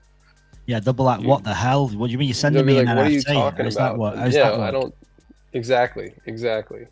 Yeah, I think, So I think I was speaking to Mike, and this. I know they were looking at reaching out to different providers. So yeah, you might be right with that. It might be something that's kind of in house where they kind of absorb the fee and we pay them the fee, maybe. Yeah, I'm sure it's going to be like easy, where either it's taken from your L1X coins or you pay with your credit card to like start the service, and then it's going to be click on the app to do it. And that's probably why Kevin's non-existent right now. He's probably working on that right now as we speak. He's probably just clacking away at that keyboard right now, trying to figure all this out. Yeah, it's pretty full on, isn't it? Like, if you think about it, like they've not got that many resources. I think people kind of forget how limited they are with resources, because they've only got a handful of like full stack developers now. I think they've got like 15 or something. But then they've got the core team, and then they've got a lot of the UI UX designers, and I think altogether there's around, I think at one point there were around 60 like full time. But I know Kevin, he got rid of quite a few devs, didn't he? Remember when he did that? Yeah, I think he's down to 43 total people. Yeah, because he got rid of quite a big chunk of the developers, didn't he? Yeah, I guess they didn't all see eye to eye on where Kevin wanted to go, so let him go. Yeah. So yeah, it is what it is, isn't it? But yeah, I think limited resources, and I said before when I was talking to Fur, like right now, that's the case. But once we've launched and like adoption comes, doesn't have to be like massive adoption, but once some adoption comes and like TVL comes on chain, and then resources can expand, more people can come on board. But like right now, it's just a case of getting by with what they can do, isn't it? Yeah, now they're in a very short window here, to get this done. So I'm expecting over this Easter holiday here that they're going to actually push out some more updates before this launch. So I just keep checking the announcements, waiting for something on exchanges, something on node hosting, because those are the two big things. People want to know node hosting, and people want to know what exchanges we're going to be on. Those are the two big things I want to see before April 2nd, personally. Yeah. Well, Kevin has mentioned the nodes like getting the nodes going live before mainnet launch. He has said that in space, but like I said, it's getting close now, isn't it? Like how close do you want to? It's getting close. How close do you want to get it? Like the hour before? Yeah, like it's gonna be real. It's gonna come down to the wire, it seems like. Yeah. But I'm gonna head out, guys. Yeah, it was great speaking to you guys, and thanks for having me on, Mark. Nah, it's all good. It's been nice chatting to you. I appreciate it. Like the more I'll probably hop back on when you guys are waking up in the morning, probably later tonight. So I'll hop back on for sure and chat with you guys again. No worries. Nice chatting out. Enjoy the rest of your day, man. All right, you guys too. See you Adios. Later. All right, bye, fam. Bye.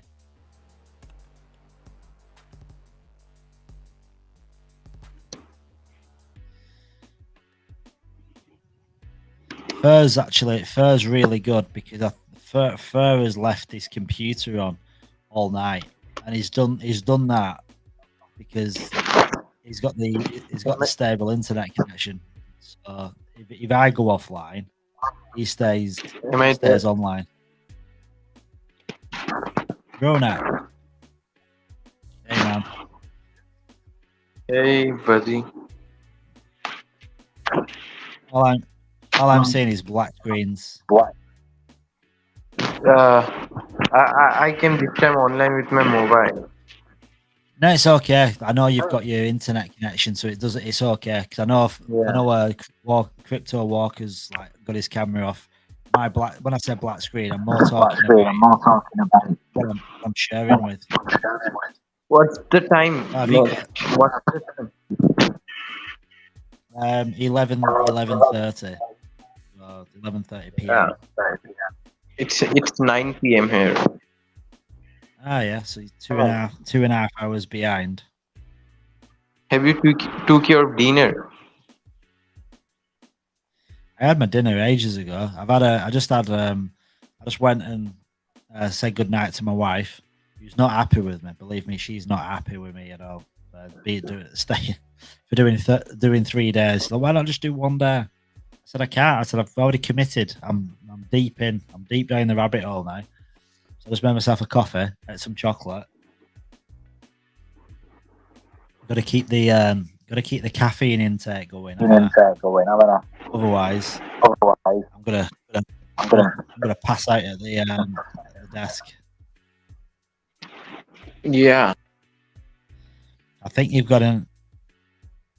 Yeah, but it's all good. It's all good. I can do it. I can last. I can survive.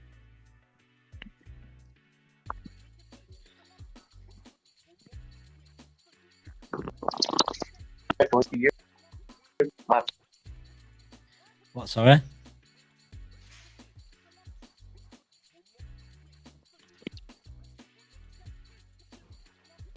Sorry, Ronak. I just missed the audio altogether.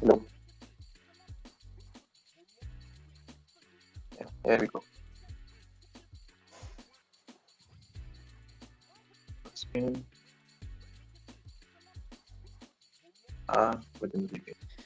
There's 12. Hey, there's 12 people streaming on YouTube. That's pretty cool, because like on what do you call it, on Twitter, you've got like the live views, but I think Twitter, I don't know like how it does the metrics. I don't know if it's live views or people that have viewed, where they've been in and they've been out, and it's just like a community, like a cumulative effort where they've just added on. Each person that's come in, that's left, it just gets added on until it's reached a point where it looks like you've got an insane amount of people watching, or it's people that have watched and dropped out. Maybe, you have no idea. But I think with YouTube it's different, because YouTube is live, so I can see in the chat. So yeah, for again, I mean, I know people keep in the chat. Some people have been in a while, some people are new. But Layer 1x, if you don't know what Layer 1x is, it's a brand new blockchain. And like right now, blockchains don't talk to each other. They kind of siloed. They behave independently. Polkadot tried to get around that by creating parachains. So like they created basically like a big wheel, and you've got all these blockchains around the outside, and you've got like Polkadot in the middle, and it kind of connects all these different chains together. But that in itself is kind of siloed, because you've got to be one of the Polkadot parachains, where Layer 1x, Kevin and the team built a virtual machine from the ground up, and it speaks any language, so it can connect any chain. It doesn't matter, and they can be like EVM, non-EVM, public, private, hybrid. Like chain's a private blockchain. Like you got Solana is a non-EVM. Doesn't really matter what blockchain it is. It's any blockchain, because it can speak any language, and you can send assets from one chain to another. Data, logic. That's one thing that like no one else can do. Transferring the logic from one chain to another, that doesn't exist at all. And transferring across from EVM to non-EVM, that doesn't exist either. So like, what they're actually capable of doing is pretty pretty impressive. So this blockchain goes live on Tuesday, and it's been in the making for like over 2 years. They've been raising from the private sale to the public sale, right through from like I think beginning of 2023 all the way through until a couple of months ago where the private sale finished. And now they've got a liquidity bootstrap phase where if you miss the private, you miss the public, if you want to provide liquidity, you can provide like $1,000, for example. $500 goes to stable, what you've put it in to start with, and then the other 5 goes into L1X coins. So that's a way to get involved. Or you can purchase a validator node through either an EVN, an event listener node, which is they're 5,000 L1X coins, which is $2,500, or you can buy a full validator node, which is 25,000 L1X coins, which is $12,500 US. And there's a lot of perks. There's a lot of perks to buying. There's a lot of rewards, I should say, with an ELN, which I won't go into now because I've done it multiple times already. I'm just going to, 1 second, connect my mic. There we go. So yeah, interesting things on the horizon, and like everyone's waiting. Like everyone's been waiting now. A lot of people have been here since like February, March last year, and there's a lot of people that has joined us more recently. But the having the full mainnet going live in a few days is pretty exciting. I will say I'm nervous as well, and because you want a good launch, don't you? You want it to go smoothly without hiccups, and a lot of things are like out of the team's hands. Like no one knows how successful things are going to be, and like the project, like Layer 1X can only control what they're in control of. You can't kind of control outside third parties, and that's the thing that I worry, because you want everything to run smoothly, but when you're relying on other people, it's not always the case, is it? So no,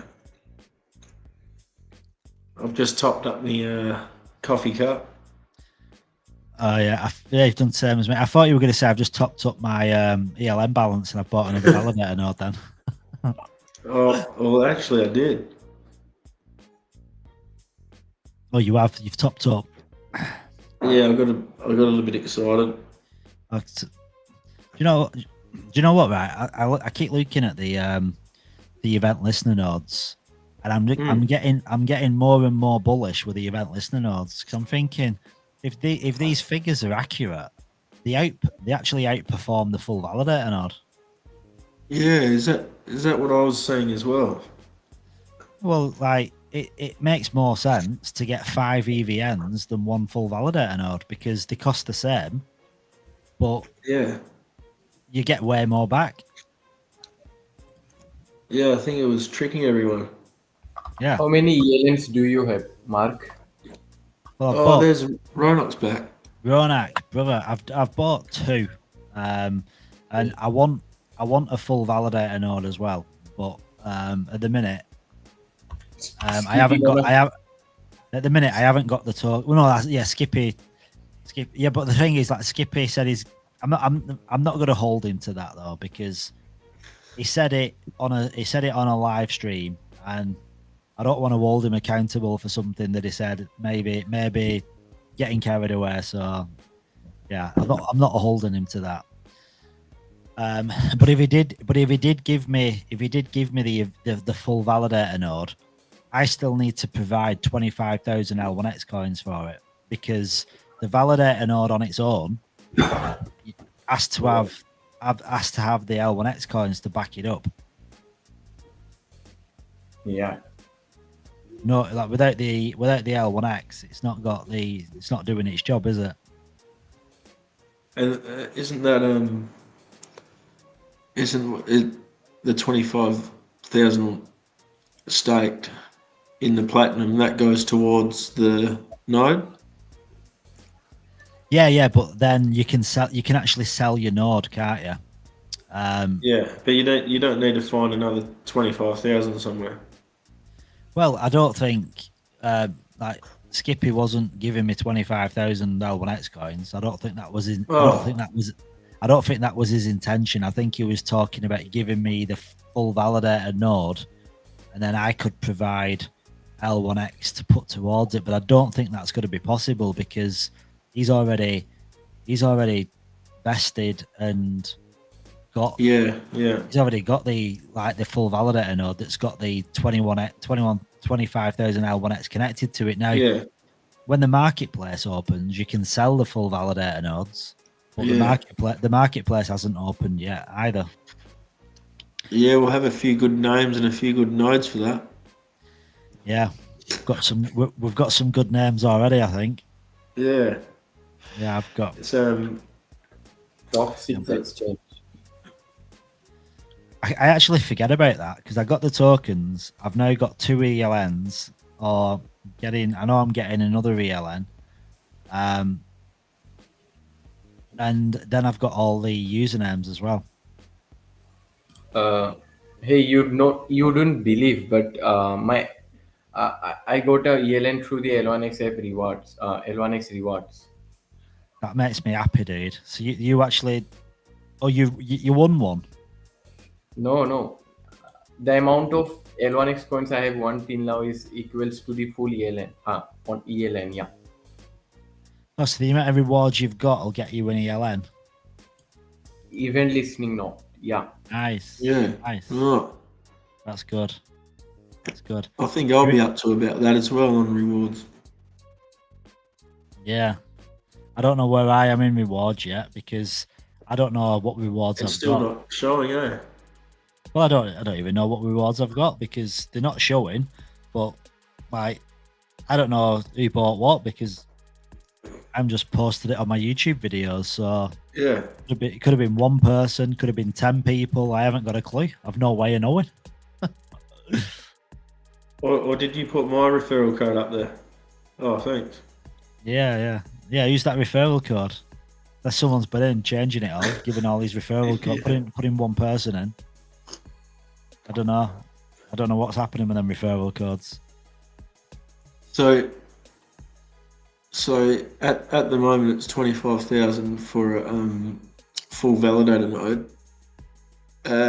Let's just say it went to $2. Is that then going to be valued at 25,000 times $2 for a validator node? If you were to sell it. Well, that's the thing, isn't it? Like, where does the value come from? Because to me, there's 2 ways of looking at the value of a node. You can have the value of the node on what the coin is worth and the 25,000 L1X that are backing it up. Like say if it went to $2 L1X and you've got one full validator node. So then that's going to give you an annual return of 14,000 L1X, which is $28,000. So does that mean your node is worth $28,000? Yeah. Or is the value of the node on the scarcity as well? Because when these are all sold out, think about it, right? It'll be like buying into a company. So it'd be like buying a company. Like if you buy like say if you buy a business, they'll normally have multipliers attached to a business. So if you've got like an annual turnover on a business, they'll look at like the longevity of it and its future value of it, and they have multipliers which they'll just like accumulate so many years ahead. And I don't know what it is exactly, but like the revenue or the turnover, whatever it is. Because I know I've got an Amazon business, and when you start looking at selling it, if you hit all the criteria, you can like, you've got these multipliers. What it can be like 15, 20 times the value of what your yearly revenue is. Well, think about an L1X node, and it's $2 right now. So over 1 year, that's $28,000. But I think if you were valuing that, you may be saying, well, I want 5 years payment for it. I want Yeah. 10 years. You want 10 years payment for it. So, because 5 years really at $2, that'd be 28 times 5. And But it's then- not like you can just grab. There's a certain amount, yeah. Yeah, and thing is as well, how do you value it? Because you're going off the fluctuation of the price of the coin, and if you take into account future possible gains of the coin itself, like it's not going to be $2, is it, for long? And in the bull run, it could be $100, but then in the bear market, it could be like down to $5 again. So it's how do you calculate? How do you get an average price of what it's going to be worth? So, but personally, for me.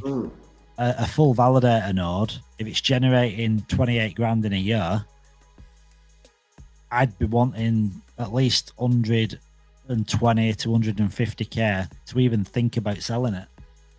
And it's and again, it's not just the return of it, is it? It's not just about what you're getting back. Because you've got a full validator node that is 1 of 800. Yeah, it's. I think what was Ethereum? I saw. You needed 32 Ethereum to have run a node with Ethereum. Yeah. And I think that equaled 168,000 or something. Yeah, and them nodes only pay back about 4. I think the Ethereum pay back about 4%. Like you remember didn't look that good, eh? Yeah, well, you look at that chart what Kevin put up, and it had all the comparisons of different blockchains, and Ethereum were like Ethereum was pretty poor, to be honest. The return. Yeah, it was. Good. Yeah, I was spun out with given rewards. Yeah. So the return on. I mean, it kind of blows you away, doesn't it? The return on these nodes. What's 2 full validator nodes and 3 event listener nodes give you at 50 cents? You're just playing it safe. Yeah. Oh, hang on.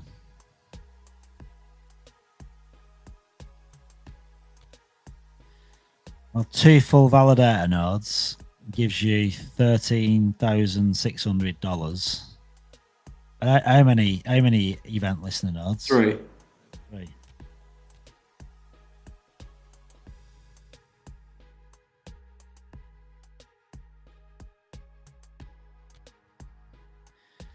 $9,700. So 13,600.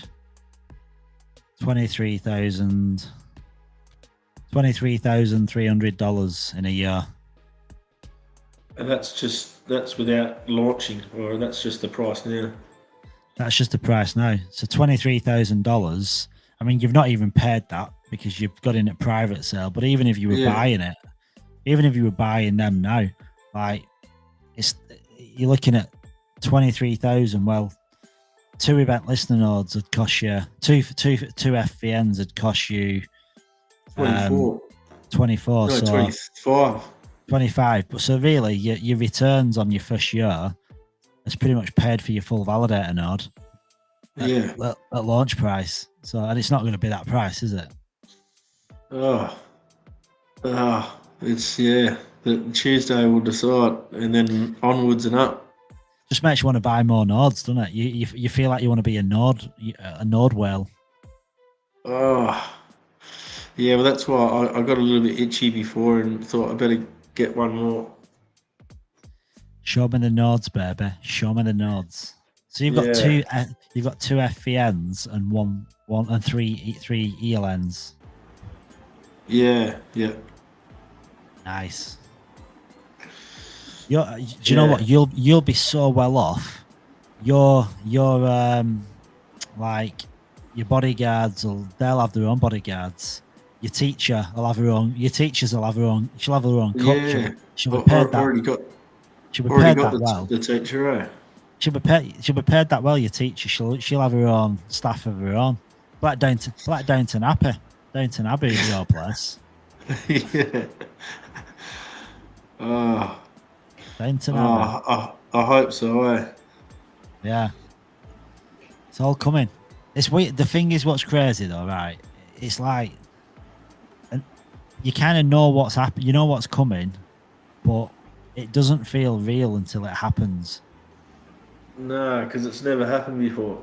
It's never happened before, so you believe it, but then on the same breath you doubt yourself because you think, And well, and all the other people that don't believe you as well make you doubt yourself. yeah, like even my wife doesn't believe me. Like my friends don't believe me. They just think I'm just some frigging fool that is brainwashed and Are you guys Yeah, with pure? the coin people. yeah, coin people. Like just thinks I'm a nutcase and like embarrassed. Like embarrassed. That's what my wife says. I'm embarrassed. That's what she says. Embarrassed. Yeah, So she's not- will she be embarrassed when if it comes through? she's believing me now. But the thing is, right, I'm at the point now where if it's like sometimes I'll doubt myself and I think like if this doesn't work, I'd have to just give it all up and just really knuckle down and just get on with a day job and forget about dreaming this pipe dream. And that's like devil's advocate in my head. Yeah. You're like thinking of the complete opposite. If it all goes to shit, like I've got to just Yeah. kind of pull myself together, get in the real world, not like carry on with my job and just exist and just think this is my life. This is what I've got to do till the day I die. Yeah, get back on the roof, start the car. Yeah, and stop living in this frigging Yeah. this And this then world what I'm in. turn off all the computers. Yeah. But then I slap myself and think, right, okay, well, that's not going to happen. Like this is going to do what it does, and we're all going to be fine and dandy. But again, it's like until it happens, it's like you still doubt yourself, don't you? And you do listen, other people get in your ear, and even though they don't always say it, they're probably thinking, "You're a Walker, you are a dumb shit. Like, what are you doing with yourself? What you doing with yourself?" That's what my mate's missus said. She's going to get us shirts Dumb and Dumber. And I said, well, Are you guys pure platinum, or you are invested in gold and all? Two, yeah. So I'm only in like my ELNs. I've got two, so 10,000 L1X, and two of them are in the platinum. I've not done anything with the rest of my coins yet. I'm a pure platinum guy. Yeah. I mean, yeah, it's bit of platinum, bit of gold. Yeah. I really want the benefits of the launch pad and all that type of stuff with platinum. That's why my main section of it went to platinum. Yeah. I mean, 10,000's gone to platinum. But I think it goes up. The thing is with platinum, right? Platinum gives you guaranteed allocation to the projects that you're buying into. But I think the amount of L1X coins you own will determine how many L1X coins you can buy. And can you imagine getting on some of these projects and getting allocated all the amount that you want to put on it instead of a random lottery selection, and then it times us by 4 or 10 or whatever. Yeah. Because there's quite lucrative on the launch pads there. Yeah. Honestly, right, I got into the launch pad of Star Atlas, which is probably one of the biggest hyped games in Web3 history. And I put money in, and I actually got. I didn't. There was so much volume, the transactions fell for so many people, but they ended up giving me 10% of what I put in. $12.50 give me $1,250. Yeah, that's like my mate put something on the launch pad of Binance, and because it was oversubscribed, he put 40,000 in it, and they gave him 10 tokens because Hey guys, it was valued at nothing because it was oversubscribed and they couldn't give him the 40,000, and then it went from 4 cents to $2. Jeez. Yeah, well, I mean, I were good because like I should have had $120. That was the maximum I could buy because that's all the tokens I had. Yeah, That'd give me 12 grand, but yeah. they only give me $12.50, but I got $1,250 off $12.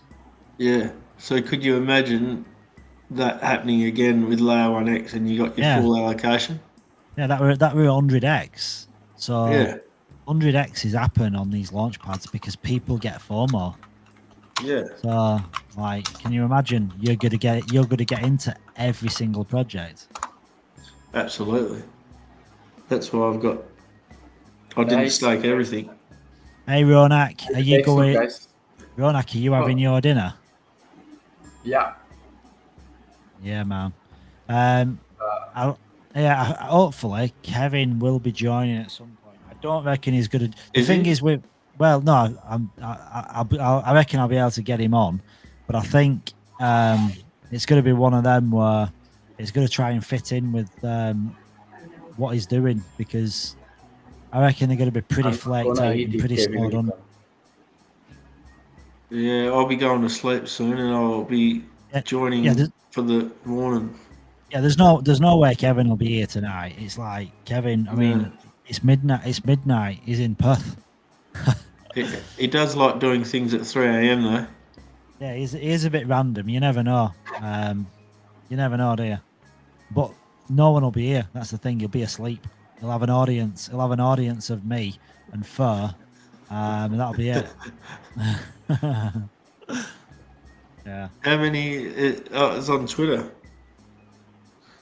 Watching. So there's 688 people on Twitter, and then there's 13 people in. Yeah, what I might do. 690 views. 690 yeah, what I might. Views. Well, I think Escobar's figured something out, and I think Twitter has a 4-hour window on showing your stream. Oh. Because I think after that, Twitter drops you from your search, so it doesn't show up on the search. So I think that's probably why Space is always rug, because I think they've probably got a limit of 4 hours for Spaces. So for video, like this is 4 hours and 32 minutes in, and Escobar said I was seeing the message now. This has been going 4.5 hours, and after 4 hours, the bar at the top dropped down, so nobody new can see it, which is a pain in the ass, really, because that means you've got to keep restarting. I'll give it another share. Everyone just keeps sharing it. Yeah, share it, boys. Share it. Yeah. Share it up. I'm not sharing it with anyone. Yeah, keeping it all to myself. No one's watching it, just me. Just me on the stream on my own.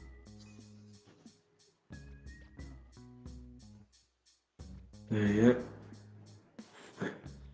Share it, man. Share it. See, Layer 1X have shared it. I mean, it got shared before. Like this space that's live now. It got liked 36 times. Retweeted 12 times, and it's got 16 comments on it. Are we going to break the 1,000 tomorrow? I reckon. So now what I need to do now is look at the Twitter, look at the. How can we tag that person again? What that dude you said. David Gockstein. I'll tag him. Yeah, I'll probably tag him in the. Tag him in the morning. I'll tag him now if you want. If he jumps in now, I'm not. If he jumps in now, I'll be. No, we better be fresh. Yeah, I don't want to get in a conversation with David Gockstein now. I don't think it'd go down too well. Nah, just about nothing. Yeah. We'll just be what is Layer 1X? And I'll be like, Well, actually, David, I've been in the space for 15 hours. My brain's just farted. I've got no idea. What is layer 1x? You tell me. You know more than me at this point.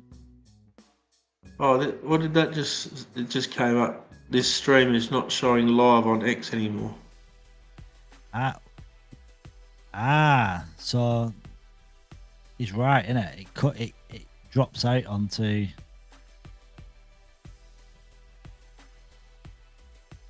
Have a look.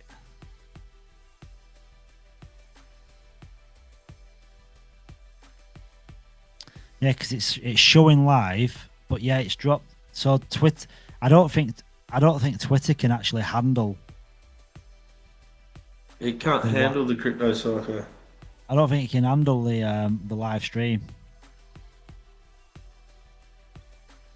It's showing live though. I've got live. Does it show live on yours? Yeah. It says streaming. It still says streaming, and it's not. It doesn't say under live on X on the under the part.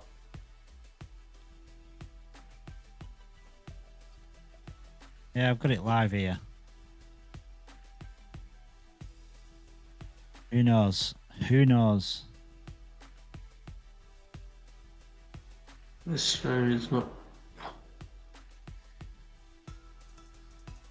It might be a case of having to drop down, and I've got to. What I've got to do now, though, I've got to make a list. So it says it's not streaming live, but I can see it on Twitter broadcast. Yeah, well, I'm looking at my mobile phone now, and it says live. Yeah. I'm actually looking. I'm watching myself live on Twitter. So I think we've just destroyed the Twitter bridge. Yeah, they're not using L1X either. They're screwed. What do you expect? Yeah. Yeah, they're using bridges. Using damn bridges. And we had the layer 1X ship. I like it that the layer 1X ship took out the Baltimore bridge. And that's crazy, that, isn't it? I mean, you'd have thought. Yeah, it was. Kevin must have ripped the steering wheel. Yeah, infiltrated. Yeah. So I'm making a list at the minute. For shopping. No, for the Twitter picker or the for the giveaway. Oh yeah. Well, you know my name. That's my name. Yeah, you're not on the list though, so you're not getting in.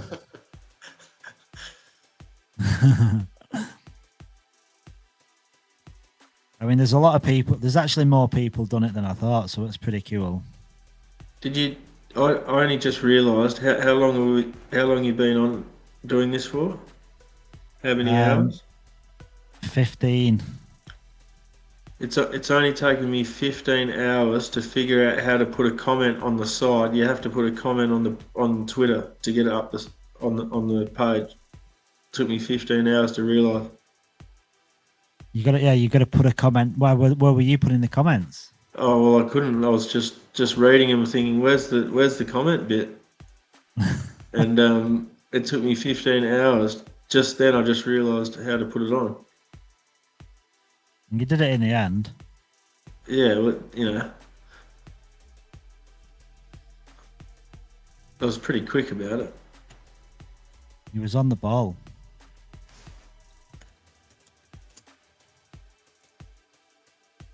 Yeah, I was wondering, how is everyone typing? I can't find the comment bit. And then you have to actually go to Twitter and put it in. Yeah. So putting comments in the comment section doesn't show up on Twitter. No.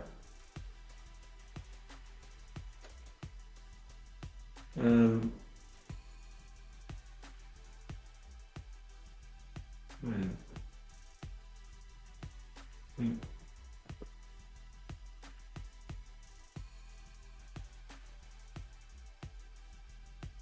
Yeah, so it was only 15 hours to work that out. You did good, brother. I'm definitely computer literate. I'll Yeah. definitely be running my own node, that's for sure. Yeah, there's no way enough. I'm going to be running my own node. No, I won't. No, good God. No, I'm not sitting at my desk 24 hours with 4 laptops running 25 nodes.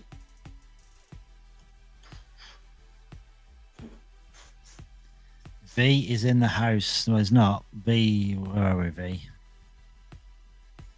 Where's LMG with his music? Yeah, no. Well, we had a few people. There were another guy. Yeah. that was talking about music, but I think they failed to deliver the goods. I think they got a bit camera shy. I think they've Did you left get the building. anyone special throughout the day?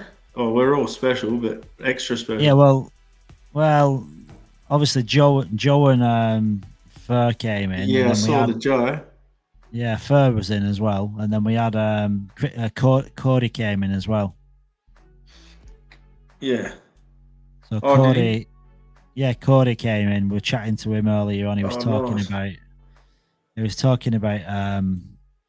like the user interface and stuff, like the L1X app, and talking about space cards, Yeah. and how they're going to be like used, and talking about the website as well. So quite a bit of stuff, and then I've he gives us still a bit got of to. out. It gives a bit of Yeah. alpha as well. He shared some stuff. He shared some like this link with us that showed us this bit of a website which is going to be used for more probably projects that launch on Oh, yeah. L1X. Yeah, I've still got to get into how to make one of those avatar things. Yeah, I mean, I've I done haven't. one. I don't know how to. You can do them now, eh? Yeah, I've only done one of them. Yeah. Because I know you can do more than one, can't you? On different, like if you got a different NFTs, you can do one for different NFTs. Yeah. I think I'll just do one and then put the rest on a couple on marketplace. I think. Yeah, I'm only doing one. I've literally got one. I've got Crypto Psycho, and I Yeah. bought my own name. I don't even care about my own name. I mean, I can't sell it, but I don't know why I bought it. Yeah. I don't know. It keeps saying my name's available, and I don't really want my name. Yeah, well, I'm not being funny. What value has my own name got? Like, no one calls me by my full name, and I know I Only if can't you're in sell it. trouble. Yeah. I mean, who's going to do that? My full name. I thought I was wasting my money buying it. Yeah. Now, when do we get to select Free free NFTs. ones? Yeah. Do you know what? Obviously, it's probably too busy.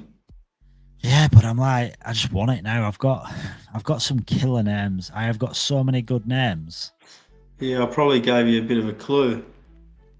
No, I don't know about your name. No, not my name, but yeah, I wouldn't mind the free usernames and the referrals just to come in. Yeah, the referrals have been quite some time. Yeah, I just want the referrals as well. Like when them referrals come in, I'm gonna be laughing. But I just want to. But I've got like the usernames I've got. Like no one's got any of them yet. Like I've had like 10 usernames. I've had 10 usernames now, and I've had them for so long, and nobody's bought them. And I'm thinking they're all really good. And I know what'll happen. Like they'll all go at some point. They'll all go. Yeah, well, hopefully after Tuesday, all those things will start rolling in. Yeah. So just to clarify, I'm gonna do the duck. I'm gonna do a duck. Do you think I should do a duck race? Yeah. How do we act like a duck and race around? It's pretty easy. I'm gonna copy and paste them all in. So we've not got an insane amount like people. So So I'm gonna bring it all up. I'm gonna share my screen in a minute. I just need to get it all up because it's good that you're here. Because if I do a Twitter, if I do a duck race with Yori, it makes it a bit interesting. There's more than one person, which Yeah. gives it a bit of curb appeal. I thought I should do it now because then I can reset it and do another one tomorrow.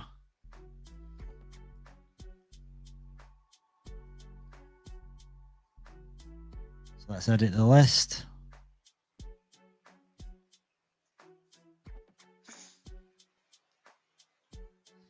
So, oh.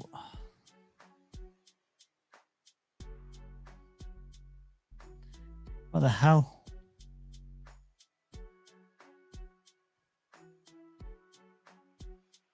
Well, the computer's frozen. What's frozen? Nah.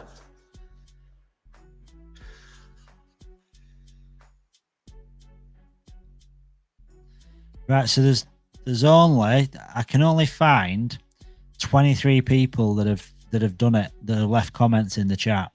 23 people. Is it? So out of so out of everyone that's done it, because I've checked that day, I've checked the day one L1X. Yeah. Hashtag and see if I just search it. I wonder if I haven't done it right.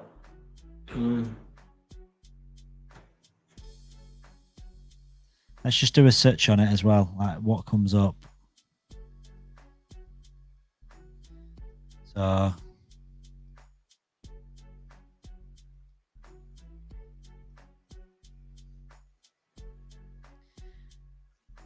I'm seeing if I've got any names that I've not got in my list. It's good because if you type in the hashtag in Google, in Twitter, it tells you all the people that have actually done it. Yeah, right. Oh, it should only take me 15 hours to find that. Yeah, that's all. Nothing major. Yeah, just hold on. Just hold on a bit. Yeah. 15 hours.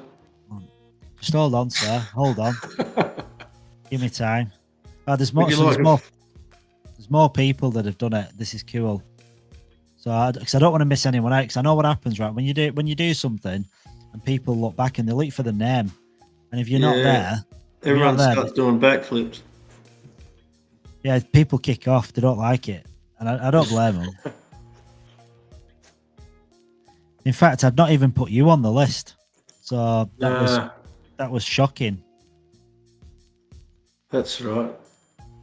Crypto Walker is in the house, and Marco Tunk, James L. Hey, there's a lot of people done it actually. I'm quite surprised. There's more people than I thought done it. Nice. And how do they all go in a race?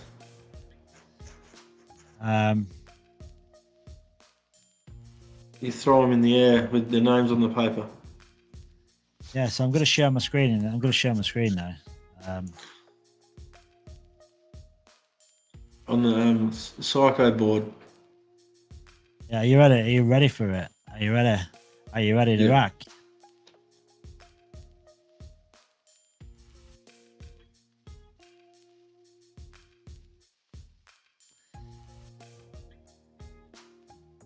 So,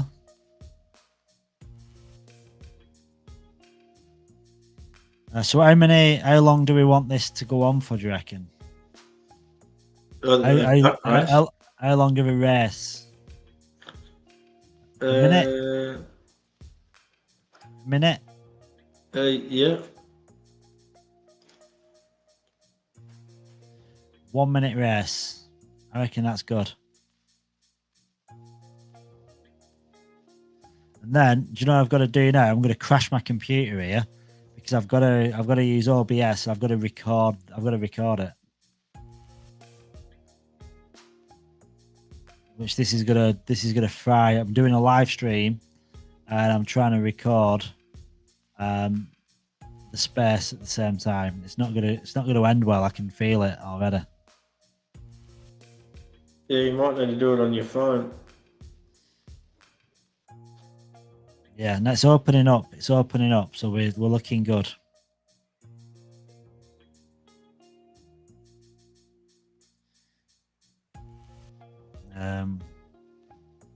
Turn my camera off. So I get the where's the window? What am I sharing?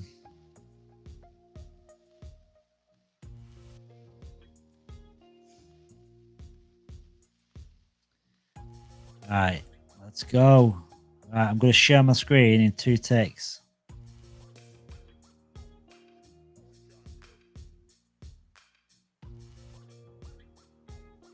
Have you ever seen a duck race before? No, I've seen a horse race.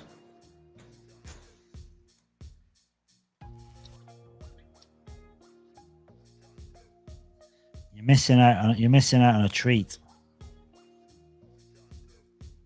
Oh, it's a midnight treat. Right, okay. Right, so let's go. So start recording. So I'm recording. And then I've got to share my screen. So I've got to do it live. I've actually got to broadcast it live as well. It's always a treat. So replace the screen.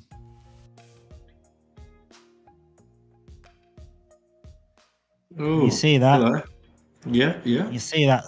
Yeah. So get this party started. Can I be number 4? Right. Oh, here we go. Right, hang on. Let's get it ready. So I think we should.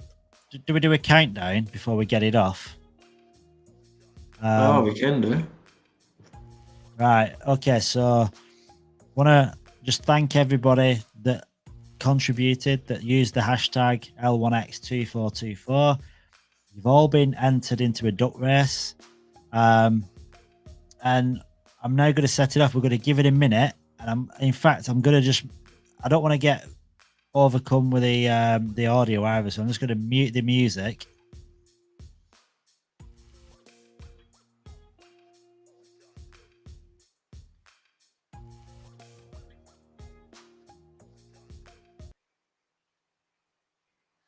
So I've muted the music.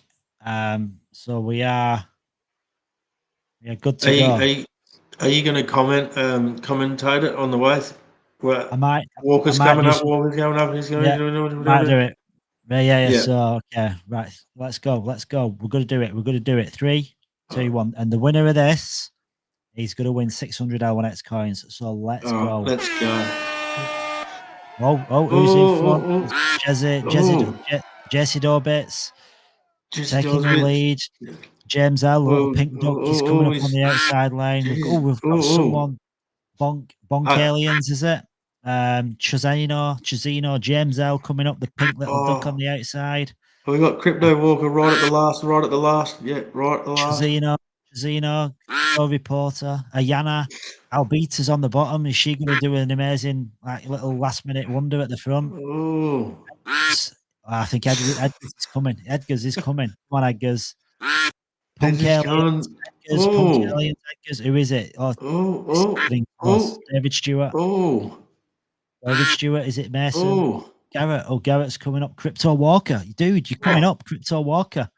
No. Michael.L1X. Luscious Suspicious. Luscious Suspicious. That's a bit suspicious. That is very suspicious. I don't know if I agree. Should we have a retake?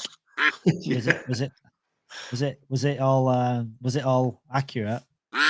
Quite, yeah. Luscious, you've done well. Hey, how can I join? With the duck, right? You've done it. Congratulations. I thought the Walker was coming up. Do you know what? At one point, I thought Walker had won it. I actually thought Walker were going to come in and clinch it right at the very end. Yeah, then I just threw the anchor out. Hey, how can I join this game? What's that? It was a duck race with the winner who did the L1X 2424. Do you know, for the competition? How can I join this game? Well, it's done. It was just one. It was just one race. It was one race that he's got. It's a good game, though, isn't it? It's a good little ducks there. I think we'll do that again tomorrow. Do the old duck race. So whatever the competition is, just finish it off on a duck race. All right. Well, that was a good race. I'm off to bed. Good night, dude. Good night. And, I'll see you in the mornings. Yeah, I've got to wait now for Sleazy Slimy to grace me with his presence so we can take over and do the night shift. I don't think he's going to. See you, Dude, team. listen, it's been a pleasure. And yeah, it's been same. good. Catch you later. Have a good sleep. Man. See you soon. Night, man. See ya. That was a good little session, Ronak. Which one? The little duck race then. Luscious Suspicious won. What was there any prize? Yeah, 600 L1X. Yeah, there's gonna be it's automatic. Yeah, there's gonna be another one tomorrow. So,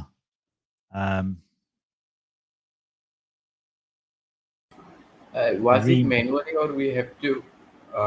Was it manually or it was automatic? It was a community. So, like, people that used the commented in the Twitter post, so just using the hashtags, and I just basically took out everyone's names and added them onto into that duck race, and that just come out, which is pretty cool. I thought you guys are playing games. No, it was just it was a duck race so someone could win the L1X coins. Yeah. I'm gonna post that now. I don't even think I can post it, to be honest. Discord is like limited, isn't it, to what you can post. I'm gonna see if you can.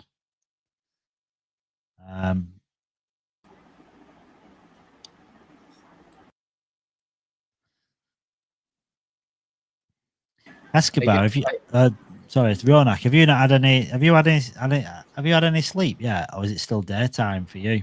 What's daytime, isn't it? No. It's 10 p.m. and I'm a night owl, so I'll be there for 3 a.m. Yeah. My God. Yeah. Yesterday I slept on 3 a.m. and get up on 6 a.m. To join this live stream. Oh my God. Sleep only 3 hours. Yeah.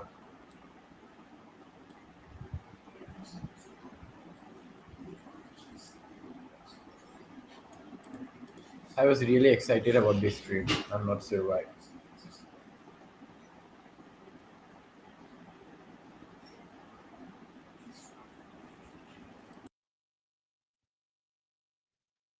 Sorry, Ronak. I was just editing the video. Yeah, no worries. I was just telling that I was very excited for this your live stream. I got a 3 hours sleep till now only. 3 hours sleep, dude. That's not enough. That's not enough. And you're not tired? No, I'm not tired. You're a machine. You're a machine, man.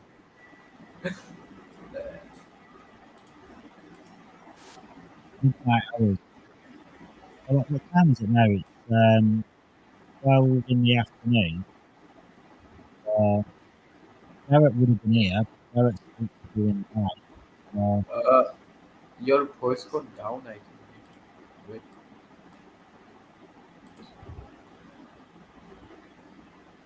Yeah. Hello? Yeah. Yeah, now it's okay. Yeah, I don't think I was showing my screen. I think might need to. I don't know whether to end this and start a new one again, because I can't, because if I start a new one, no one will know it's. Are we still actually on Twitter? Twitter is still going on. I see people commenting on Twitter.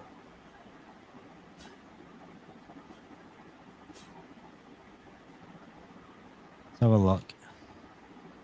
Yeah, V5 is commenting through Twitter. I can see that.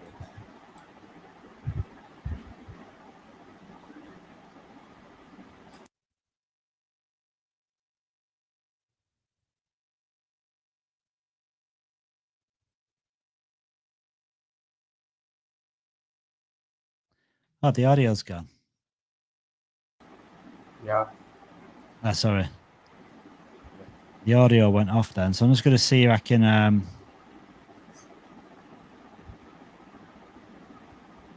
see the live stream. I see V591 typing on X in Twitter handle. I think Twitter is live still. Oh, yeah.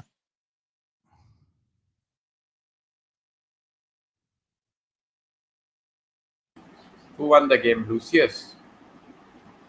Yeah, Luscious Suspicious. I see they are taking Escobar.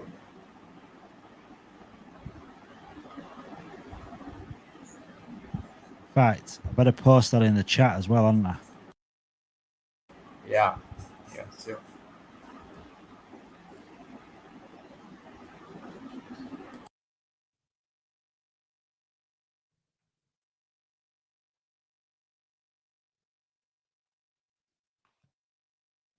Oh my god, you will earn a 20,000 L1X. You what, sorry? I could see your earnings 20,000 L1X. Future earning. Oh, yeah. 20,000 when it's on the Was that of 2 ELN or 1 ELN? well, that's one ELN. So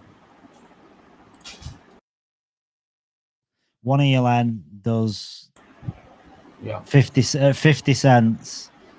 That's going to give you $9,300 a year just for an ELN. It's quite high there also. It's quite high. Celebrate. If you're getting a passive income, that how it's awesome. It's pretty good. That's a decent passive income, isn't it? When you look at it. Skippy. Yeah. Skippy is back on. How you doing, Skippy? Is it morning now? Good morning. No, it's not morning actually. It's what is it? You know what I did yesterday? I made a big mistake, mate. You know that we have the summertime, eh? Oh, but yeah. It's tonight. But because I was free on Friday, I thought it was last night. So I told my wife, I said, you need to change the time because you need to get up like 5 o'clock in the morning to go to work. Yeah. So I changed the clock. I put the clock 1 hour in front. So that means she was 1 hour early to work. She got angry with you. Why are you there? I said, yeah, I thought it was Saturday. Shit. Yeah, it's easily done though. Now, mate. It's 5:30. Ah, right. It's easily done though, isn't it? You can easily, like, when the clocks change. And what gets confusing here, because we're in Western Australia, we don't change the clocks. So that's good. The rest of the world changes, but we don't. But it's a pain because I've got family in the UK, so the time the time stays the same for me, but it varies between 7 and 8 hours. What about England? Do they change tonight as well, or do you know that? Yeah, they change the clocks as well. So it goes from, I think it goes from 7 to 8 hours. I think, I don't know. I never know which way around it is. I'll be honest. Yeah. In India, they are using mobile a lot. Yeah. I got myself two event listener nodes, Skipper. I got two too, but these ones are for later, right? Yeah. I'm thinking about going to the shop today and buying 2 laptops and running 2 nodes. I have 3, yeah? I promise you 1, but I still have 2. I might run them. We were running through those numbers yesterday, and it's like, why not run 2? Yeah, well, it's quite rewarding, isn't it? Like when you look at what they give you back in return, it's crazy. But I have to look into some stuff. Like if you have a laptop, can you keep it closed when still running, or do you need to keep the screen open all the time? Yeah, I think you need because you don't really want your screen on because it just makes your computer overheat, doesn't it? Exactly, that's it. Yeah, so I think all you've got to do is go to your energy saver settings and keep it on at all times, because you've got settings in your laptop, and one of them will be for like to keep your screen on, and then the other one will be keep the computer on. So, but you don't want your screen on either. Yeah, so you can close it like that, right? Yeah. Because if you have your computer running but you have your laptop lid shut, it's not going to be draining as much from it, is it, resource wise, and it's going to keep it cooler. Yeah, exactly. So as long as it doesn't shut down, after a certain amount of time. But like you said, yeah, you need to go into the settings. Yeah, I don't. He's a computer guy, right, Ronik? Ronak, are you a computer dude? Yeah. What about when you're running a node, mate? Can you just close your laptop and it stays on? I keep it on sleep mode. Yeah, but can you close it? Can you close the laptop? Yeah, I could close it. It was.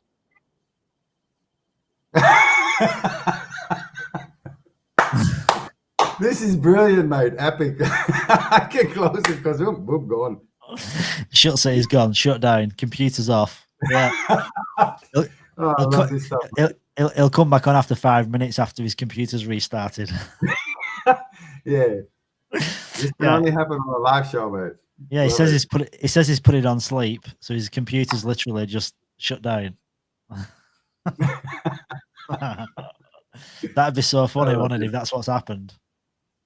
Oh my god. Computer's just died. No, I think he's just messing. Oh, here he is. I was in backstage, man. I'm not sure how I went to backstage. That was funny. It was like your computer had shut down. So, Ronik, did it shut down or did it fully shut down? No. Just my screen was locked. So you can keep like your laptop closed while running a node. You don't have to keep it open. I'm not sure. Yeah, I'm pretty sure you don't need to. I'm sure. Because my internet was not totally cut off, I think. Just my screen was logged and I went to backstage. Yeah, so if you go to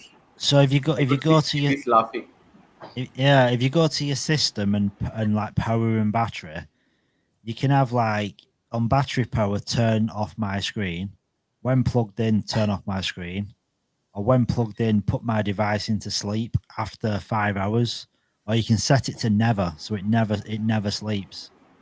So you can have it so your screen goes off, but your computer never sleeps, so your device is always on. Yeah, but that's when you have it open. But I mean, when you shut it, like you shut it. I mean, when you shut it, the screen is automatically off, but is the computer also turn off after a certain amount of time? Are you guys running a node on computer? I've got a gaming laptop.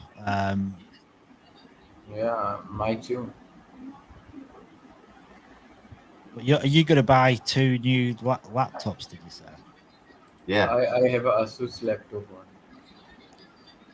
Yeah, mine's a custom build one. Mine was like I custom built it, so I chose like a 144 hertz screen, and then GeForce. I can't think what the graphics card is now, but it's a pretty powerful graphics card. It's just like it's like an OEM one custom built. I have an AMD Radeon. Yeah, so but for a node, you don't need all these expensive graphics and stuff like that. So I have my PC for that. I have the same as you. Like a gaming PC with a 64 RAM. 64 MB. So it's but I don't want to use that, you know, because if something happens, so I'll just grab two cheap laptops with enough RAM and everything in it. These days, anyway, they all have like 16 or 8, at least 8, which is enough. Yeah, you don't need anything special, do you? No, you just need like i5 compatible. Yeah, which And isn't. yeah, you're thinking of running is Windows the best thing to run it on, or Linux? Yeah, I don't know. Linux is like very basic in it, so it's probably like the more basic, less resource intensive. So probably the fewer stuff running on it, the better, right? So Yeah, nothing, just only the nodes. yeah, just have it 'Cause really. maybe 500 a piece. You can buy a decent laptop for this. Now you pay 1,000. It's one-time fee, and just run 2 nodes. I mean, that money be coming in. You know, I mean, you'd get your investment back pretty fast, I think. Do you know what's crazy, right? Like I basically work like a frigging dog every day of the week. Don't do my body any good because I'm on a roof. My knees are knackered. I have sciatica in my back quite often, and one full validator node will basically take all that work away. One full validator node will replace my income. Yeah, It's mental. Yeah, Just to have it. full just for validator having not have a very high rewards. Yeah, it's crazy. Just imagine layer 1x $50. I know. That's the thing, isn't it? Like really, like when layer 1x gets to a point where it's got a decent value to it, you could be earning $1 million a year just from a node. 7-figure in $100, right? Full validator node. 1250 to buy. I'm telling about this. What will be the rewards for full validator node? How many L1x points? Oh, 25K. well,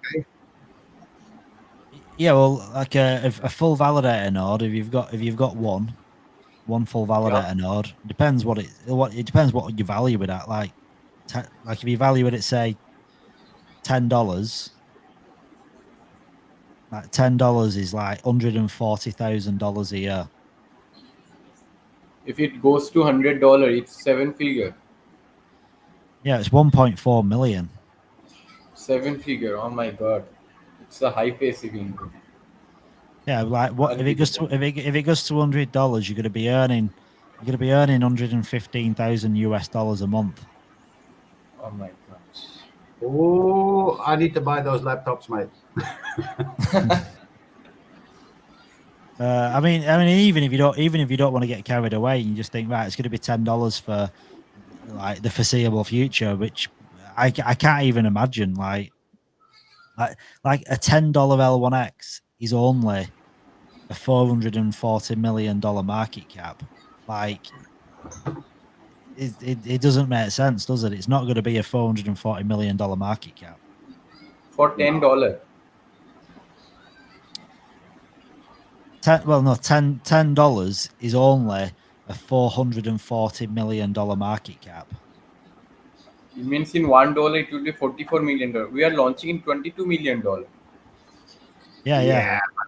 You don't want to go like that. You know, you want to let's take like half the supply. In the full run, it'll be like half the supply, 500 million. So 10 will be 5 billion. 5 billion market cap. It's $100. Which is completely normal. But there will be inflation. But there will be inflation. Tokens will be unlocked.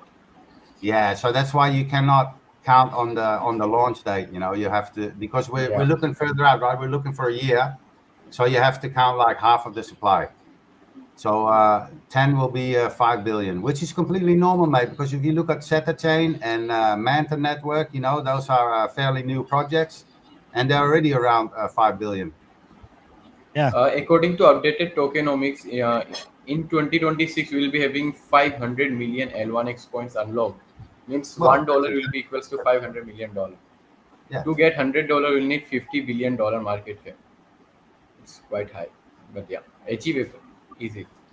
No, it's not high, mate. I mean, Solana is already at 90 billion, 90. Oh, it's gone up again. I saw recently. I saw 85. It's gone up. Let's check it. I think it's nearly 200 now. Oh my god. Moves. It was 181. It moves fast, doesn't it? 87 billion. 87. So yeah, BNB 90 billion. But those guys are going to be in the hundreds of billions. You know, we don't need that. I mean, 50 billion is already is 100 for us. In the peak of bull run, they are gonna break $200 billion. Yeah.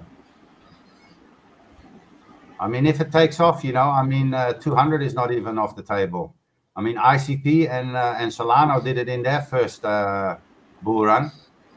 They went over 200. So why shouldn't we at least get 100? You know? Yeah.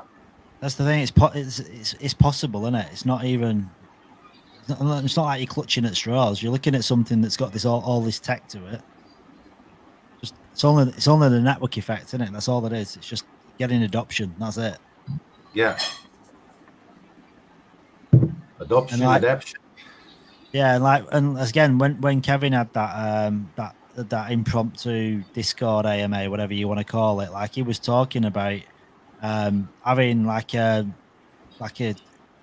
killer utility, and then having someone that's got like real influence and got reach in the space, like weren't really saying an influencer, but he was referring to as an advisor, as if he already had somebody in mind, and because he were talking about giving away potentially up to 20-25% of his token allocation.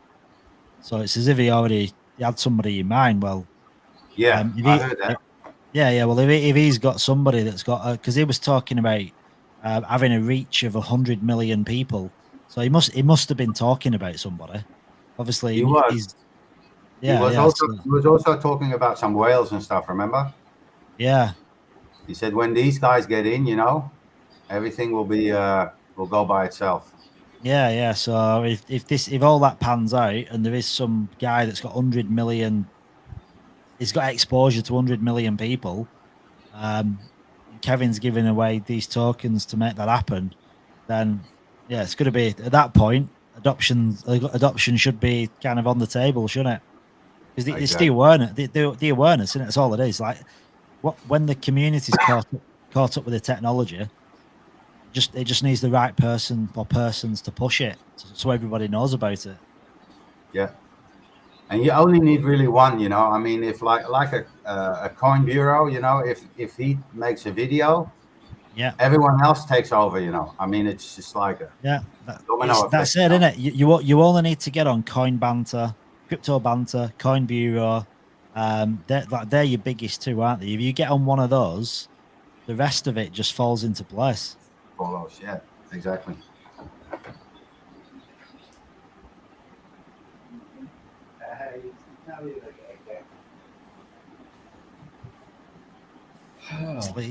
Sleazy Slimy, is he going to come into the house or not? Is he going to come? Mark, are you going to sleep here?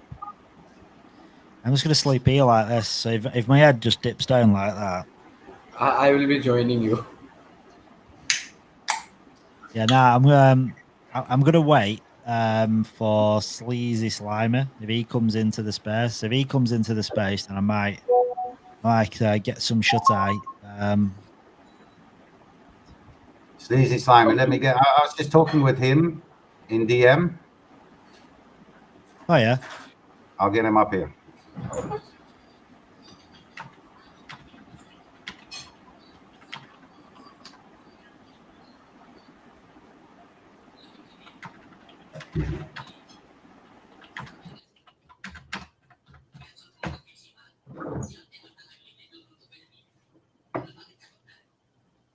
Yeah, I mean, they were talking before about Twitter not showing not showing up as if it had been dropped, saying it's not live anymore.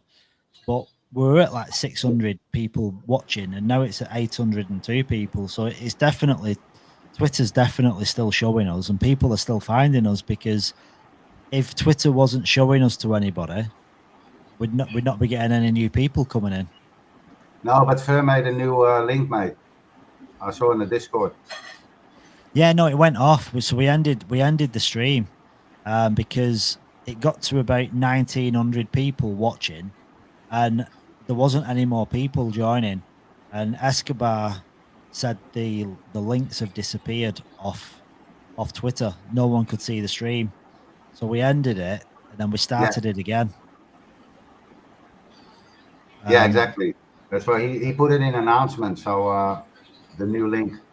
Yeah. So like now, it started again a few hours ago. So it's not doing too bad. Like 803 people, 13 people on our YouTube. Can't complain. YouTube doesn't get a view. I want. It's only 4 views in my YouTube channel. Oh my god. Yeah, well, it's hard, isn't it? Because you're showing it like to a second-hand audience as well. Like even my YouTube, like I've only got the only people I've got about 13 people watching it on my channel. So it's not a lot of people. But they're actually live watching it now, which is pretty cool.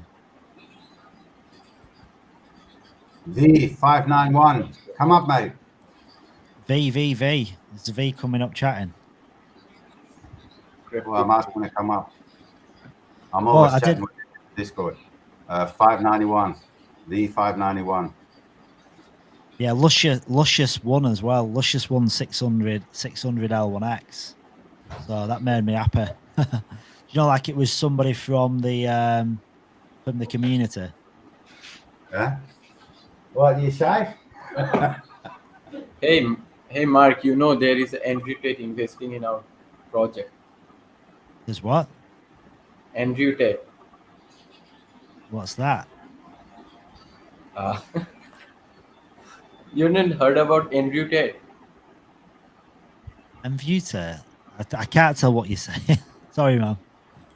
Oh my. Wait, I'm typing here. Type it in the chat. Sorry. Oh, dude. Yeah. I've heard of Andrew Tate. Yeah, where's he? I know. I've heard of him. Yeah. I can see a person named Andrew Tate in Indian channel. He's saying I'm investing in the project. In the Indian channel? Yeah. He's saying he's investing in L1X? Yeah. Is it the real one? Project. I hope so. It would be real one. If it's the real one, you get a lot of eyes on you, mate. Yeah, that'd be cool if it was the real one. Tell him to jump into the stream and tell him to share it on his Twitter account. That'd be cool. Yeah, let him come up here. That'd be fun. Mate, if he announces if it's real, right? But if he announces that he's going to jump in, you know how many followers he has, especially young people? They're all going to jump on, mate. I'm telling about Discord, guys. Don't take it seriously. Yeah, you're just messing with us, mate.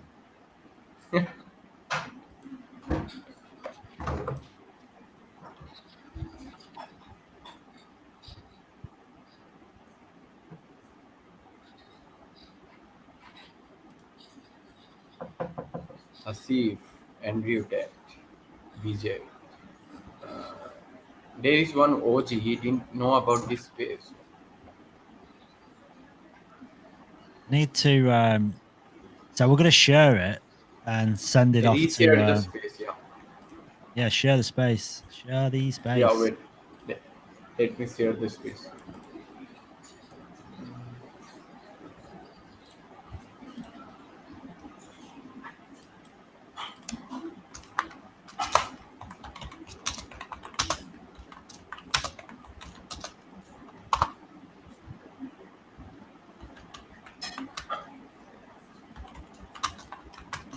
I love the hashtag L1X2424. It's got like a bit of a ring to it, hasn't it?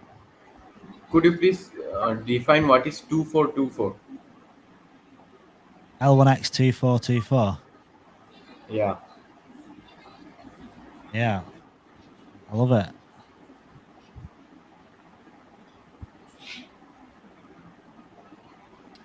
What was the hard drive, crypto? The hard drive that you needed for the node, the minimum? 512 or 1 gigabyte of 1000 gigabyte. 1 terabyte.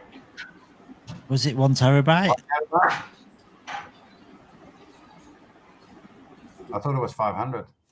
Yeah, I can't remember. I mean, I know you kind of you don't really know for the future because you're storing all the blocks on the blockchain, aren't you? But I mean,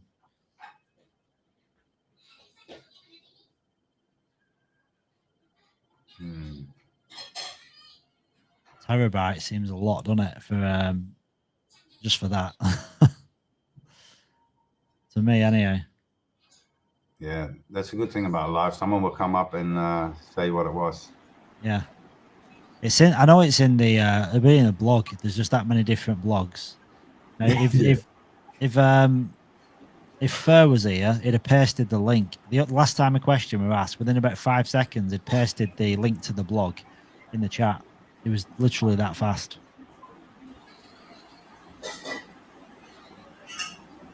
I don't know what are the technology here? Here we go. Multi-core processor, Intel i5 or AMD Ryzen 5, 16 gigabytes of RAM. Oh yeah, 500 gigabyte to 1 terabyte of SSD storage. Now that's good. Yeah, but a minimum of 16 gigabyte of RAM. That's pretty massive. Yeah, I have a 16 GB. It is extended to 32. I have here 64 in my gaming computer, but for getting a laptop, You have a cheap customized laptop, it, yeah. 16 gigabytes going to be more hard. That's legend. 16 gigabyte. I could RAM, extend it to 32, not more than that.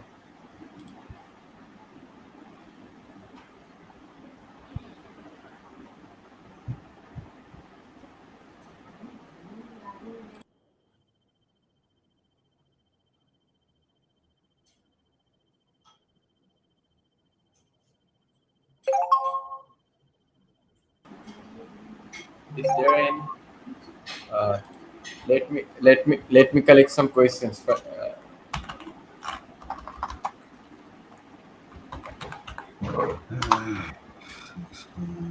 questions. We have Skippy the legend with us. Yes, Skippy the legend, #1 OG, original gangster. The original OG in the house. Original. Yeah. There's only one Skipper. Yeah, there is, mate. But before that, I was D-Man. I changed it to Skippy again. But Skippy is actually my nickname. When I was young, I lived in Australia with my mum and my sister. They still live there. When I came back to Holland, my Dutch was very bad, mate. Because I was young and going to school in Australia, I picked it up very fast, but I forgot my Dutch. But when I came back, I had a lot of friends, and they're all called Dennis. The same like me. So every time we're in the local pub, whatever, and they'd be like, Dennis, you see like 4 or 5 guys turn around and no, not you, not you. So because I came from Australia, everybody just started calling me Skippy. Yeah. So Skip, that's why, because of frigging kangaroo. Yeah, it's my nickname, mate. And they all call me in Amsterdam. I don't live in Amsterdam anymore, but when I go to Amsterdam, my old friends, mates, everything, they all still call me Skippy. Some of them don't even know I'm my real name, That is. Yeah. So is Dennis a common name then, or? Yeah, very common name. I guess in England too, right? Well, yeah. I mean, I don't know a Dennis, but I suppose it's one of them. I think certain names are from certain age brackets as well, aren't they? Yeah. Here you have a lot of Dennises in Holland. Yeah. Yeah, I got questions. Yeah, let's start. Where have you been collecting questions from? I'm using AI to search the funnier questions. I get you. Yeah. Okay, first one is, if cryptocurrencies were ice cream flavors, which one would be the rocky road full of market volatility? And which one would be the stable coin Sunday offering a smooth ride? Well, stablecoin for me, and it's funny, isn't it? Because like USDT, people talk about not having much backing behind it, but then USDC is like, I think it's owned by Impact. I think it's owned by the Winklevoss twins, isn't it? USDC. And Tron is baking them, I think. Yeah, I don't know about Tron. I don't trust Tron. I don't think he's not really got a good. I think Jason Sun's not got a good reputation, has he? Okay. If you could hire a personal assistant to manage your crypto portfolio, what would their job title be, and would they need to moonwalk every time your investments hit new highs? Say that again, Ronak. Sorry. Yeah. If you could hire a personal assistant to manage your crypto portfolio, what would their job title be, and would they need to moonwalk every time your investments hit new highs? God, can you imagine giving someone control of your keys to manage your crypto investment? I'd have to. I don't even think I'd trust anyone. Like, who would you give? Who would you give to manage your crypto? Have control of your. Like, I have guess a control of your centralized wallet. exchange could do like a thing where, like, copy trading. Like, maybe that could be one of the solutions to give someone access to the investments. But Sleazy, Yeah. what's up, man? hello. I'm searching for a laptop here, and then I hear Sleazy. You can hear his voice very easy, Yeah. Sleazy was in Yeah. earlier. He was in earlier on. Then he's had to do some errands. He's back. He's back, baby. Yeah, but he's in the looking Yeah. fit. vengeance. He's more fit than you and me. I went to bed like nearly 10 o'clock in the morning this morning. Is that because Nice. Is that because of this live stream, or do you just sleep funny hours anyhow? I sleep funny hours, but I go to bed like 7 o'clock in the morning. I always live in the night. I work in the night for 30 years already. So I'm used to that, but not 10 o'clock. 10 o'clock or 9 o'clock is a little bit too late, but we were talking like that and it was fun, and then you get over your sleep and then shit. Yeah. Well, it's Yeah, I weird. remember you go. Like, I know that you appear in general chat at like 5 a.m. in Yeah. European time. So Exactly, yeah. Yeah, I mean, it's weird because it's 1 o'clock in the morning now, but I'm not. I don't feel. I felt more tired. I felt more tired earlier on. Like about 10 o'clock, I was really tired. But like now, I'm not as tired as I was. yeah, I'm mostly today I'm more tired than usual because I'm not used to talking for too long. Because like I left the stream, but then I had to keep talking to other people, and yeah, And now you've I'm come not back. a big talker. And now you've come back. You're gonna have to talk again. Yeah.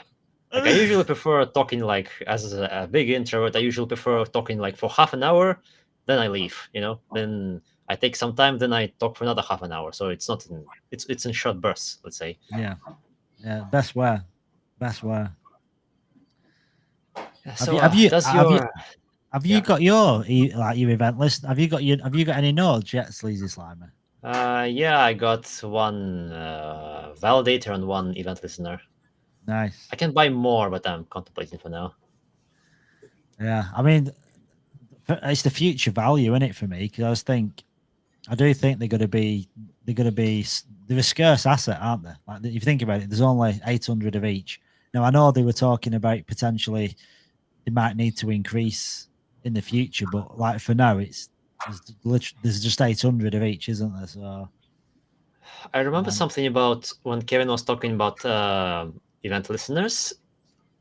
Something like one of the benefits of event listeners over full validators is that event listeners are definitely going to stay 800, while validators we are unsure if it's gonna stay 800 or not. Yeah. But yeah, I remember regardless, that. Yeah, but one way or the other, the node operators are going to be the ones to decide that, not the ONX team. That's what they said, at least. Yeah, because it's not going to be at that point. It's going to be down to the community, pretty much, isn't it? Whoever's hosting, and that'll be because he was saying that's going to be a DAO. So all the holders of the nodes, there's going to be a DAO, and then the DAO gets to vote. And I think, in all honesty, most people will have proxy votes, won't they? Because most people aren't technically adapt to make a decision. So I think most people just probably follow the herd and just go with what everyone else decides. It's like I've seen people say that if you have a node and you don't want to sell it right away, why not use it with the cloud? Because you don't really have to do much there. I think a lot of people aren't going to do it even with that option, just because it takes time to learn how to do it. One thing is some people are too busy. Another thing, some people are too lazy because you would rather do anything else. It's like with airdrops. I'm pretty lazy about doing airdrops, honestly, because I'm quite happy already with what I'm gonna get if the project moons. So I really feel very lazy about doing it. Yeah, it takes no effort at all, but I'm lazy about doing it. Yeah, to be honest, I'm just being lazy. I do a lot of stuff anyway, but I could make time for airdrops, but I can't be bothered because I look at what I've got and I'm like, I'm kind of happy where I am, and I don't have the funds to move back and forth on like using the swaps. I've not got any spare coins where I can just be going like back and forth with BNB and Matic and what have you. I'm kind of buying into projects with anything that I've got spare. I can't. I just think, yeah, whatever. I'm happy for everyone else doing it. It's a way you can accumulate, isn't it? But I'm probably a bit lazy with that as well. Like even with the, I don't even do the tasks like on Zealy or like Interact when they were doing them because I just don't have the mental capacity. I don't think.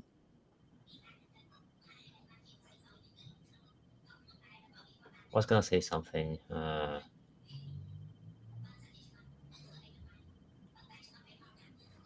Well, before that, I was gonna say I don't.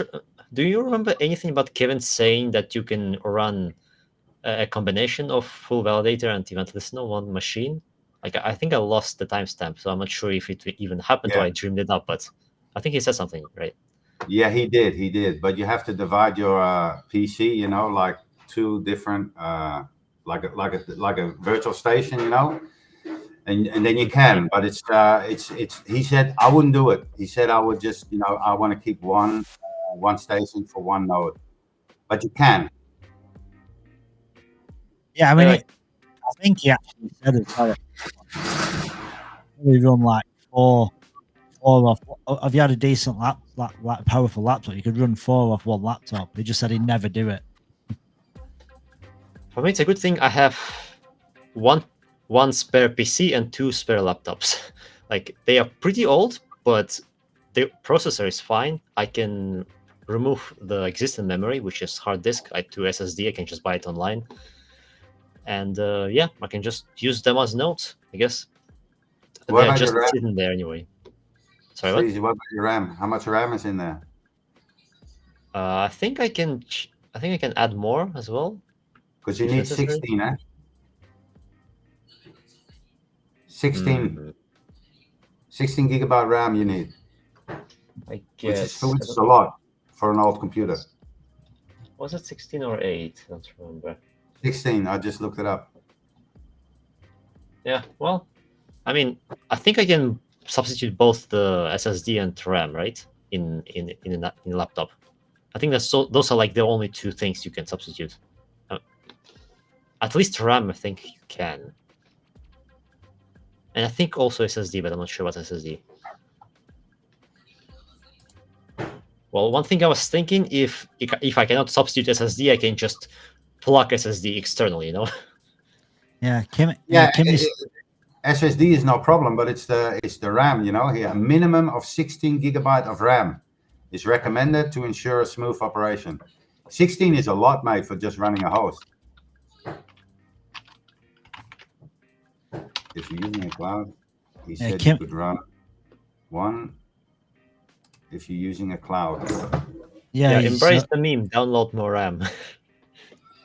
but what do you mean by using a cloud? Using a third person or doing it yourself in the cloud? Okay, so let's see. I'm looking at a video. Hold on. You can remove the battery. I'm looking if we can. Yeah. I'm pretty sure you can change the RAM, the existing RAM in laptop. It's just a matter of taking it out and putting a new one in. Oh yeah, thanks, Carmish. Yeah, she said that she's talking about a hosting service when you're talking about the cloud, because you could have you have your own cloud as well, you know. yeah, yeah, she's talking like data, data centers. Yeah. Because you have these Chromebooks, you know, everything runs in the cloud. Yeah. These laptops, these Chromebooks, they have hardly anything inside, you know. Everything is run from the cloud. Well, it's like me now. Like when I'm backing up, like I just have everything on a cloud Google Drive. Yeah. Like all my photos, I don't keep my photos on my computer anymore. I just have them on the cloud because I don't want to waste. I've got that much. I've got videos and photos from like my first digital camera, and it's a lot of data, and I don't want it on my computer. It's too much. Yeah.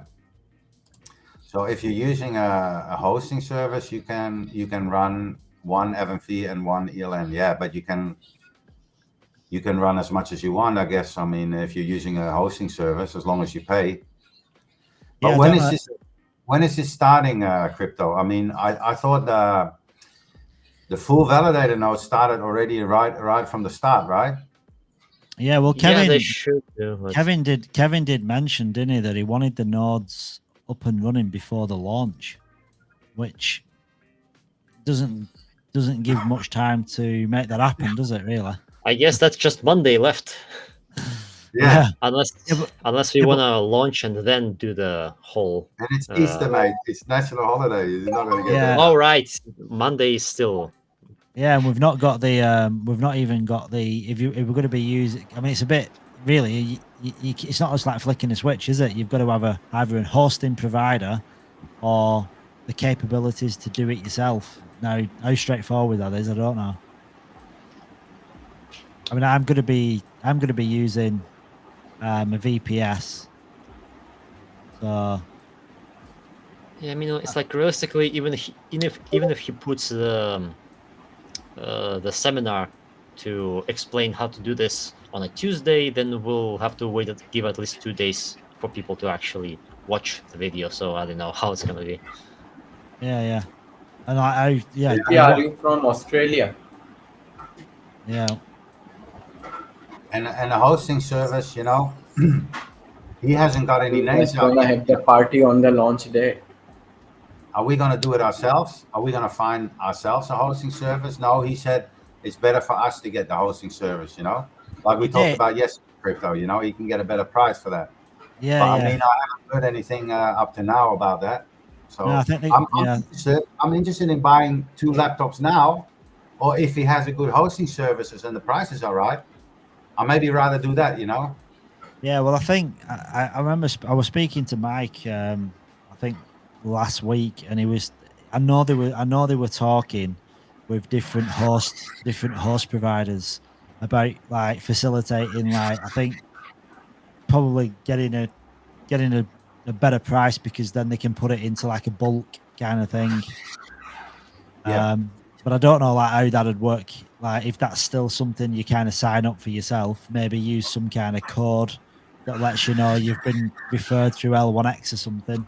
But then it's how do you do that? How do you make that happen as well? Because like your node, it's an NFT, isn't it? Like what do? Do you send them the NFT? Like how do they host it? We need the instructions as well, don't we? Yeah, the same instructions they're doing then, you know, like the script, whatever. What are you saying? You know, It's easy. He said it's easy. Just typing these, you're typing these words in the script, and then it's off. It's done. Yeah, for us it's not easy, but anyway. we Yeah, met but Kevin, some- yeah, but to Kevin, everything's easy. So yeah, I'm Yeah, like- interested in a host service, maybe rather. But if I don't hear anything, I'll buy 2 laptops and run 2 nodes at home. I mean, we'll get it figured out, one way or the other. But it would be good if he come in today and give us some clarity, because it's time is starting to push again. Yeah. It would be good, wouldn't it? Be clear. You think buying laptop is cheaper than a PC? Because if you assemble PC yourself, you're skipping the GPU part. But if you buy a laptop, you have to buy the GPU with it. Yeah, I have a gaming PC here, big one. And I don't want to use that because that's my normal PC. I do everything on there, a virus, everything is easy to come in. So I don't know where I'm going to put. Well, I know where I can put, but if you get 2 PCs more, it's going to cost a lot of room, and then you got to get a screen as well, If your laptop, you already have the screen in there. I'm not a fan of laptops. I'm just buying it for the notes.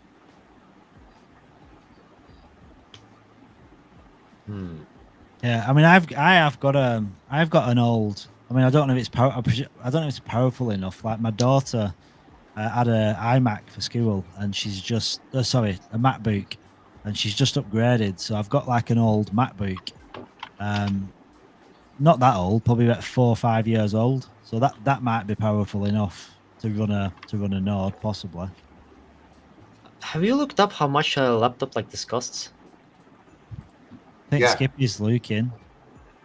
Yeah, around about 500, 400, 500, you can get one. I mean, I don't need a, like Crypto's guy, I don't need a gaming lap. It's only for the nodes. So I just need the requirements, like 1 terabyte and 16 gigabyte RAM. And that's the most important thing. Other than that, operating system, and then don't need anything else.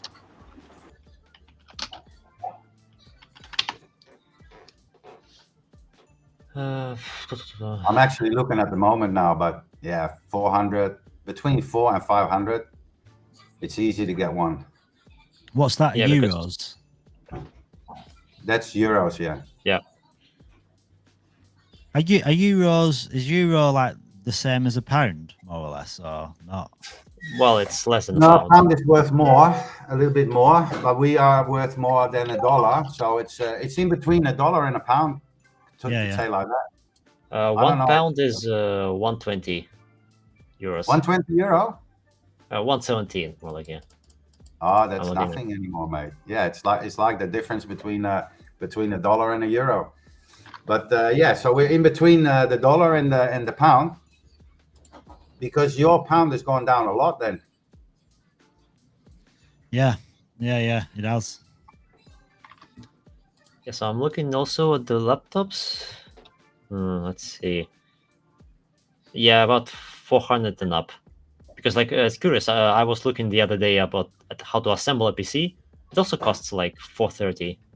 So I guess it's the same price.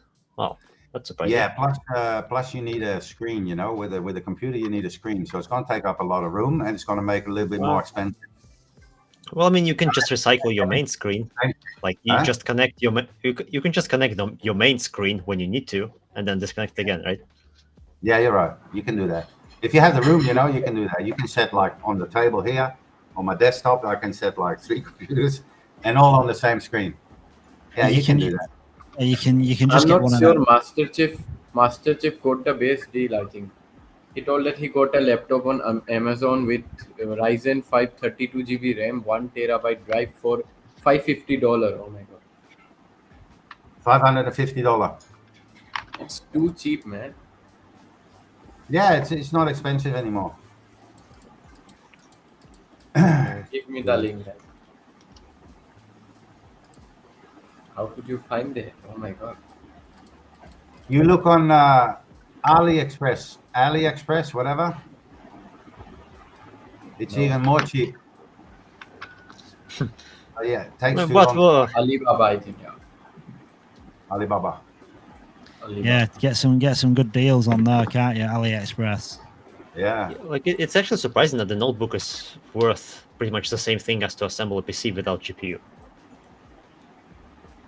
Yeah. I guess. So on the advantage of a laptop is that it's smaller. The advantage of a PC is that if something breaks, you can replace it. You don't have to scrap the whole thing. But at the same time, like notebooks because don't it's break that small, often. So. You know, things break more easily because it's small. The heat can't get away. Yeah. So that's what happens a lot. The charges, you know, they break down. The battery breaks down. I mean, it gets overheated. That's the problem I have with a laptop. Due to you know, a PC is open and has enough cooling and everything in there, so it stays good. Yeah, I mean, if you just do a Linux, just with the Docker image, well, if you have the technical knowledge, of course, for it, then it takes very minimal energy because you're not even running an operating system as heavy as Windows. So. Yeah, we were talking about that earlier. You know, is it better to use Linux or Windows? But yeah, you can get like a Raspberry Pi for near to nothing, and you can run a host from that. You know, it's very cheap, but you have to be a little bit knowledgeable. Yeah, I mean, I don't have the time to set it up and everything. I could figure it out, but we don't have the time. I don't have the time, but we also don't have the time because I mean, like you said, you know, a couple of days and we're live already.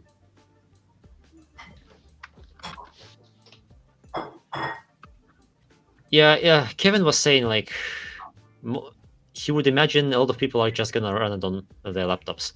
He has, apart from the many PCs he also has laptops. So he says he's just gonna keep them open all day. Although one thing is, we're talking about Sleazy Slimy. We're talking about that today. Can you, when you run a host, can you just close your laptop like that and just let it run? Do you know that? Yeah, I don't know. I could look it No, up, I I guess. Laptop doesn't go offline, I think. I think it. Yeah, I mean, I've got a laptop now, but I don't want to try it because if I try it and it shuts down, it's not good, is it? Yeah. Yeah, because it's like I know now when I shut my laptop, it shuts down. But I think it's because of the settings that I've got. Yeah. Because I'm sure you can I'm sure you can set your computer or your laptop to like always be on, never shut down.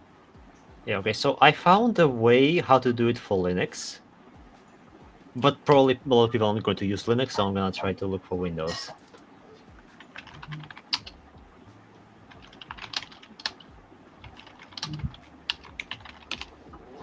There you go. Wow. Also, like because in Linux you actually have to go into configuration files and tweak something, and most people aren't gonna know how to do this.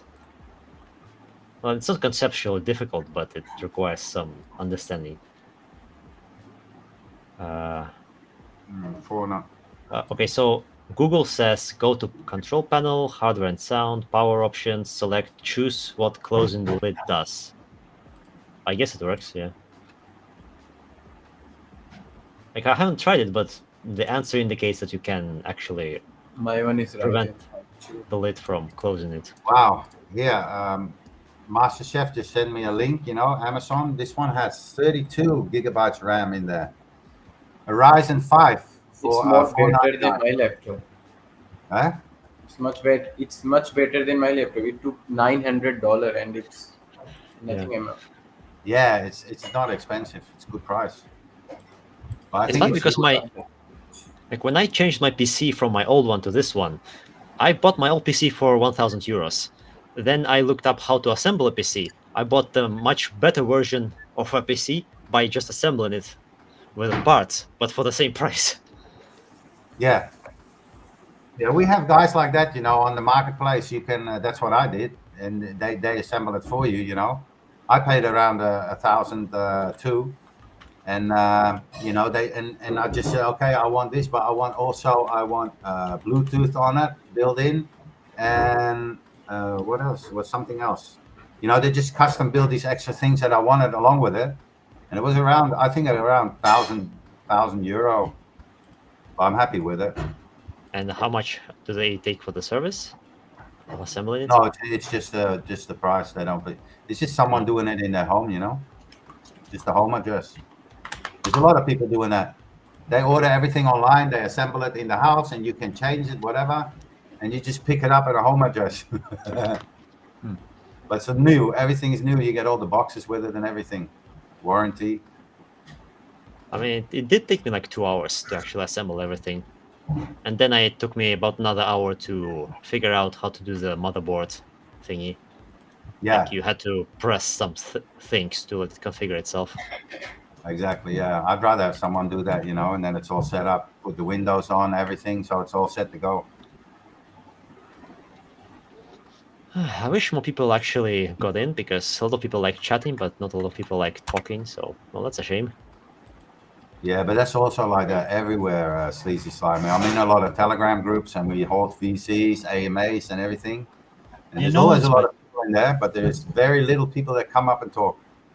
Yeah, I think a lot of people use it as like a podcast. So they go about the day while they're listening to VCs, and a lot of people are like shy as well, aren't they? They're not extroverts. They don't really. No, just keep quiet. Yeah. Like one thing I heard from people is that they don't want to show their faces, which to me is kind of strange, because you're anonymous anyway. Why do you care if you show up your face to some people, not to any data harvesting company? Well, you do it anyway, but why won't you show your face to a few friends you have over the internet? Like, what's the big deal? I never understood that part. Yeah, maybe they're just shy, or they can't speak in public. But it's like in the VCs, you don't even have to show your face, and they still don't come up. But in the chat, mate, when this, why is this, where's the dev, where's this, all this bullshit. And then I said, okay, I'm gonna open the VC. You can ask any question you want, and there's hardly anyone coming in, mate. I mean, they come in to listen, but they don't say anything. But in the chat, boom, all out. Yeah, well, one of the things why I got used to this is because I play some video games where we talk a lot on the VC, because we don't have time to type in chat while we are in the game. So yeah, got used to it that way. What you say? What type of video game? In my case, it's Final Fantasy. It's a MMO game. Battle Royale. Kaimus is asking. No, it's 14. Clarify. You guys talking about the rewards or the initial 25K? No, I was just saying I play a game. MMO. Yeah, I know, but before that, probably she's asking a question. What were we talking about? The rewards or the initial 25K? You just need to hold like the 25K for the validator node. It's just to apply for one, but you actually just get your vested coins back like everyone else, So it's really the node is really for free, if you want to put it that way. You can choose to put it in. You can choose to stake inside the node, but other than that, you don't lose your coin. I mean, if I have 3 full validator nodes, I get my same. If I'm like vested in platinum and Sleazy is vested in platinum and doesn't have any validator node, I get my coins just the same he does. There was a comment about cashing out. Like if you sell your coins, then you would need to somehow maintain still the minimum necessary for the node. But yeah, we're gonna need more details on that, because we don't know how that's gonna look. Because we are being given coins, so I guess if we remove the coins from the wallet or something, I don't know how it's gonna look. Yeah, exactly. If you drop into Maxi or something, or Bitmart, whatever, that's what you're talking about, right? No, that doesn't matter, because your coins are vested, so they're locked anyway. Yeah, so like as we are receiving parts of it, do we have to put those coins back into the node so it still counts as 25K for the validated node, or? Yeah, no, you don't. You don't have to, because it's not vested. Your coins are not inside the node. I mean, other people, like if I have a validator node, I just have to have 25K in my portfolio. I have to vest them in platinum, and then you could put like 25K into them and get staking rewards. I don't have to put my coins in there. I just get my coins vested out like anybody else. Yeah, I'm just referring to the comment by Kevin that if you remove the coins from your wallet, then you still Yeah. need to maintain a minimum balance of coins for the node. So I'm just interested in how that process is going to work. Where do you need to keep the coins for them to count for the node? Yeah, I don't believe that. Did he say it like that? Yeah, it was one comment. Well, one of the AMAs, I don't remember which one. Yeah, some of these things they need to get clarified, mate, because yeah, that's strange. Because they always said like you just get vested out your coins back. Yeah, so like but yeah, you have to hold a certain amount. It's like eventually you'll get all your coins back, right? Yeah, depending on your vesting schedule. So if you sell all your coins, then what do you do? You know, unless you get all your coins back. So if you sold them coins, but you need to maintain the amount of L1X for that node to keep it going, unless that means like you can use coins what people are staking on that node. So like maybe you could sell your 25,000 coins if you wanted to, if you've got 25,000 or more people staking on your node. Exactly, that's what I'm thinking. Yeah, I thought it was like that. Because if they're staking on the node, that's what they're doing, isn't it? Them coins are in the node. Yeah. So maybe you can do that if you want to do. But then if people unstaked from the node, then and you went under that 25k, then you'd probably have to then make up the difference. Maybe so that's complicated because is there like a time limit or a set amount of months, whatever, when you're staking? You know, we don't really know that. I mean, can you stake like for one day, or you need to stake like for 6 months or a year, whatever? Yeah. I suspect he doesn't know either. They'll figure it out at some point. Yeah, Master Chef just said it. Yeah, then you need to top up crypto. So if someone takes out like 5k, you need to top it up yourself, or else it's not active. Yeah, so then what you'd probably end up doing is trying to pinch a bit of the pie from other people that have got nodes, and I think then you start getting into competition. Then you'd be like, well, I've not got quite enough L1X in my node, so then I'll give better APYs. So give people better returns. So people are going to leave one node to come over to your node to come over to your node, because you're setting the APR, aren't you, on the return, on the rewards. So you could kind of sacrifice some of your rewards to then give out more to incentivize more people to come to you. Fuck it. You know what I'm gonna do? I'm just gonna fill up my own node, and then I'll grab double rewards. Because that's dangerous, mate. Because people can take out like 10k, and then you have to put them in if you sold them or you moved them or whatever. You know, you're gonna have a problem. But if you fill it up yourself, you know, you got full control. Yeah, you're supplying your own. Like I remember you said you were going to initially put everything in silver. Like I remember there was one guy who actually did put in silver, his private allocation, but he wanted to actually run a node. So he was like, "But what do I do now?" Because he didn't treat the document properly. He was told to open a ticket. I don't think they can actually reverse the transaction. Like they did do it for the initial 18 people that had that made the mistake for sanitization, but that's because it was a special case. I don't think you can actually go back now. But yeah, it just sucks that. I mean, it's technically his own fault for not reading the document in a thing that he put money in. But we could probably use a better explanation for the users as well. You remember I told you today in Sleazy Slimy in DM, you know, that I made exactly the opposite mistake. I wasn't going to get a note, and I was going to put it in silver. But the thing was, you know, it was set on platinum when I got 10k in platinum because I wanted the whitelist. And then I forgot to turn it back to silver and actually press left again after getting back in. And then, I thought, okay, well, now I'll just get 3 nodes and full validator nodes, and I got 2 ELNs. Because that was my mistake, but actually it turned out good because now I'm, while talking with crypto, I'm kind of thinking, yeah, you can get some nice rewards here, you know. So I might as well just use it then while I have it. Yeah, like I was contemplating about going between mixing platinum and gold, but then I'm like, I am not going to stop running the node. I'm gonna run at least 2 nodes long term. Yeah. So I might as well go for platinum because I'm not going to cash out all of it anyway. I'm gonna keep it in the node.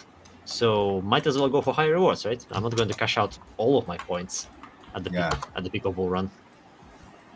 And you can cash out some of the rewards, you know, that you get from the nodes anyway. So if you need some money. Yeah, you're right. But how are you doing it? You want to do the hosting, or you want to you want to do a third party, or you want to do it yourself? Well, at least for my PC, I'm going to run here, in a house. Mm-hmm. I might do the other. Well, I think I'll run at least 2 myself, and then maybe I'll do 3rd and 4th on a cloud. Yeah, because I have space for a PC in the living room, under the curtain, you know, where nobody is gonna see it. Put it on the balcony, mate. Wow. At least it won't overheat. Oh, you're in Spain, right? Well, in summer it will. Yeah, I know. Spain is can be pretty hot in the summer. Well, I'm lucky that it's not as hot here. My apartment is looking south, so the sun doesn't actually get in. Where'd you live, Malaga? It's Catalonia. Okay. You know the region that wants to separate from Spain? That's Catalonia, did you say? Yeah. Oh, yeah. Yeah, he wants to separate. He wants to separate from Spain. Yeah, well, I want to separate from the whole European Union, mate. How about that? Yeah, I'm not a fan of it either. Yeah. Although, you said you're from Netherlands, right? Yeah. I was thinking Belgium, because Belgium is like the capital of European Union. Exactly. If they decide to separate, that would be difficult. Yeah. Yeah, no, I'm not. Holland is not going to separate because they're in it like all the other countries in Europe. But I mean, I'm going to separate myself. Like, if we make it good in this bull run, I just want to migrate, you know, and go live in Asia, enjoy my life.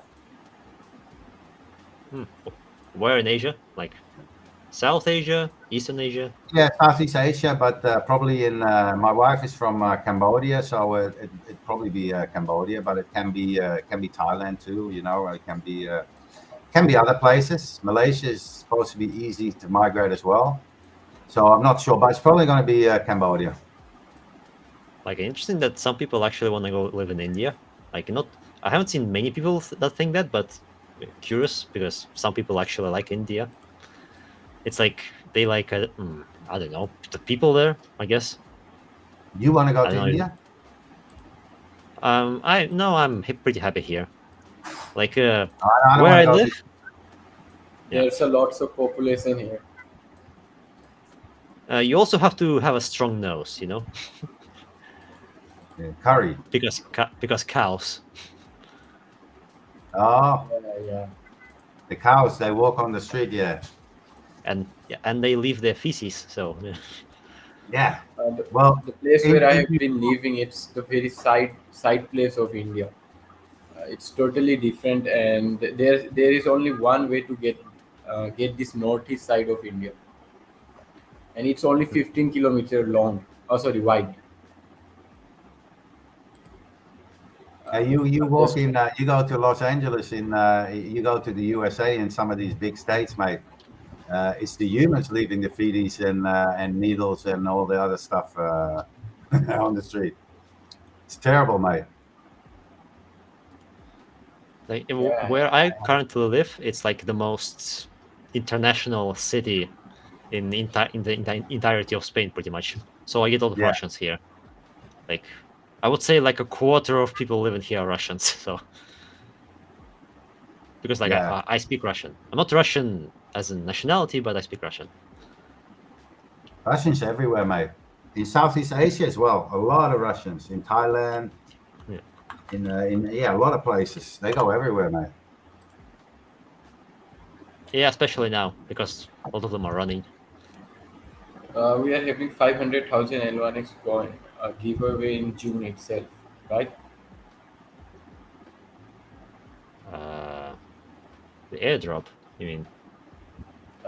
No, I think giveaway. Yeah, 500,000 L1X coin, which was in January, and one part was in June or July. I'm not sure.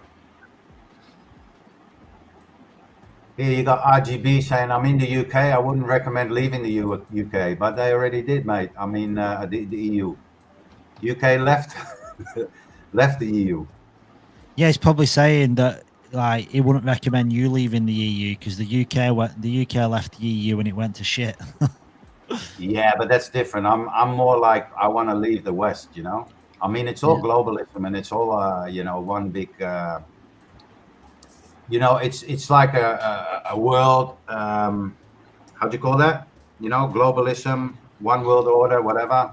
I just want to leave the West. It's not about Europe or even USA. I wouldn't want to leave. Even Australia, I wouldn't want to live anymore. I just want to get out of the red hole, you know, and just all the control and all the CBDCs and all this other stuff that's coming. That's also one reason why the crypto is going to be booming this time around, because we got CBDCs around the corner, right? And even the rich people, they want to park their money somewhere. They don't want to be in CBDCs as well, you know, because they can't do anything anymore. Everything is controlled. Everything is watchable. So they'll go into real estate, they'll go into gold, and they'll go into crypto, you know. That's why you see BlackRock now big into crypto and all these other venture capitals. Everything is going into crypto. That's why this one is going to be so much different than all the other ones. It's like one of the reasons why I'm happy with where I am is that in Spain, they are going in the Western direction of everything to do with the control, but the government is too incompetent to actually achieve that. So at least for the moment, I'm happy about it. Yeah. Like they are trying to control all of the taxes by hijacking the banks, but people here actually use cash a lot more than in other European countries. Yeah. So like they're trying, but they're just not achieving it, at least at the moment. So I'm happy where I'm at the moment. Maybe that will change in the future. But it will all change, mate. I mean, everybody needs to fall in line. Everybody in Europe, anyway. Australia, Canada, America. Everybody's going to fall in line. That's why it's so important that this run, that we get our financial freedom, you know, because there might not be another chance for the people that want to flee that. All right. Have you seen the recent change in Europe that they're gonna make all private wallets illegal? Yeah. Yeah, I was like, before I was contemplating about how the whole tax thing is gonna go. Now I guess it's just not gonna go because it's illegal to do it in the first place. Yeah, exactly. Like I can't even declare taxes. I read a little bit about it, and it's not really the end user like you and me. It's more the provider, right? So the provider of the wallet has to do KYC, everything. If they don't, then it's illegal, like you said. But for you and me, there's not much that changes yet, but it will come too, you know. I mean, in the future, it's going to be very hard to do anything decentralized anymore because they lose control this way, you know. That's why I want to go, because they want control of everything that you do, mate. But we pay a lot of taxes here in Holland. We have like, if I do overtime, night shifts, holiday money, whatever, it's all 50% tax there. So like half they take already. And then at the end of the month, when you have some money left, like you have 1,000 left, whatever, and you want to put it into crypto and you make some profits, I have to pay 35% again. I mean, this is money I already paid half 50% tax over. So it's my money, you know, but they want to take another 35% when I'm making profit on, I'm taking these risks and they're taking the profit, you know? So, yeah. Yeah, because like if you lose money, they're not going to return you anything. So Exactly. We used to have that, you know, you used to get like, you know, like when on your mortgage, you get like tax return. We used to have that on loans as well, you know, you used to get that many years ago and then they changed it. So when you filled in your taxes and you had like big loans, you would get tax return of that, the same like your mortgage. But now you don't get that anymore. So like you said, you know, if you lose, you take the gamble. They don't say anything. But if you make money, you need to pay 30-35%. That's why I like decentralized. That's why I don't want to connect every wallet to everything, you know, because they'll find out, and then you get a big bill at the end of the year. Yeah, it's a funny. Yeah, you kind of you don't want everyone to know all your business, do you? That's the thing. You don't want everyone knowing everything about you, where all your funds are, where all your assets are, and wallets are so easily traceable as well, aren't they? You gotta Yeah, they are. You gotta be clever with it, and I think jumping in and out of centralized exchanges that you can put stuff onto clean wallets then, but then you still got that connection with the centralized exchange as well. Exactly, you do. And then you've got to be careful because you start looking at like Monero, like that's like a centralized, like a privacy kind of blockchain. But then look at what happened with Tornado Cash. Like literally Tornado Cash, the founder got like put in jail or something, and Tornado Cash wallets all got blacklisted. They're still holding them. Yeah, now they're going after Bitcoin, you know. I mean, they keep going after these guys. After they went to Binance, you know, like they're blocked in the USA. Now he's blocked in Europe, mate. I mean, blocked in Canada, Australia, probably too. So, and now they're going after KuCoin. They're going after all these big boys, you know. I mean, they're trying to take it down. They're trying to make it hard. Yeah, I mean, a lot of it's creating a lot of FUD as well, isn't it? That's the thing. It creates so much FUD that people get scared, and because at the end of the day, these centralized governments, they don't want crypto to succeed, do they? Because it's taking power away, isn't it? Decentralized. Yeah. People have got a lot of wealth, and no government benefits from it. Exactly. Right, we have much more power than them, but we don't use it. You know, I mean, if we stick together, we can vote them out. But yeah, it's crazy. People just follow the news. There's so many lies in the mainstream media. I never watch the news anymore, mate. I mean, there's so many lies, but people just follow it blindly. They tell you one thing and they believe it straight away. Yeah, I don't watch the news typically because you don't really know what it is you're watching, do you? Like, what's the narrative? There's an agenda behind anything, isn't there? Yeah, there is. Yeah. Like, remember how the SEC is trying to go after Tron, even though Tron is not even operating in the USA, but they're still trying to go after it. Yeah. I'd like to see where it goes, because like, are they gonna go after people on an international scale, even though it has nothing to do with the US? As the world police type of stuff. Well, the US go after everything, don't they? They just want to take everything down. They don't want anyone apart from people with money to make money. They want to keep everyone sheep. Yeah, and really, that's governments in a nutshell, isn't it? Governments keep the wealthy wealthy, and keep the minions slaves to the system. Yeah, exactly. It's a quote: accredited investor. Yeah, that's the fancy word for rich people. Yeah, so you got to be rich to invest, to make even more money on what you already got. Yeah, like someone that's not got any money that can potentially change the life in some investments, they're not allowed to, because they're looked upon stupid by the government. You're not clever enough. You're not educated enough. It's a lot of nonsense, isn't it?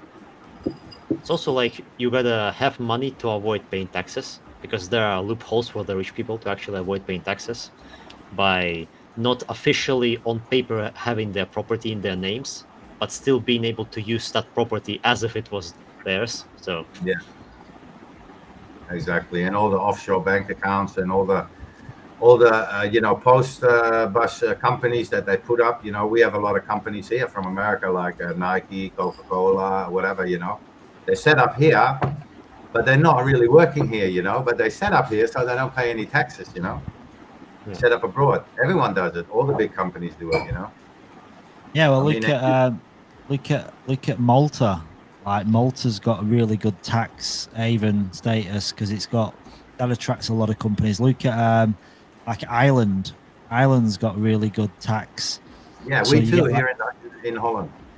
Yeah. It's crazy. We have the same. We have just as low as like Malta and all those other countries. But the UK do it as well. It's for outside. It's not for the companies in your country. It's for companies outside of your country. You know, they're setting up in London, whatever. You know, they set up an office and that's it, and then they get the tax benefit, which is for a foreign company. So yeah, it's crazy. They pay next to nothing.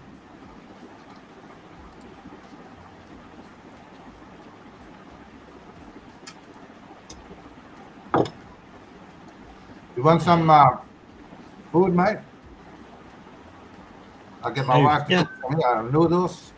Yeah, I'd love that actually. Some nice noodles. Give Are it those me. instant noodles or? I'll transfer it over, mate. What's your wallet address? Yeah.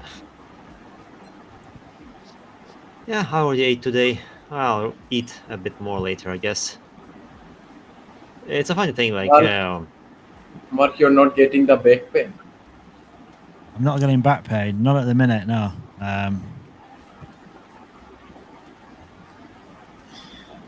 I'm good. I'm not at the minute.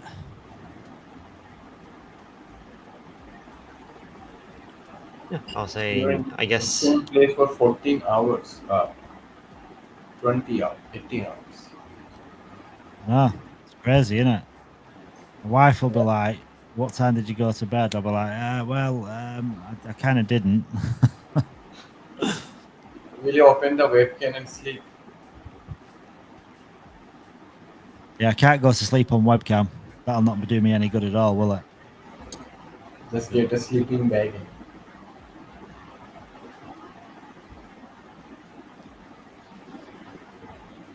Yeah, Well, guys, I'm trying have some, to. I'm gonna finish my dinner. I'll hop off for a bit. I'll come back later, see if you're still awake, mate. Yeah, no worries. Catch you in a bit. You guys have a good day, mate. Bye. Bye. Yeah. Yeah, and I'm trying to watch my weight. Like, I'm by no means overweight or anything, but trying to maintain. Because, like, it's just easier to move my body when my stomach area is smaller. Like, when I gain like 3 kilograms or something, I start feeling like it's weighing on me, you know? Good God, 3 kilos. Oh my God, I need to lose some weight big time. I've got. Yeah, I mean, I go up and down 3 kilos normally. Once every 3 months or so. I gain some, then I'm like, I need to lose a bit. Then I go down, then I forget about it. I gain them again. So yeah. I got my duplicate here. Wow. Am I what? I got my duplicate here. Yeah, I couldn't hear that.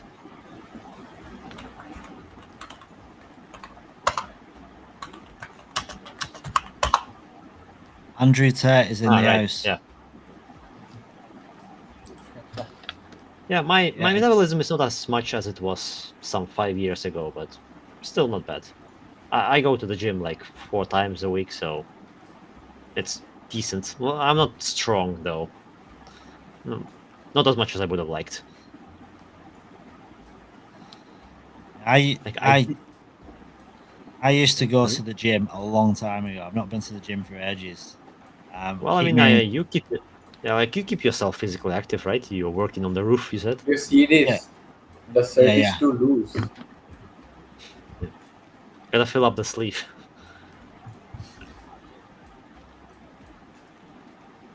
I've been sleeping for only 3 hours. Yeah, the stream's been going. Yeah, I've not had any. I'll be not sleeping until Mark will sleep. Well, I had 5.5 hours sleep last night, and then got up at 7, and now it's like, Christ, what time is it? 10 to 2 in the morning. So. Oh yeah, today in Europe I slept on 3 a.m. and woke up on 6 a.m. for the I was super excited for the live stream. Yeah, 3 hours. Oh my God, you had 3 hours sleep. I had 5.5. I had 5.5, and that's so it's 10 to 2 in the morning. No, it's 11 8:20 p.m. here. Ah, yeah. Still early for you. What's the time currently in your? Sleazy Slimy, I think Yeah, it's what I'm time is it for you? Like 6:50. AM. No, the evening. No, it's evening. Yeah, 18:50. Yeah. It's only now getting late. Like you can see, my illumination here is a bit worse now. I will turn on my lamp later. Yeah, so is Catalonia like, is it small? Is it a small area?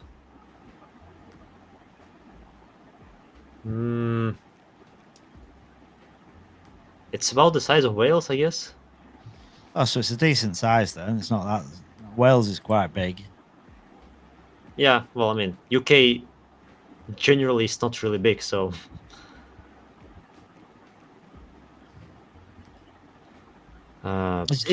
Is Barcelona in Catalonia? yeah, the capital. Yeah. Okay. That's I've why never- people mostly know that. Yeah. I've never been. So was Catalonia once a country in its own right? Or Well, has it always been part of Spain? yeah, it's been a part of Spain since Spain became a thing, pretty much. Yeah. Because I don't know if you've seen the flag. The flag has four different like elements to it in the center. Well, Catalonia is one of the four.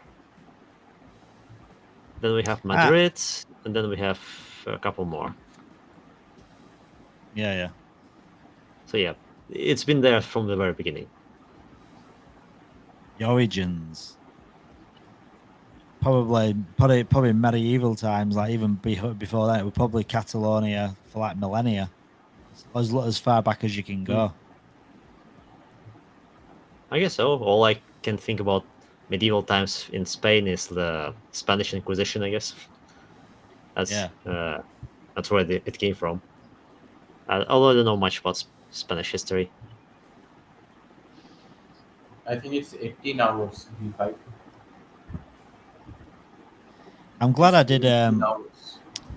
I didn't try. Right, I didn't try that data sanitization or anything. I didn't do any of it until today. So like everyone that were waiting and like staying up late and trying to get to the point where the wallet would connect and they could log into experts and all that malarkey, and I just didn't do any of that. And coming today, connected my wallet and just got myself 2 of the event listener nodes. It literally took about a minute to get it all done. Yeah. That was saved myself a little bit of stress there. I think waiting to do it now rather than doing it like a week ago, or trying to do it a week ago. It couldn't be done then. Yeah, I mean, there's no real reason to rush it. Well, I guess if you want to be the first on the host node, but yeah, I just wanted. Yeah, I mean, I want to get an FVN. I mean, but I don't know. I look at the rewards for the EVNs and look at the rewards for the FVNs, and like two ELNs gives you the same rewards as an FVN according to the calculator, but two EVNs is only like 10,000 L1X, whereas an FVN is 25,000. So I wonder how accurate actually that is. Let's see. At the moment, we have 435 ELNs sold and 343 VVNs. Well, it's filling up. I wonder if we're gonna sell out. Today's Saturday. I guess it's gonna stay roughly at this number. Like 2 days, so most people should already be. So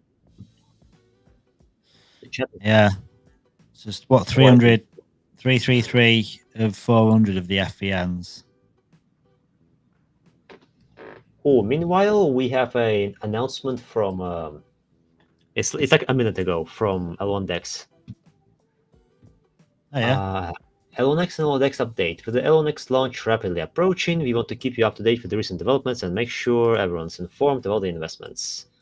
if you participate in the pre-sale rounds, prior to launch. Okay, so first of all, they're talking about token investing. This is stuff we know. So go through the data sanitization. Vest. I'm gonna.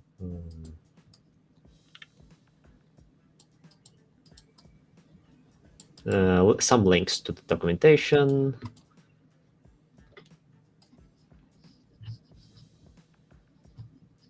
They made a decision to launch L1 DEX with their own emissions token, so they're gonna have their own coin, not coin, token. Yeah. So like before, we used to have the idea that it's gonna be just L1X, but they're gonna have their own token. Yeah, I mean, yeah. So I wonder where that's going to work. There's going to be some kind of private sale to buy that, or is it just going to launch? Because it's a utility. I mean, so that's going to be the liquidity, is it? The liquidity token, or yeah. So I've participated in one other DEX before. Essentially, you put in the liquidity, and they give you a very high emission rate of their own token. That's how they did it in that one. And they kept emitting for more liquidity for like half a year, and then it started gradually decreasing. Maybe they're going to do the same one. Yeah. That'll be interesting. Yeah, that's actually not quite news, because I saw in chat that they said it like 2 days ago in an AMA or something. Yeah, they might not have officially announced it. They might have just announced it in the chat, and then I mean, that's probably getting people excited, to be honest, because if they're part of like EMP money or Dex Finance, they're probably looking at that.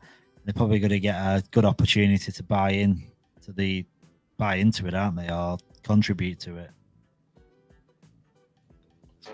Yeah, then there is more to this. As none of the purchased tokens will be available at launch, there is no real value for our communities, and the potential volatility, given the new circulating supply, outweighs the benefits of using it as a reward token. So I guess the gist of it is it's gonna come later. As for the launch of L1 DEX, we still have every intention of being the primary exchange on L1X. However, the code is not going to be open source until full mainnet launch, which is like 2 days. So combined with missing infrastructure like testnet, blockchain explorers, etc., and lack of published audit reports, well, I guess that one is coming. We're not comfortable deploying at this stage. We've been told that all of this will be made available at full mainnet launch. As soon as we have a working open source blockchain with supporting infrastructure, we'll bring Spring into action in order to quickly finish the deployment of L1 DEX. Okay, so coming soon. Yeah, so as soon as L1X is up and running, be good to go. So MasterChef just posted 67 FVNs left to opt in for the experts. The ELNs have actually sold out now. They've gone. Well, the initial 400, yeah. Yeah, but then the other 400 are for people that are buying in, aren't they? Like the ELNs are for the experts, reward like people that have previously bought private sale and public sale. But then looking at the L1X app, you've got like 35 out of 400, which are for the top up buy for ELN. Yeah, basically the other 400 are for people that are buying the ELNs, according to that. So if you so if you wanted to use your existing L1X, looking at that, it looks like they've all gone and you can't get one. Like the remaining 400 are people that are topping up or buying directly by connecting the MetaMask wallet. I mean, the remaining 400, you can buy them with either method, from my understanding. I haven't tried. Yeah, I mean, because if you've got the if you actually got the L1X, you don't need to top up, do you? You've got them. So. Yep. And then the FVNs, yeah, there's 67 left. The the first 400, and again, the second 400 is for top ups or people buying. So I wonder how that works then. If you've actually got the L1X and you don't need to top up, you don't need to contribute. Does that mean you can't take part in that final 400? No, I think it's both. Like you can top up or you can not top up. Yeah, hopefully that's the case, because mean, there's probably people that still want to get an ELN that don't need to buy. They've already got L1X. I mean, at worst, you can top up like $100 and go for it. Yeah, you could contribute like 4,900 L1X and then just buy $100 worth.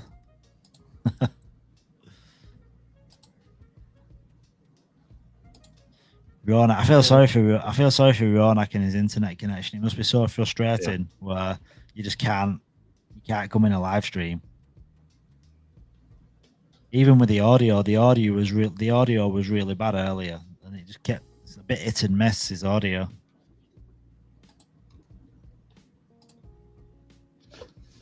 Let's see. I have here one person who came back after a month with questions. Let's see if those are some of the questions other people would like to know.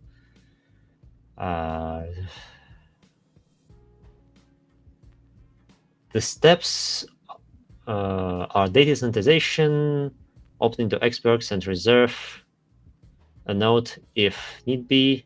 Are those steps available as of now? Yes, until you actually do it, I guess, because it's not going to close. Are there FVN spots? Yeah, another almost 400. The mount scene, 20K, 24. If you stake into Platinum 20K and you want to buy a FVN, is the amount that you see for the FVN 20K or 24K? Because 20% bonus. No, 20% bonus is excluded from this. Were you reading them questions? It's a guy who sent me I have a little Discord server where I summarize every week. So he just came back and he started reading everything. It's surprising, isn't it, how many people you ask questions where they've bought into the private sale and they've not been for like a year and don't know anything. Yeah, I mean, they come back like once a month. Yeah. And to be fair, for a long time, there was nothing going on. So if you buy, quote unquote, buy a node, are you consuming the tokens? No, you get your tokens back. Yeah, I think that's the gist here. You just put them I think a lot of people think when they buy a node, they've bought it and they get a node in exchange for the tokens, but that's not the case, is it? You get your tokens back. You've just got to maintain the value of the node with the L1X coins.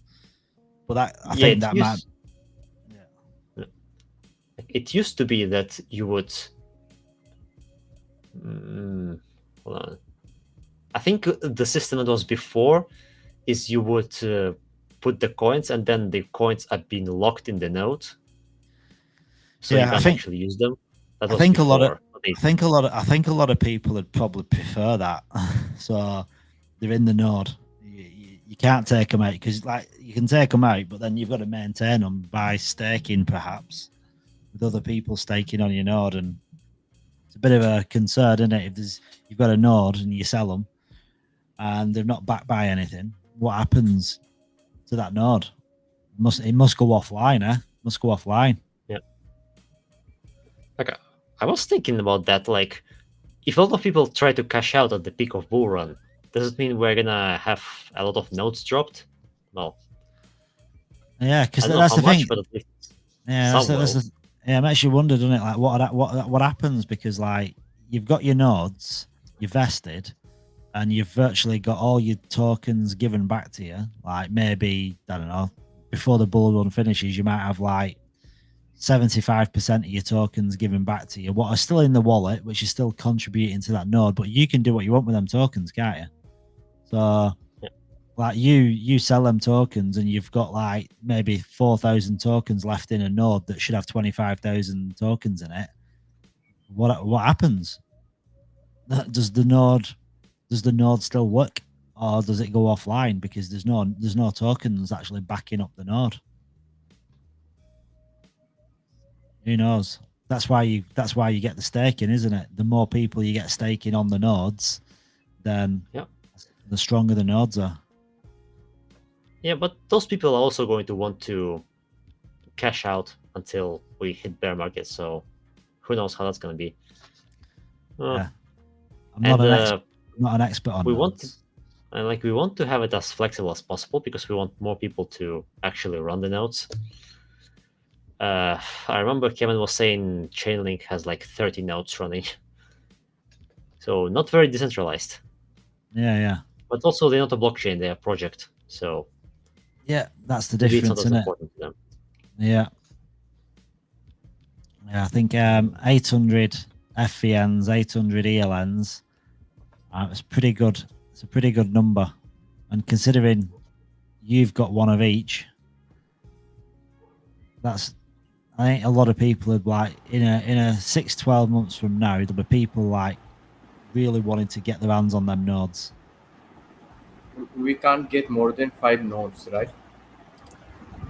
Yeah, that's what they said. Like I haven't tried getting more than 5, but at Well, least they said we cannot. Yeah, I It mean they was say just a request, I think, by the team. It's not like you have. There is no indicator or something to prevent this more than 6 nodes or 7 nodes. well, it just goes off your wallets, doesn't it? I mean, at the end of the day, when they say you can't contribute, like it's like when you have max wallets and stuff in it. Like you're getting a project and there's max wallets, or you get in some kind of whitelist for an NFT. You can only have one. You can only have one, and it's like it's not really true, is it? Like one wallet can only have that, but no one has a clue how many wallets a person's got. Really, they're not tracing they're not tracing Etherscan or tracing one wallet if that's connected to another wallet, because that doesn't prove anything either. You could have sent funds to another wallet, couldn't you, that bought into the same thing? I'm actually glad we have MEXC on board because MEXC allows for anonymous operations. So you don't have the same problem as with other centralized exchanges that you don't have to actually go through KYC, at least for small amounts. Yeah, I think Bybit used to be like that as well. You could withdraw up to 2 Bitcoin a day without KYC.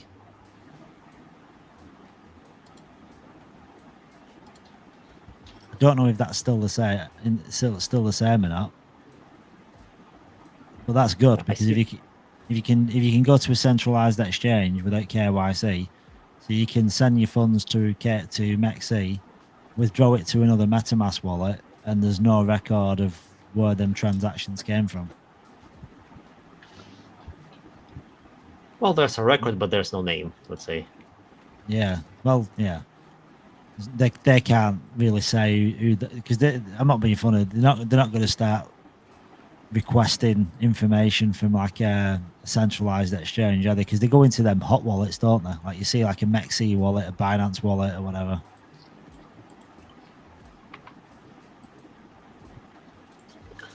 The guy asking questions also went into this direction. If your node goes under 25k, it's not lost, but simply goes offline. Well, because it doesn't have minimum. Does it mean he can reserve 2 nodes, even if he only has 25k? And keep one offline? Well, I guess so, yeah. If you want to run only one. You can have the other one just offline and one online. What happens if on the first month of vested coins, he claims it, and then the FVN goes under 25k? or is it gonna go online only after he sells it?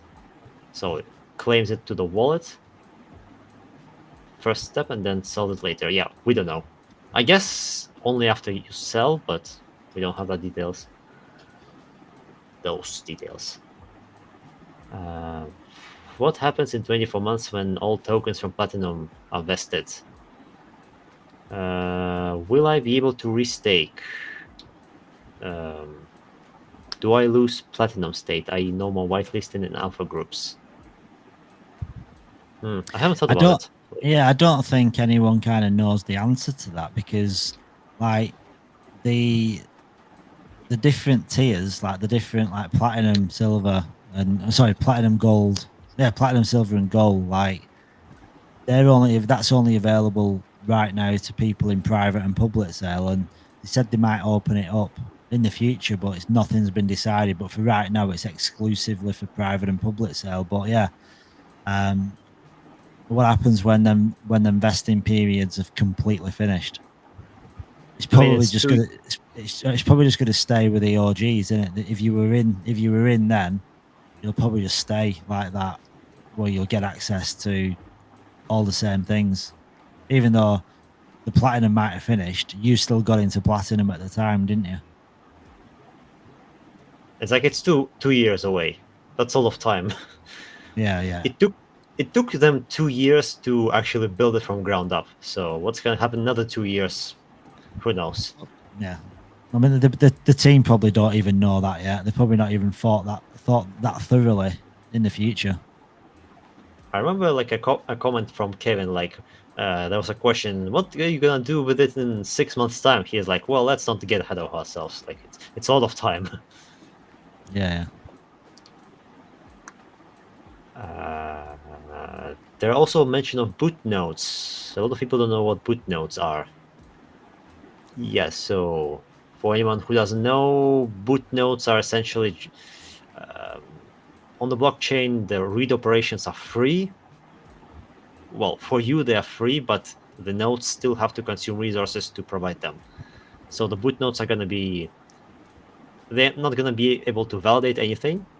So they don't need any stake, because they don't have any changing authority for the blockchain, but they will be able to provide read-only calls. So if you want information, boot nodes give you that information. That's their only role, essentially. While listen nodes and validate nodes actually do the changing things. Is LBP still relevant? Well, I guess if you want to buy more coins, well, quote unquote buy, and get a few percentages, you can still provide liquidity to the bounty pool. You will get half of your coins converted into OLX coins, the other half stays in what you provided, and then you'll get it back. With percentage, of course. And yeah, those were the questions. Quite a few questions there, man. Yeah, he always comes back and asks a ton of questions, then goes away for another 3-4 weeks. Oh, so that was the same person, was it? Yeah, it's generally one person. I should advertise my organization to more people. Like I started it, but I didn't actually expect it to be useful. But I see this person actually finds it very useful. Now that I think about it, some people, all of people are like that. They just come back after a few weeks and try to catch up. So I guess that would be quite useful.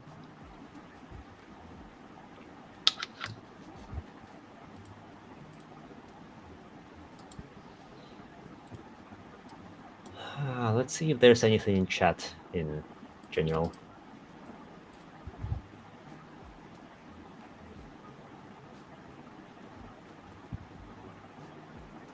One person asking, just wondering what will be the lucrative use of ELN nodes.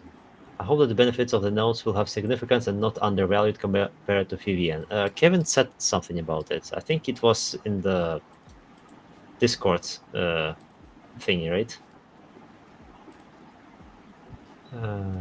Yeah, in the Discord AMA. Hold on, I think I even have the timestamp for it. I'm gonna see. I remember I gave some very service level timestamps. Like you recorded, I also recorded and put the video in my Yeah. in my little corner.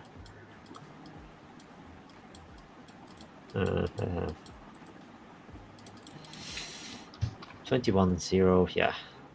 Sure, I can just link it to this person.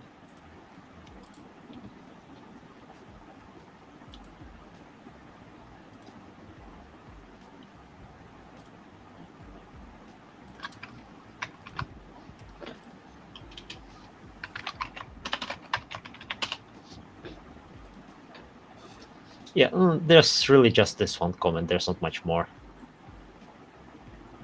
By the way, Hydra says, well, one guy was asking, what happened to the influencers and YouTubers collapse? Hydra says KOLs is already active on X. Do you know anything about it? I think I missed it. KOLs. Yeah. Yeah, thing is, we are just now doing the whole experts thing. It looks like people finally got it through. I was expecting the KOLs to come after this stage, which should be, I guess, now. But I don't know what their plan is because now it's Easter weekend, so a lot of people are going to be on a break. Yeah. I think they're going to coincide it like the day. I mean, they have had a lot of like micro KOLs, like small ones, but I think they're going to start using some bigger ones more. Right at Like, launch. I hope we're gonna have for the last day a few surprises, like big calls, those something. exchanges and stuff. Yeah. Like when I was looking to Zeta, I remember they announced a lot of CEXs after they launched, like that same day. But that was funny. Maybe it will happen the same way. Yeah, I think. Well, yeah, because generally, like they don't like you announcing something until they announce it.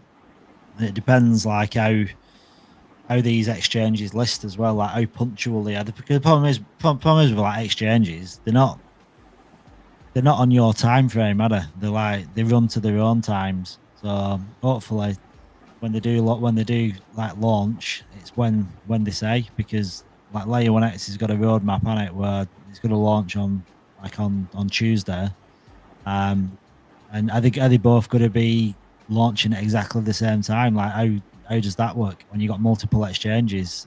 Are they that reliable where you can kind of coincide them so they launch at an exact time together?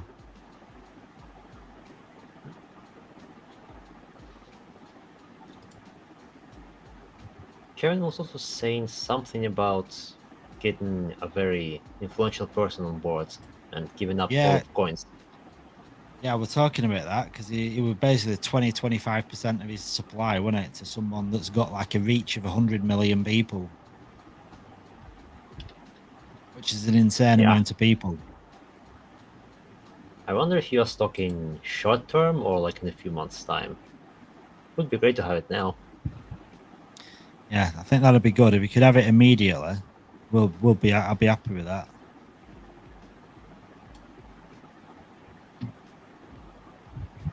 Yeah, now I see people are saying the button to complete transaction is disabled and transaction needs more time to complete. Well, I guess it's because of experts. Like there's like one node at the moment, so we need more power. So Cryptic V is saying we know about Mexi, but Mexi hasn't announced anything. Do you guys know anything about that? So no, there is a link. Let me have a look.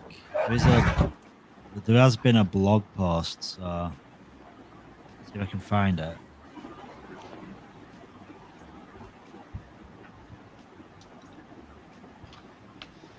Might have been this.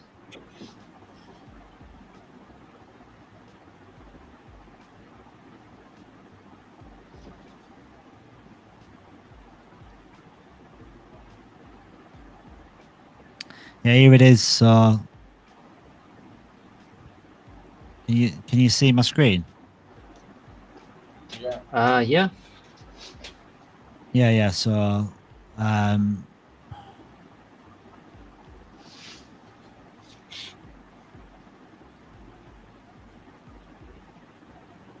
is this related to L1X?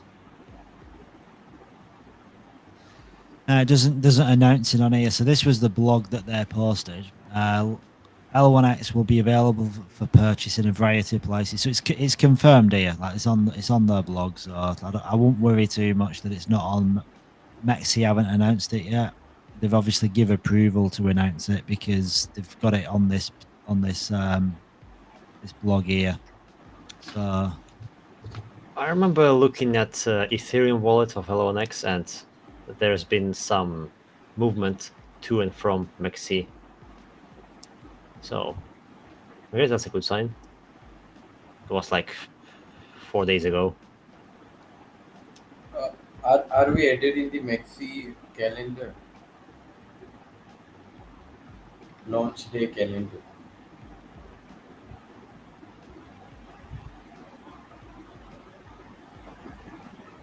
I don't know actually. Let me check it. But honestly, India is banning one line by line every foreign exchanges. Yeah, I've just checked on the websites and there's nothing.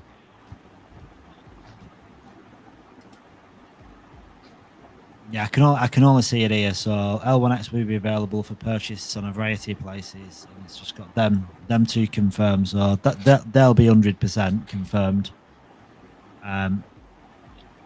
Just be interesting to know what time the launch is planned, and do they both coincide with each other? Yeah.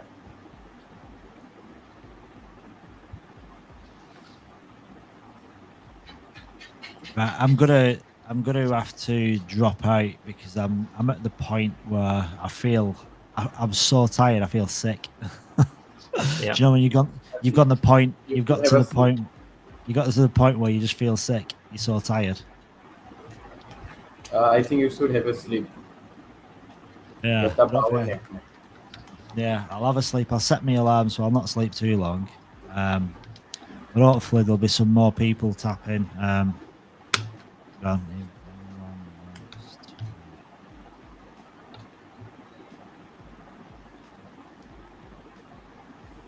By the way, do you know how many people are watching now?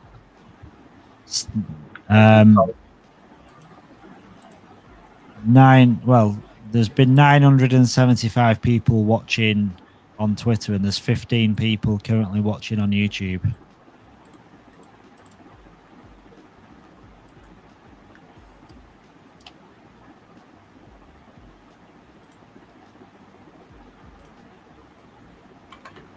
Four views in my YouTube channel. Wow. Okay.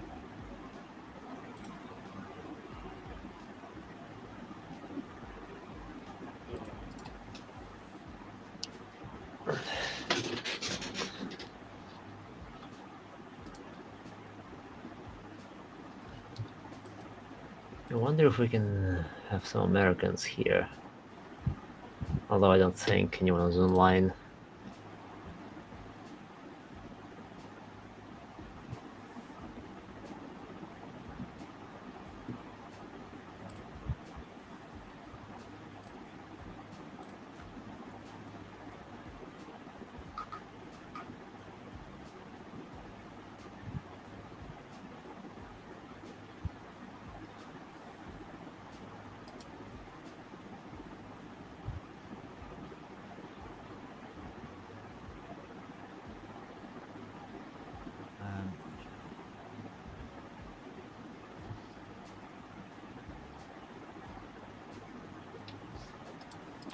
All right, there.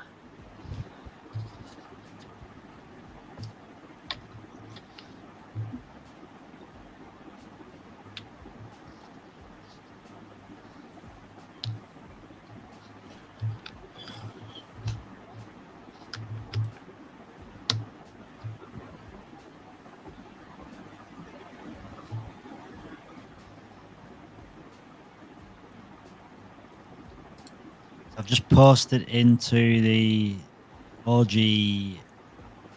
chat and in here, just if anyone wants to jump in. So we shall see. Right, guys, team is very busy, mate.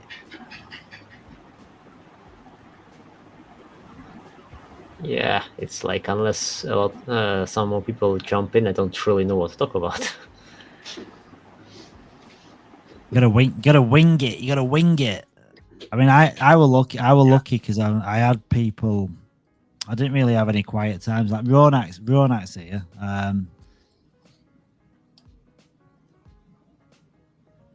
I always had a few people in. Anyone want to jump in VC to support? It would be easier if we had the what's it called, the Diga Labs thingy going on. Then we could play some games, but otherwise it's just talking. I Well, hope we actually, can see the actually, boss. actually, Sleazy, I'm just thinking you can play there's a game you can play because there's a tournament on there's a tournament on Deagle Labs at the minute. I wasn't following. Let's see. But then how do you play it where you can see it?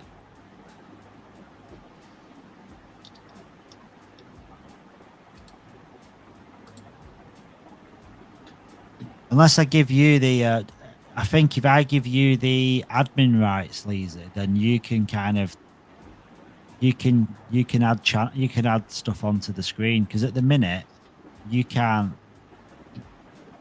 I don't know if you can share without me approving it first.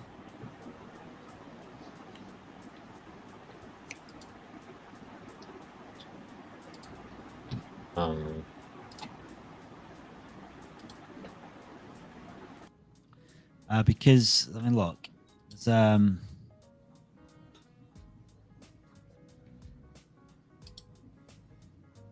1X retweeted it, and it's not that far down the list. So let me find it.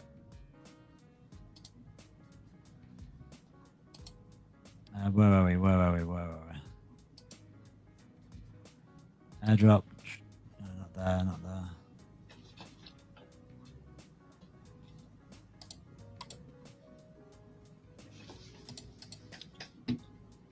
I could see quite audience in Facebook. In Facebook? Yeah. I don't know if anyone's watching it. Where is this link? Oh, Eldarine, this is it. So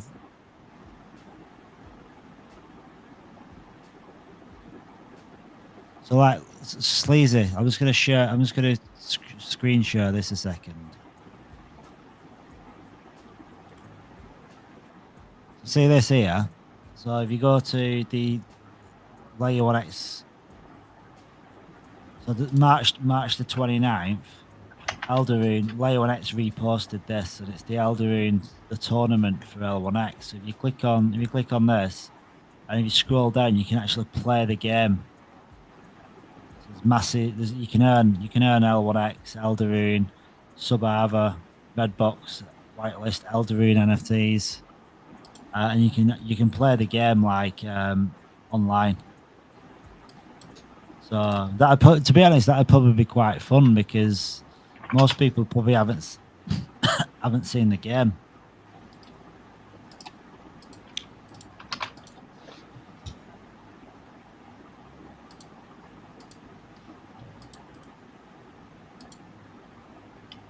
Yeah, it needs some setup first.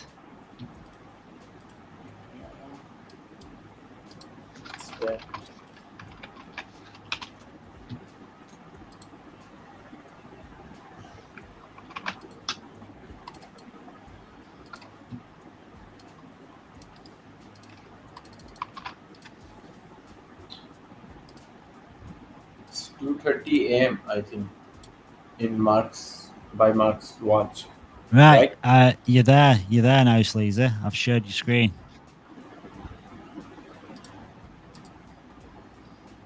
Yeah.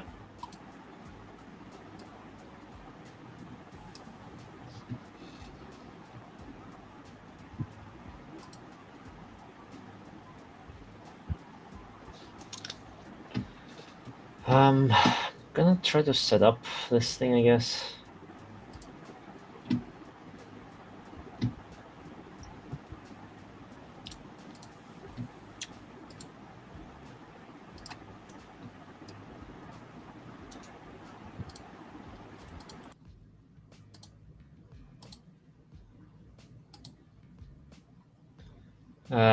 Yeah, it's gonna take quite a bit of time to actually understand what I'm supposed to do.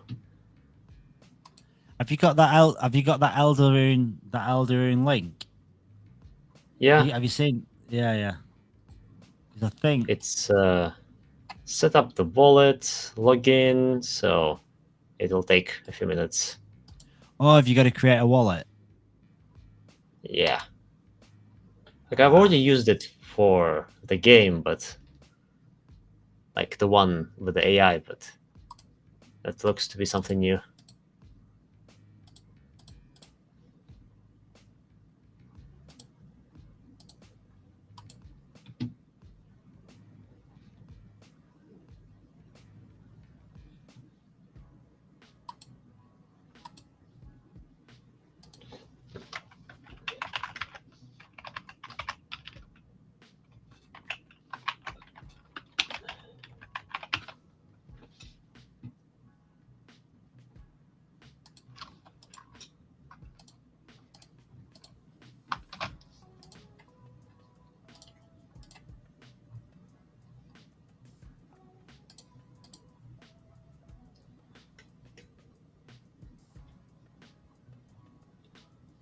Deck builder.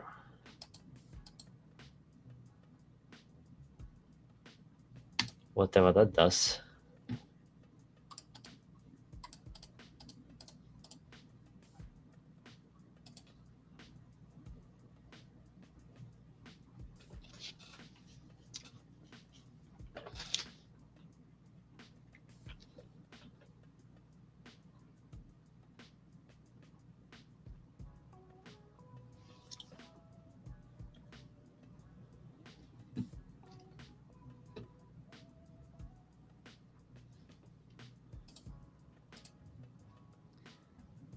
So for anyone that doesn't actually know, Layer 1X are partnered with working with Deagle Labs. So Elderune is like the flagship game what is going to be built on the Layer 1X blockchain itself. So like this is they've got some tournaments running right now. And when Layer 1X goes live, it's all going to be built on top. So Elderune is going to be like kind of the flagship game in partnership with Eagle Labs, which is on the Layer 1X blockchain. So there is a tournament final. So right now, they're celebrating this final, this red box tournament, and you can still participate. So if you literally all you need to do is participate in the game, just play the game, and there's different reward pools. So there's like 1,000 L1X up for grabs, 250,000 Elderune, 400 million sub Ava,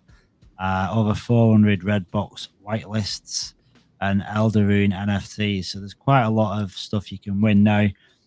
How much you can win right now, jumping in at the end, I don't know. If it's a time based reward system where how much time you spent in the game, or is it just tasks that you got to complete or quests that you got to complete? Who knows? I'm not too sure. But this will give you an idea of what Heroes of Elderune looks like as well. I think on the PC mobile, I think the graphics are pretty much the same. Or web, it's a browser-based game, so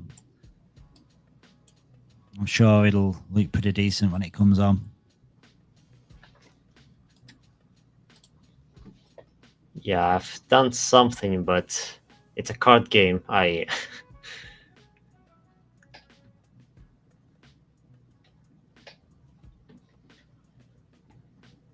don't even know what I'm doing. What's the card game? The Elderune game. Yeah. Some kind of card game competition. I have no idea what I'm doing. I'm putting cards and yeah, don't know what the point here is. I can't see anything. I think you're sharing your YouTube screen. Yeah, I did it on another screen. Hold on.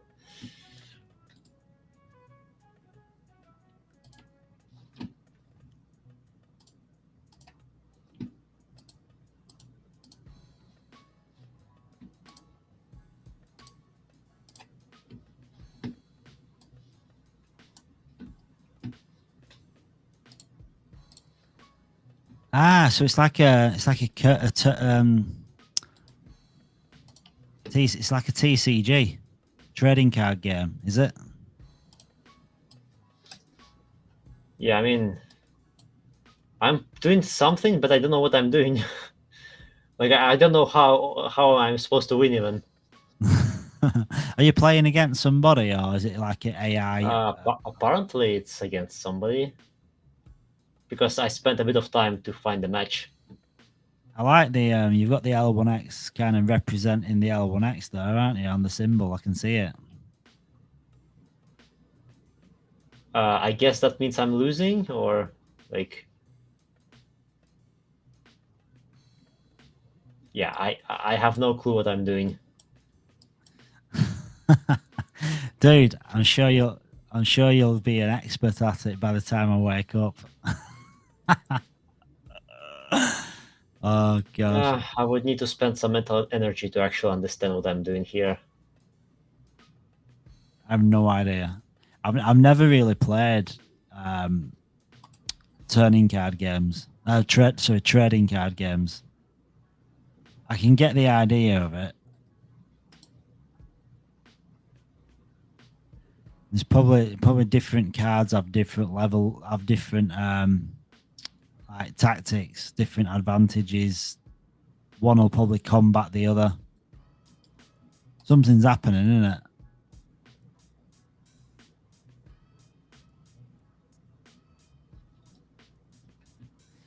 Skippy will be back online soon. Have you got Skippy? Where is Skippy?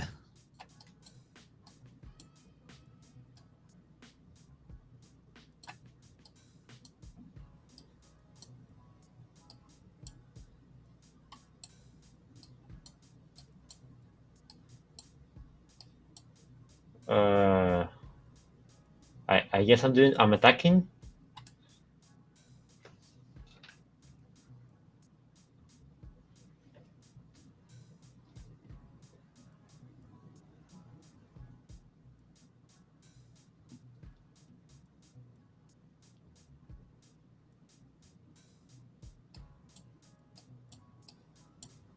Right.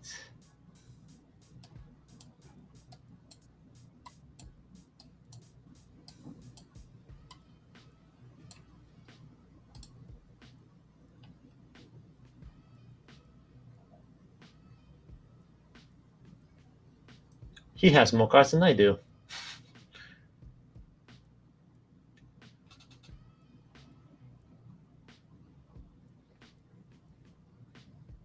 Is that guy representing Layer 1X as well? I don't know.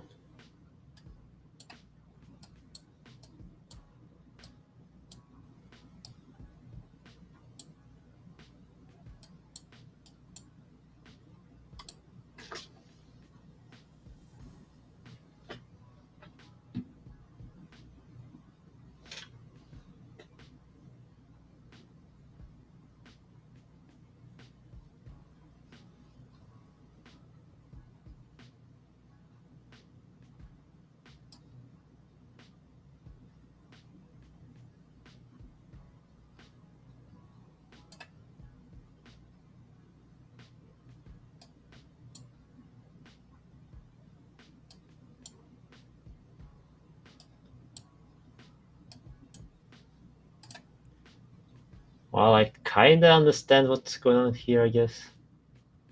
Now he's gonna target this card. It's like have you ever played trading card games before?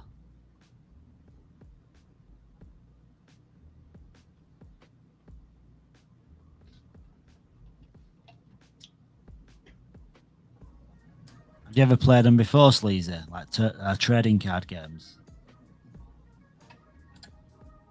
So what you say? Have you ever played these games before, like trading card games? No, never. Because it's just Can they're you somehow something, I guess. basically like it's like a strategy, isn't it? Yeah.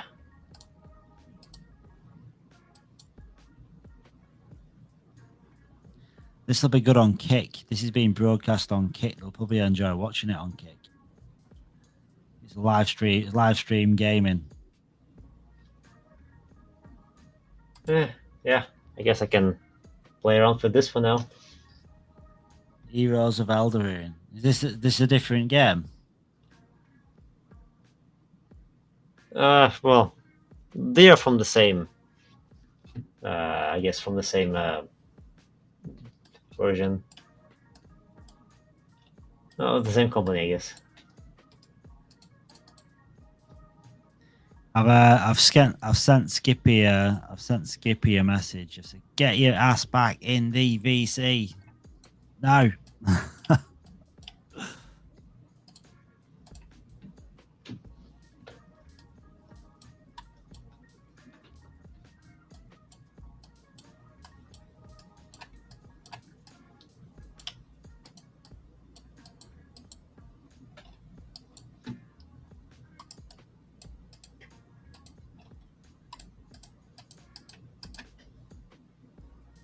It's funny because some of those cards I have duplicates of, but I cannot select them.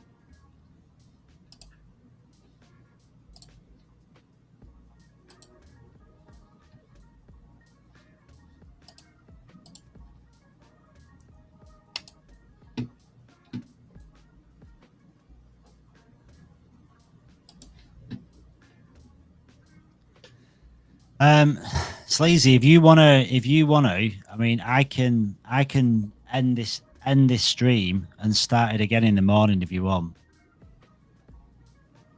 because it's gonna. I don't know when. I'm trying to think. I don't know when Skippy's gonna come back online. Yeah, I mean, he's gonna come back, but it's not gonna be. We're not gonna spend that much time here, so. Yeah. So I don't listen. I don't mind, like, because this stream has got to stop and start anyway, because Twitter only pushes it for about 4 hours and then it stops showing it on the Twitter homepage. So the stream's still there, but it doesn't get pushed by Twitter, so no new people find it. So I can start it again in the morning. So if you because I don't want you to feel uncomfortable, like being on here for like, and no one might come in for another hour or something, and you feel like, shit, what do I talk about? It's hard when you're on your own, isn't it? It's not the easiest thing to do when there's nobody here. Yeah, I would rather also just go to sleep now early and try to come join you as soon as possible. Yeah, no, don't worry about it. Right, I'll end this. And when I wake up in the morning, I'll just start it up again, and I'll just go again, because there's people watching, but at the end of the day, it's not the end of the world, is it? Yeah, and probably not that many in comparison. Yeah. I mean, there's literally like there's 10 people watching on YouTube live, and then there's 1,014 people on. Probably Twitter. in background. Yeah, on Twitter, but it's not. The thing is what I think with Twitter is there's more people joining, but I think I think it's just making a record of everyone that's jumped in. I don't actually think there's 1,000 people watching live. I just think it's like like accumulating how many people have like watched it for any length of time. Yeah, it's just people tuned in. Yeah, people have tuned in. Like on Twitter, like when you do on Twitter Spaces, like when it's finished, you might have only had 50 people in a Twitter Space, but like after a day or two, you might have had 200 people that have listened to it. And I think the Twitter live, I think this live space, what happens, I think it's kind of the same thing, but it gives you the figures as they happen rather than after it's finished. Right, no worries, I'll do that. So, guys, this is going to end just so we can get a little bit of sleep, and I'm going to start it up again in the morning, which will probably be about, I don't know, 5 or 6 hours from now. So it'll be live again then. So don't stress, we're coming back. Catch you later, guys. Cheers, sleaze.